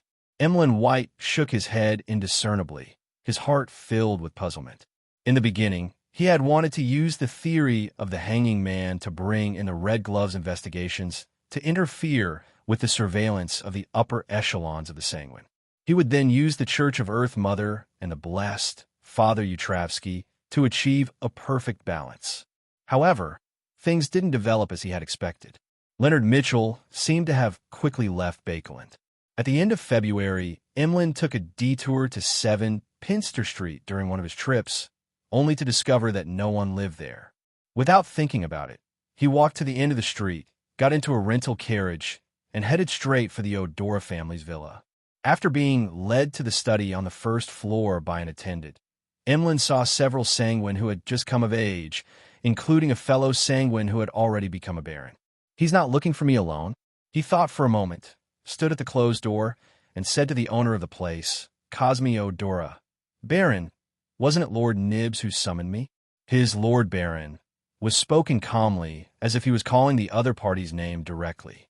That was because he was also a vampire baron, but it had not been announced yet. Cosme was a middle-aged gentleman with an air of elegance. "You are all the elites of the blood race's younger generation. My grandfather has entrusted me to give you some tests." "What test?" asked Russ Bathory, the other sanguine baron who had inherited the inheritance. Cosme drank a mouthful of the dark red blood mixed with wine and surveyed the area. "Perhaps you aren't aware, but the life school of thought snake of fate has been missing for some time." As Emlyn White and the other sanguine exchanged looks of surprise and confusion, Cosme continued, "But I believe all of you should know very well that the life school of thought is an organization that barely holds together. But I believe you should know very well that the life school of thought is an organization that barely holds together. The Beyonders who believe in fate and regard themselves as transcendent and rational, and the believers who worship the primordial moon and seek the essence of life and spirituality formed an alliance under the immense pressure of the 7 churches in the early 5th epoch. Due to the existence of the snake of fate, there haven't been any major problems internally. The worship of the primordial moon has always been limited and fixed in a symbolic sense. Furthermore, it has been fused bit by bit through master-disciple inheritance and the exchange of formulas. Unfortunately, with the disappearance of the snake of fate, this process has been disrupted.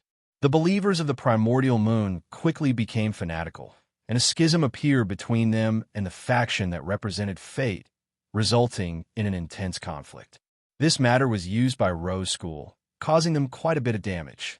Seeing that Emlyn White, Russ Bathory, and the other sanguine were still somewhat puzzled, Cosme, who had explained the background, went straight to the point. "Those who worship the primordial moon are our eternal enemies. They have been hunting us all this time to concoct potions to obtain strength. Now, we can't let go of this opportunity.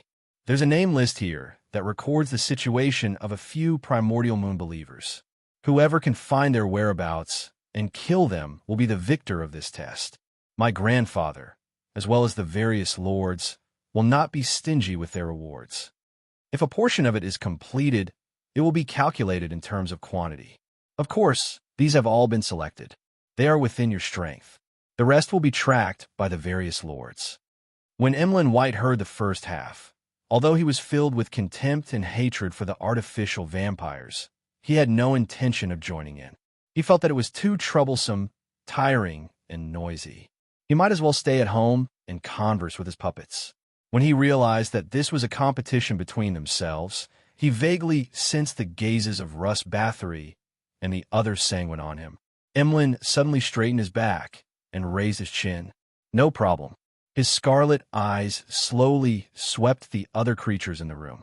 On the future, in a spacious room that had an attached bathroom, Klein stood by the window, looking at the undulating blue sea as he breathed in the cold winds that blew from the north in a good mood.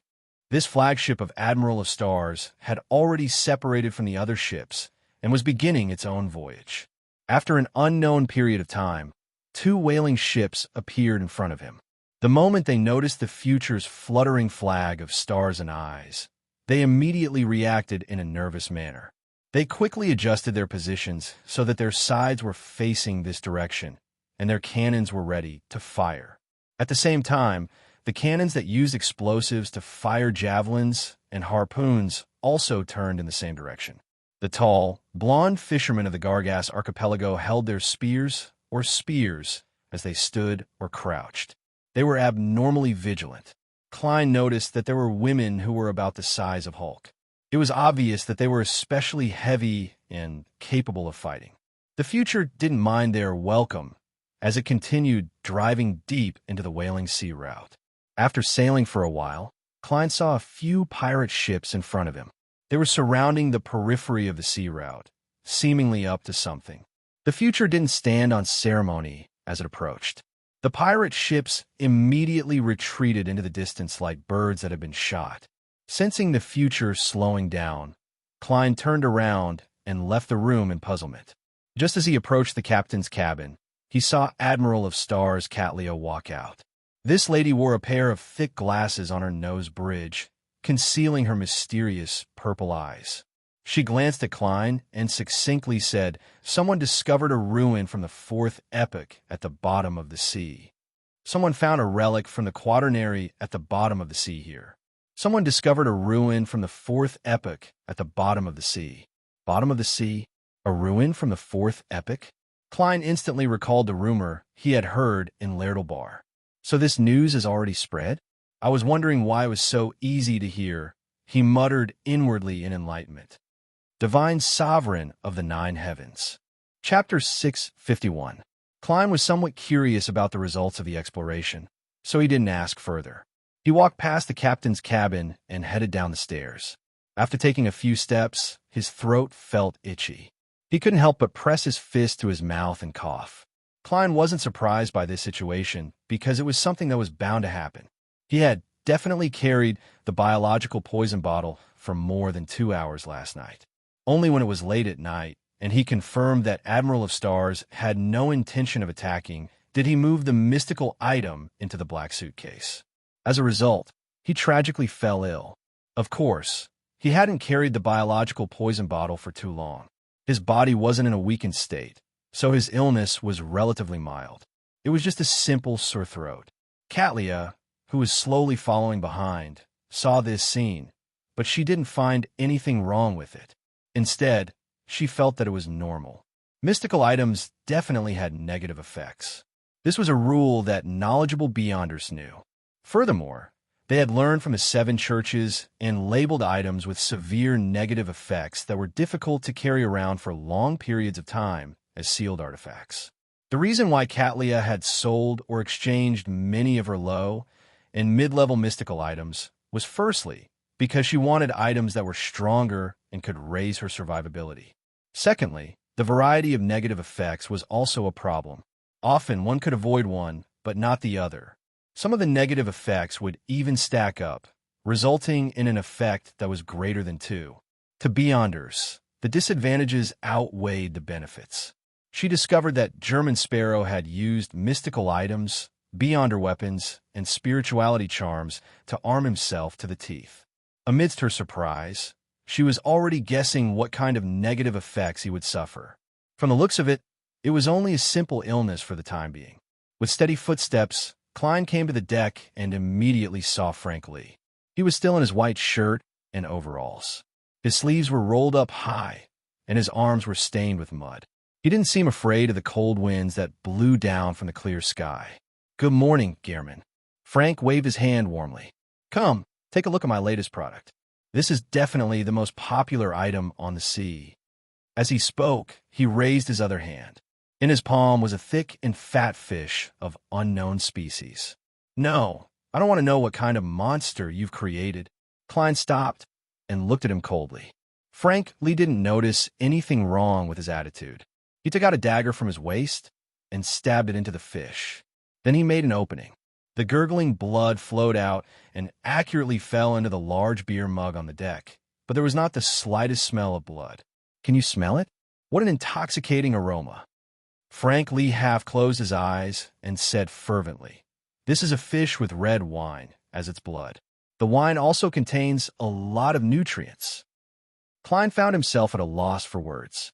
Frank looked at the sailors around him in excitement and said to German Sparrow, "Captain, I'm here. Do you know what troubles us the most at sea?" That meant that the wine had run out and they had yet to reach the shore. As long as this fish can quickly reproduce and become the main product of the sea, no matter where we go, we will never lack for alcohol. Yes, they will be divided into different species. Some produce Lanny-proof, some produce Nepos, some produce red wine, and some produce beer. Beer has to be made from sharks or whales. Otherwise, there won't be enough to drink. Isn't the most troubling problem the lack of water? Of course, most of the time, you use beer to replace water because it's less likely to rot. Poor fish. Just as Klein was pondering over how to respond to Frank, Katlia came to the deck. She walked past him and asked her first mate, "What's the matter?" She walked past him and asked her first mate, "Is Nina ready?" "Yes, she's already finished a bottle of Nepos." Frank pointed to a shadow created by the sail. The so-called preparation is to drink a bottle of Nepos, a specialty of Fasak. Nepos that can be struck with matches? Klein suddenly felt that the lady named Nina mentioned by the first mate likely had face-act blood. Captain, I hope it's a bottle of Sonia blood wine. A female figure slowly stood up from the shadows and walked out. She was more than 8 meters tall, and her blonde hair was casually tied into a high ponytail. Her facial features weren't outstanding, but she had clear face-act characteristics. Her skin was white and her eyes were light. This lady named Nina wore a tight-fitting black outfit that looked like it was made of fish skin. It seemed to fuse together from top to bottom, completely outlining her hot figure. This style was rather sexy to begin with, and Nina's breasts were the type that exceeded the limits of foul play. It was obvious what the surrounding pirates were looking at her with. Klein was a little embarrassed and wanted to look away, but he realized that German Sparrow wasn't such an inexperienced person. All he could do was empty his gaze and look at Nina's face. Gehrman, this is our bosun, Nina. She's also the navigator's assistant. Haha, her sequence name is Seafarer. Frank Lee continued introducing without holding back. This poison expert is very simple when it comes to researching hybridization. I remember now. This Nina's bounty is 3,600 pounds. Her nickname is Seabed Killer. Sigh, I've seen too many wanted posters. I can't even recall some of them. Klein looked into Nina's eyes and nodded calmly. Good morning, Mayam. Nina held back a smile as she sized up Klein. Good morning, Mr. Sparrow. I'm very curious. Is Vice Admiral Ailment as charming as the rumors say? As a female pirate who had spent a long period of time in the lower echelons of society, she had always been frank and direct when it came to men and women. She wasn't bashful at all. She originally wanted to directly ask German Sparrow if she wasn't charming enough or if he was the cold type, which resulted in him completely ignoring her without any reaction. However, considering that the person standing in front of her was a powerful fellow, an adventurer who had nearly successfully hunted Vice Admiral Ailment, a lunatic who could draw his gun and shoot at any moment, she rationally retracted her teasing words and asked about Vice Admiral Ailment in a roundabout manner. How am I to answer you? Klein fell silent for a moment. Her bounty is very charming. Nina was taken aback for a second, unsure of how to continue the topic. All she could do was turn to look at Admiral of Stars. Captain, shall we begin now? Cattleya, who had her bounty flashed in her mind for some baffling reason, nodded at Nina. Begin. Just as she said that, Nina strode to the side of the ship. With a push of her right hand, she jumped straight into the sea and swam downstream like a black fish. At the same time, with a few splashes, a few sailors jumped down to provide support. She began without any buffer. This lady has the bearing of the Church of the Storm, as expected of a beyonder of the sailor pathway. Klein looked out the ship and couldn't help but cough twice. Are you sick? Frank Lee asked directly. Klein nodded indifferently. A little. Frank thought for a moment and didn't greet him. He ran back to the cabin and ran off somewhere unknown. By the side, Cattleya nudged her thick glasses and smiled. Frank is a toxicologist and an excellent doctor. She's indeed from the planter pathway. Klein didn't ask further as he stood there, waiting for Nina to complete her initial exploration. Noticing the sudden silence, to the point of awkwardness, Cattleya took a few steps forward and casually said, In another day, we'll leave the Whaling Channel. In another day, we'll be out of the Whaling Channel. We're still at least a week away from that ocean, Klein thought and raised a question. In fact, it'll be even further north, and there's a roundabout route. I know of a secret sea route that can allow us to reach the ocean you want in 2 to 3 days. Cattleya's gaze pierced through the thick glass and landed on Klein's eyes, as though she was trying to figure out what he knew about the extremely dangerous ocean. Klein thought for a moment and simply said, Very good. Very good.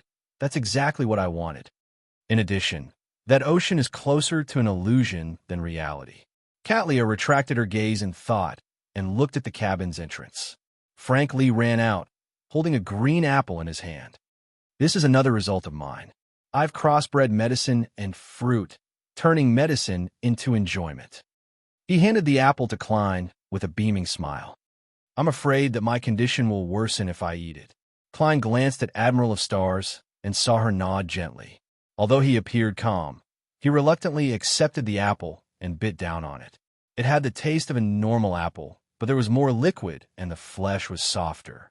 After taking a few bites, Klein realized that his throat suddenly stopped hurting. He had no idea when his coughing stopped. I have to say that this is truly miraculous. As long as it doesn't involve animals or humans, Frank Lee should be considered a genius that's highly regarded in the Church of Earth Mother. Unfortunately, he eventually became a devil-like fellow. Klein looked at the poison expert and said frankly, "I've been cured." "Very good, very good." Frank didn't praise himself as he casually introduced the pirates on the deck to Klein. After a while, Nina and the supporting sailors swam out of the sea and returned to the captain. In her hand, she held a metal bar that was so rusted that its original form was indistinguishable, and a patch of hard black soil covered in honeycombs. She grumbled to Catlia, "Captain, there's no such thing as a deep-sea well. That well isn't even as big as my breasts. Of course, it's very deep and dark. I don't know what it is hiding." She gestured in front of her. Exaggeration is a common trait of pirates and adventurers. Catlia nodded, not using the word exaggeration. "The diameter of the well is so small." Klein looked at the item in Nina's hand in puzzlement. He politely avoided Nina's body, which was dripping with water.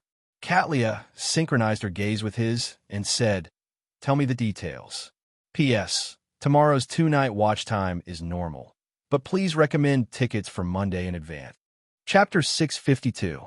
Nina was a pirate who had worked her way up from the lower ranks. Although she was irritable most of the time, she was definitely experienced. She was considered a relatively reliable person. After some thought, she described seriously, "That well is rather deep at the bottom of the sea.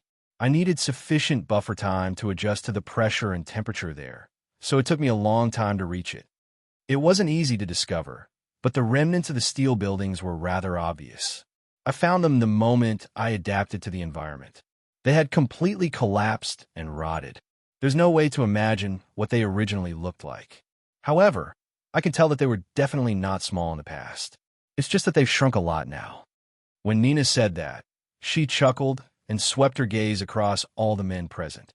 A real female pirate is indeed different. Klein immediately sighed inwardly. From his point of view, be it Admiral of Stars Catlia, Vice Admiral Iceberg Edwina, or Vice Admiral Aylma Tracy, none of them were considered pure female pirates. This was because they came from large factions or secret organizations. When they were low-sequence beyonders, they were either not at sea, following important figures, doing relatively safe things, or they were independent adventurers. They weren't influenced by the style and atmosphere of low and mid-ranking pirates. After Nina finished laughing, Catlia pointed at the rusty object in her hand that was difficult to describe as a metal strip. "This is a portion of those steel buildings?" "Yes, Captain. As you know, I don't know much about history or mysticism, so I can only bring some back for you to study. You're an expert in this area." Nina smiled as she handed over the metal strip. Then, she pointed at the remaining black soil that was covered in honeycombs. "Not far from the steel ruins, I found that well. It's really not big. If this can be described with the word huge, then I must have seen many huge cannons. Those drunk adventurers are better at bragging than us pirates. This is the soil inside that deep well. I can't imagine how these marks were formed."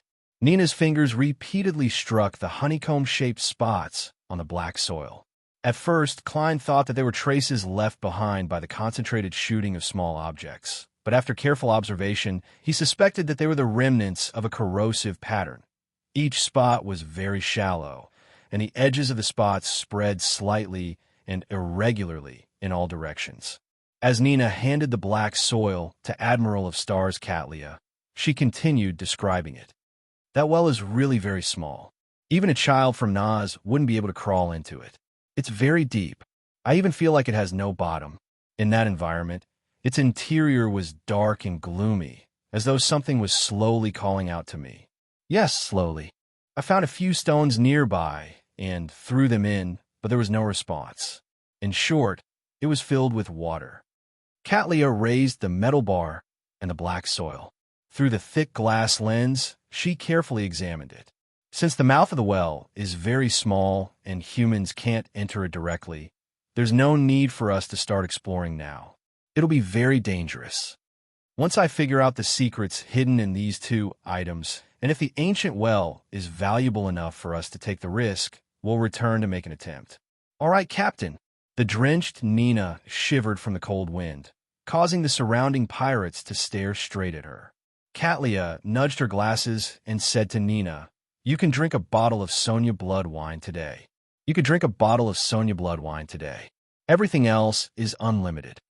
Long live Captain! Nina cheered in extreme joy. An ancient well at the bottom of the sea that humans can't enter. Klein, who had no desire to explore it, summarized Nina's description inwardly. Suddenly, he had a wonderful idea. Just because humans couldn't enter the ancient well at the bottom of the sea didn't mean that non-humans couldn't. Many deep-sea fish weren't that huge, so there was a high chance that they could pass through the well. And as a sea god, when wielding a scepter, he had sufficient means to control sea creatures. There's no rush. I'll see what Hermit can figure out from these two items before deciding if I should explore it on the return trip. Otherwise, I might incur some exaggerated danger. There's currently a lack of information on such matters, so there's no way to divine it. Amidst his thoughts, Klein remained expressionless. At this moment, Catlia turned her head to glance at him curiously before retracting her gaze without leaving a trace. Why is she suddenly looking at me? Why is she looking at me? It's impossible for her to know that I have the sea god scepter, allowing me to control sea creatures. No, she knows, but she knows that Mr. Fool wields the godhood scepter left behind by sea serpent Cavituous, not the world. Unless she's seen through the fact that the world is the fool. But that's even more impossible. Even Mr. the Hanging Man is still stuck at the level of the world being a blessed. She didn't even realize this. Let's change my train of thought and consider it from the perspective of Admiral of Stars. She's a person pursued by knowledge, and she has followed Queen Mystic and is loyal to the Moses ascetic order. She has roamed the seas for many years and has seen and experienced many things. It's not strange for her to know that the sea god domain has the beyonder powers to control sea creatures. Therefore, after discovering that humans can't pass through the ancient well at the bottom of the sea, she naturally made the connection to the scepter in Mr. Fool's hand. She plans on requesting the corresponding help in the future. She thinks that I'm observing to see if the world has the corresponding information and if he has similar thoughts. Klein immediately thought of many things. With the powers of a clown, he forcefully maintained his indifferent expression and didn't have any abnormal reactions. When Nina went to collect the Sonia blood wine, Klein pressed down on his hat and returned to the cabin's entrance. As he approached the door, a scene suddenly surfaced in his mind. In a room on the upper level of the cabin, the windows were tightly shut and the curtains were covered. A pair of blurry eyes hid behind the curtains as it silently watched the people on the deck. Watching German Sparrow. Who is it? Klein didn't stop in his tracks. His body didn't show any signs of stiffness as he entered the cabin normally like before. At 3 in the afternoon, bright but not scorching sunlight shone upon a garden near Stone University. Michel Duth, who was already a senior associate professor at the age of 40, was wearing a long tuxedo for banquets and a beautiful bow tie as he waited patiently by the door. Yesterday evening, he had received a letter. The sender was an attendant of the most powerful noble family in Eastchester County, Earl Hall. The writer was the daughter of the extremely influential member of Parliament, Miss Audrey Hall, who was known as the most dazzling gem in Bakeland. This noble lady mentioned in the letter that she had heard from a gathering that Mr. Michel Duth was an outstanding collector. As an enthusiast in this field, she wished to pay a visit. Michel Duth had no reason to reject it. Soon, an elegant carriage with the family emblem drove to the door. 2 servants, who had already received instructions, opened the outer door made of steel fences and led the carriage around the garden to the front of the house. A housekeeper walked down first, followed by the guards and maidservants. Following that, A hand wearing a long white gauze glove reached out. With the help of the maidservants, Audrey gracefully stepped onto the carpet that Michel had laid out ahead of time. Michel was first taken aback before his eyes lit up. She felt as though the flowers in the garden beside her had lost their color. He took 2 steps forward and took off his hat to bow. "Welcome, honorable lady. Your visit is an honor for me and my family." Audrey took off her gauze hat and handed it to the maidservant. After exchanging a few pleasantries, she followed Michel Duth through the living room and into the collection room on the first floor. Here, Michelle seemed to have regained her confidence as the owner. She started from the left side and pointed at the collection. Starting from the left edge, she pointed at the collection and introduced, "This is a helmet that appeared during the White Rose War. After a long period of research, I can confirm that its owner is a member of the Sauron family. Back then, they were still part of the royal family." The golden helmet was intricately designed. There were decorations that resembled flying birds, and the visor was made up of metal scales. "My ancestor obtained his first noble title during this war," Audrey replied with piqued interest. She had adjusted her mental state ahead of time, making it seem as though she was really here to visit. The defeat in the 20-Year War caused the kingdom to suffer many years of humiliation, but it also produced many heroes. Michel flattered her indirectly. The White Rose War happened after the 20-Year War and before the Battle of the Violated Oath. Rouen defeated Intis and became powerful again. Michel continued introducing her collection as Audrey listened attentively. From time to time, she would raise questions and interact with her. Finally, Michel pointed at a notebook with a black cover. It belonged to a knight who was stationed on Sonia Island during the 20-Year War. This knight's name has already vanished into the annals of history. Only this notebook proves that he once existed and that he once defended Sonia Island to the very last moment.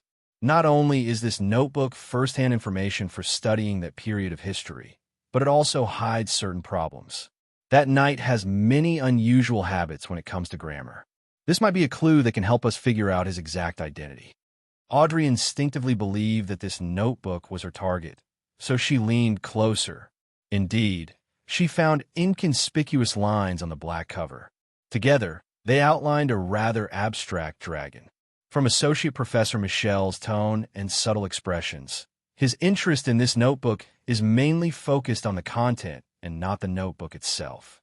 He doesn't particularly cherish it. I have a high chance of buying it. Audrey calmly made a judgment. She turned her head and smiled at Michel Duth. "What kind of unusual habits is it?" "He likes to use short sentences, very short ones," Michel described as though he was showing off. Audrey had always been a good listener. She looked at her with a smile and listened attentively, allowing Michel to say more. As she listened, she suddenly felt that the knight's grammar habits were somewhat familiar. "That's—" Audrey's eyes darted around slightly, as she quickly recalled the source of the familiarity. It was a grammatical habit of Dragonese that she had seriously studied and basically grasped. P.S. Seeking monthly recommendations for Monday. Chapter 653. A knight who knows Dragonese, to the point where he mainly uses Dragonese during critical stages of his growth. It's no wonder psychological alchemy wishes to obtain the notebook he left behind. Audrey came to a realization as she reined in her thoughts. She happily and seriously discussed the grammatical problems with Michel Duth. Soon, they ended their discussion of the notebook as Michel began introducing the subsequent collections. Time ticked by as the tour gradually came to an end. Audrey had originally planned on raising the request to buy it the next time, so as to make the matter appear unclear, but the friendly atmosphere and the natural foreshadowing made her acutely sense that this was an opportunity. Hence, with the powers of lie, she blushed in embarrassment. "Mr. Duth, the Sauron royal family helmet that originated from the White Rose War, is a very good item to commemorate my ancestors. Pardon me for asking, but can I buy it from you? There's also the notebook from the 20-Year War. As I'm very impressed with the knights who defended Sonia Island, I similarly wish to have it.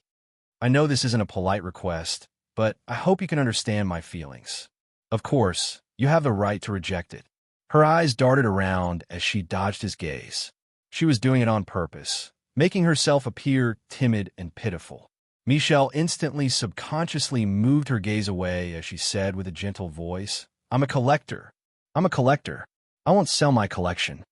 His tone and choice of words aren't firm enough. The information I've gathered indicates that he's a gentleman who places great importance on his reputation. Directly using money to buy his collection is probably something he can't accept. The psychological alchemy didn't get someone else to complete this mission. On the one hand, it's to accumulate contribution points for me, and on the other hand, it's likely because of Mr. Associate Professor's attitude towards this matter. I have to use a different method. Before Audrey came here, she had already carefully formulated a different plan based on the information she had gathered.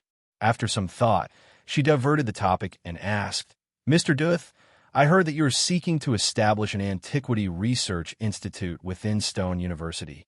"Yes, that's my goal for the past few years."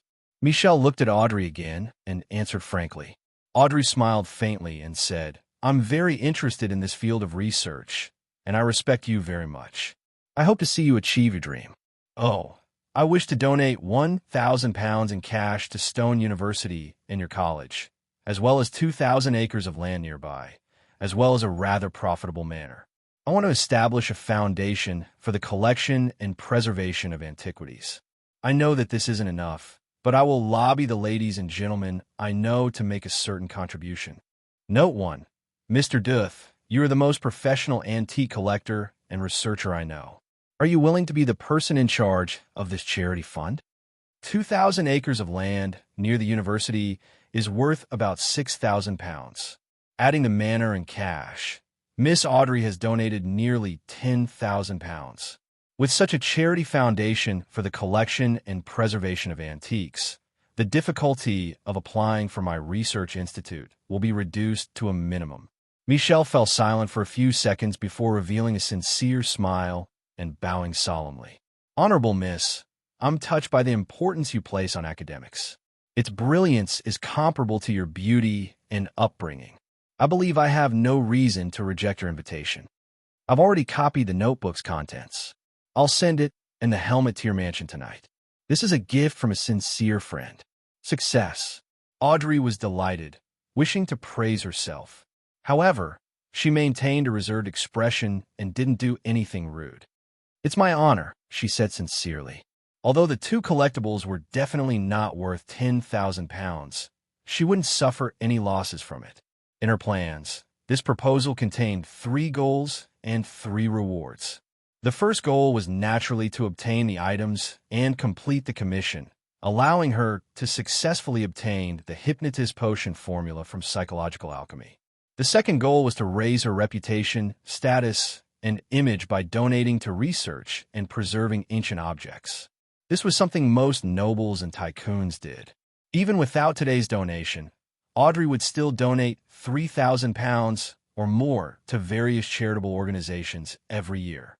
Therefore, she believed that her father, Earl Hall, wouldn't stop her from doing something similar with the small amount of property under her name. The third goal was to establish a foundation that focused on the collection and preservation of antiques. It was easy for her to come into contact with valuable historical information and mysterious items. Audrey didn't need to appear personally. Just by sitting at home, she could obtain items that could be of help to her. It was equivalent to using £10,000 to leverage more funds and establish her own faction. Of course, if Michelle Duth didn't accept the exchange, she had other plans. The Hall family was in the kingdom's Higher Education Commission, as well as the noble friends she knew. As long as the associate professor had the corresponding needs, she would definitely be able to find a way to satisfy him. However, Audrey didn't like such a method. She found it dishonorable, as though it harmed the public's interests. After discussing the matter, Audrey stayed for a while longer and chatted for about 15 minutes, making the ending of the matter seem less abrupt. Following that, she bade farewell and left Michelle's place, taking a carriage back to the Hall family's villa in Stone City. At around 8 in the evening, she received the Sauron royal family's helmet and the notebook from the 20-Year War, as promised. Audrey wore a pair of white gauze gloves and sat in front of the desk with piqued interest. She placed the helmet to the side and seriously flipped through the notebook's contents. She discovered that the records were very fragmented. The early stages were mainly about how the knight stationed at ancient Elven Island learned how to brew Sonya blood wine, how he chased the ladies around him, and how he spent his boring time.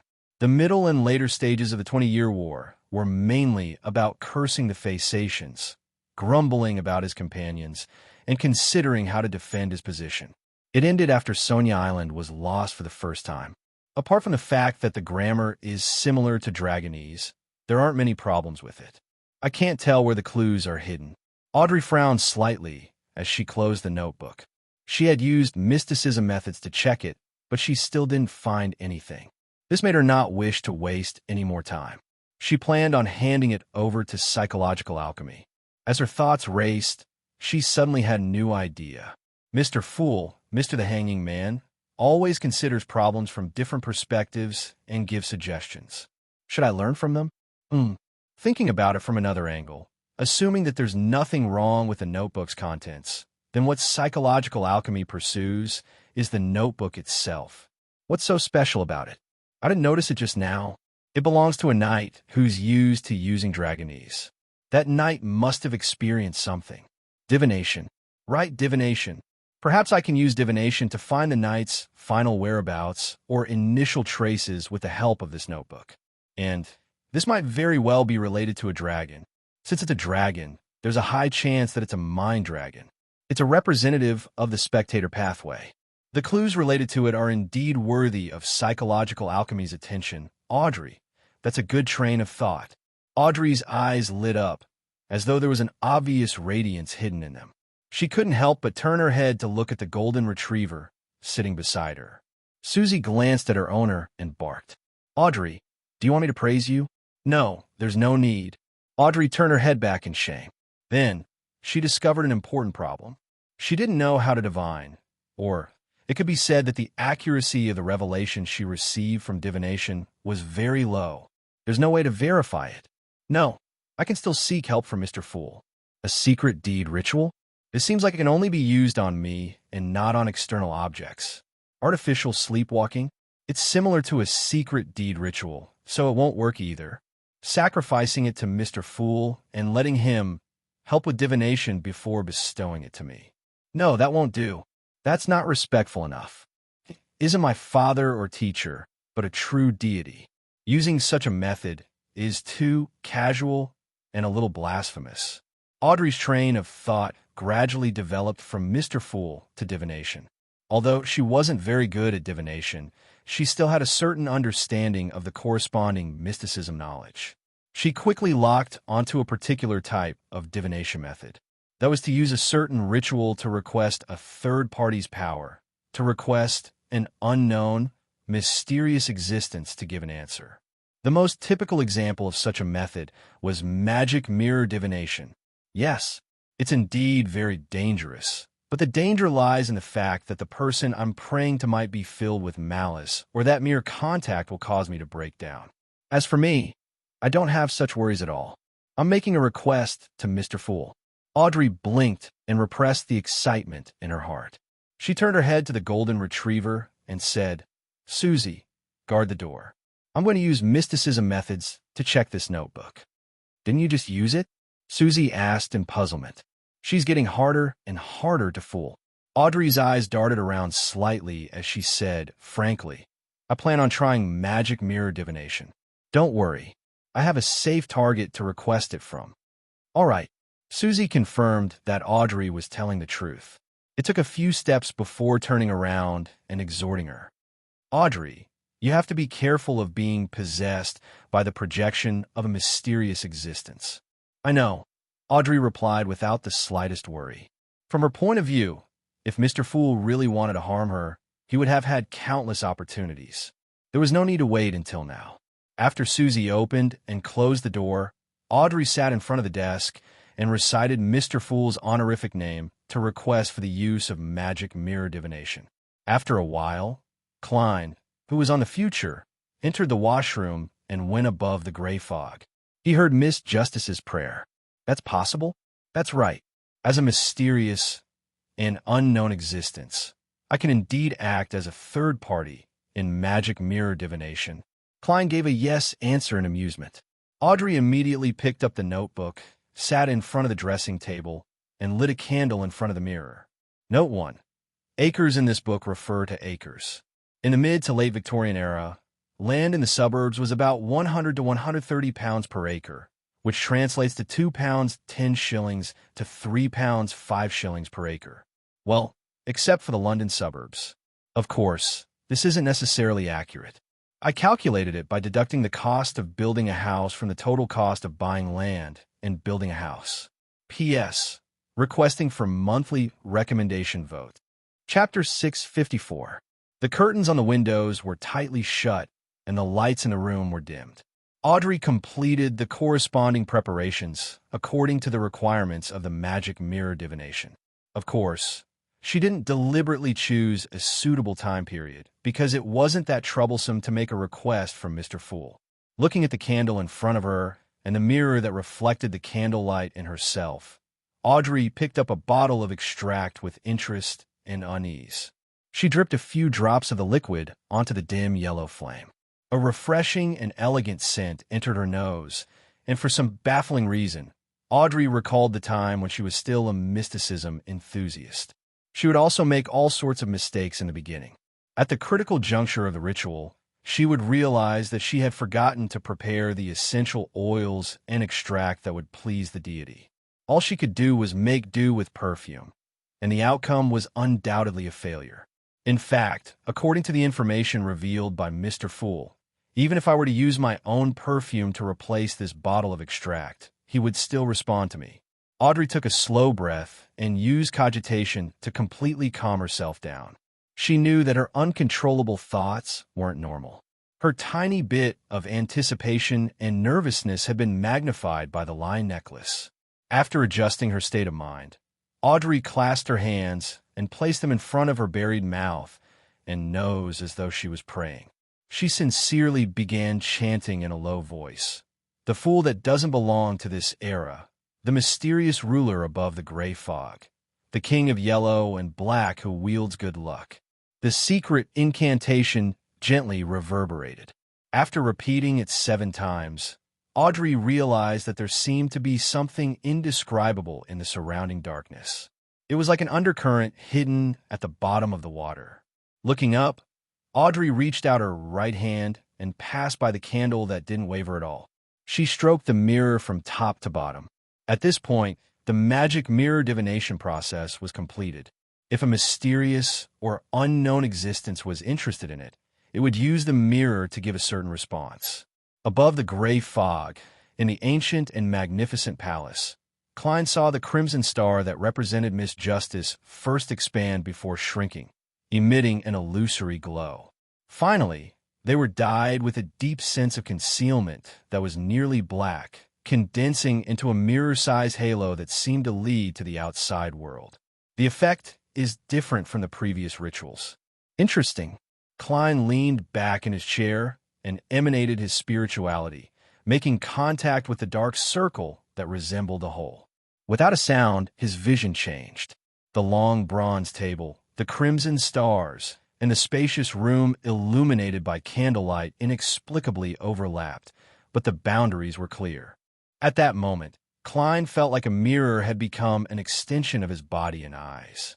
It helped him clearly see and interfere with the world above the gray fog. Yes, very clear. Everything in Klein's line of sight was no longer blurry and gray. Everything was presented clearly in his eyes.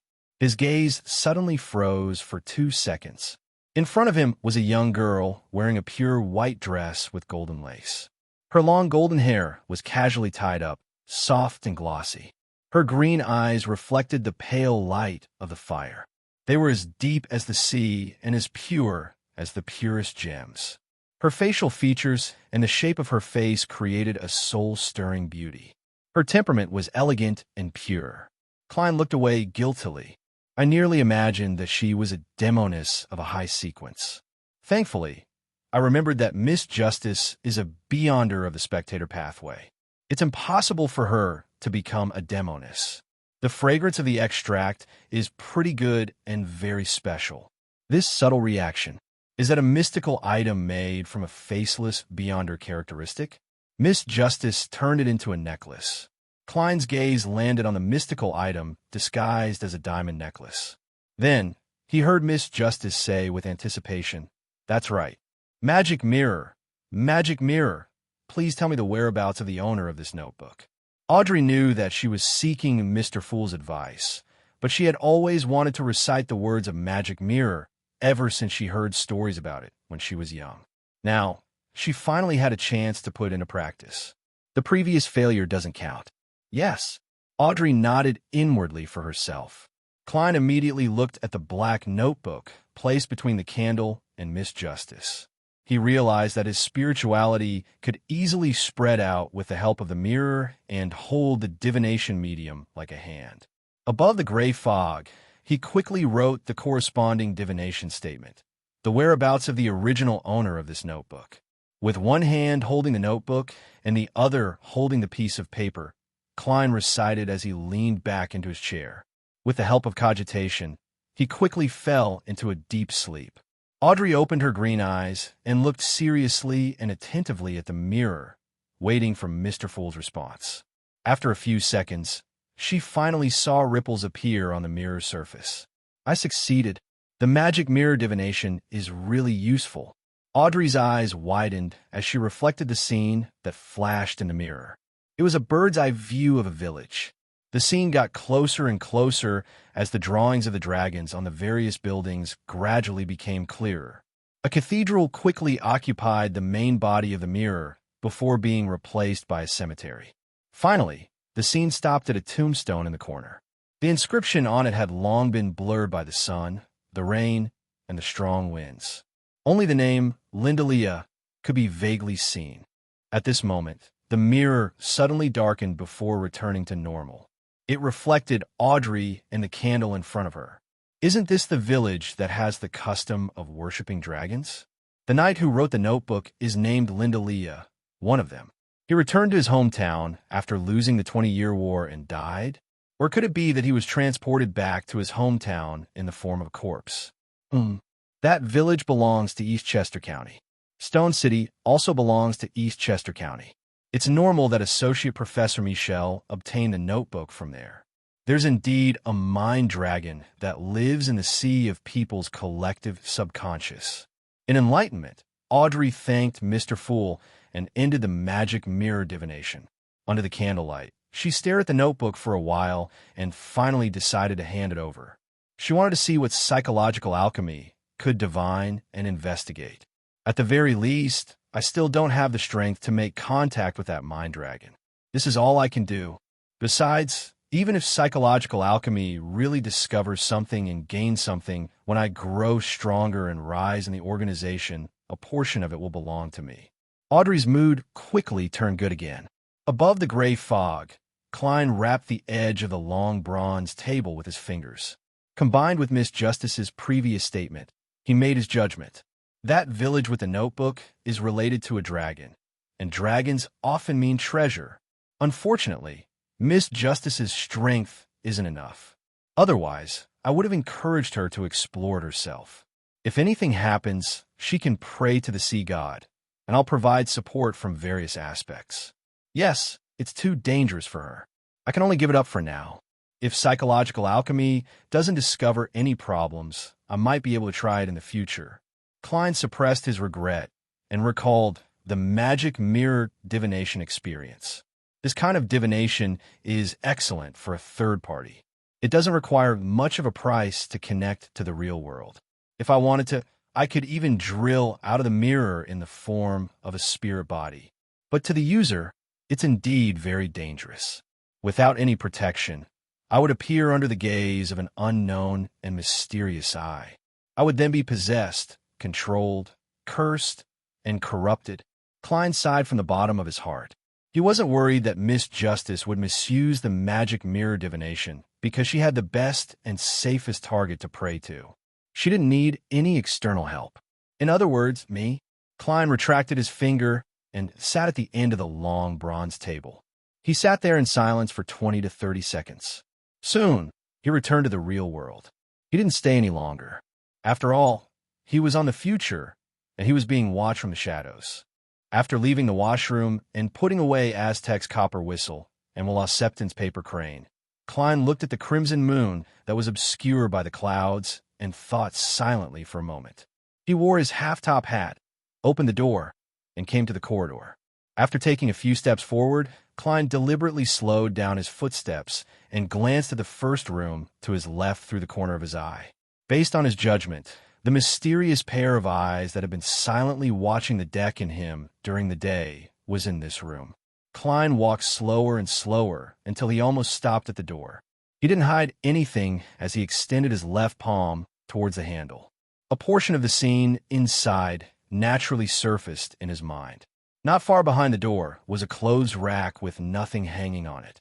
The weak starlight scattered across the clean floor. It was silent, serene, and lacked any human presence. The window had been opened at some point, and the sea breeze blew in, lifting the curtain that wasn't too thick. No one else. Klein was just testing the waters. He immediately retracted his left palm and walked toward the stairs as if nothing had happened. Arriving at the deck, Klein walked leisurely near the ship's railing with a cold and indifferent expression. It seemed that his main purpose was to come down for a walk. Suddenly, he saw a man in suspenders and a white shirt sitting in front of him. Frankly, Klein didn't stop. He moved closer step by step. The man sensed something and turned around to look at the approaching person. He was poison expert Frank Lee, but there was no longer a smile on his face. His mouth and chin were covered in blood. Klein raised his eyebrows, but didn't say anything. Frank Lee suddenly raised his hands and grabbed a silver-scaled fish from each side that hadn't been struggling. He said dejectedly, "I failed. Their lifespan is much shorter than I expected.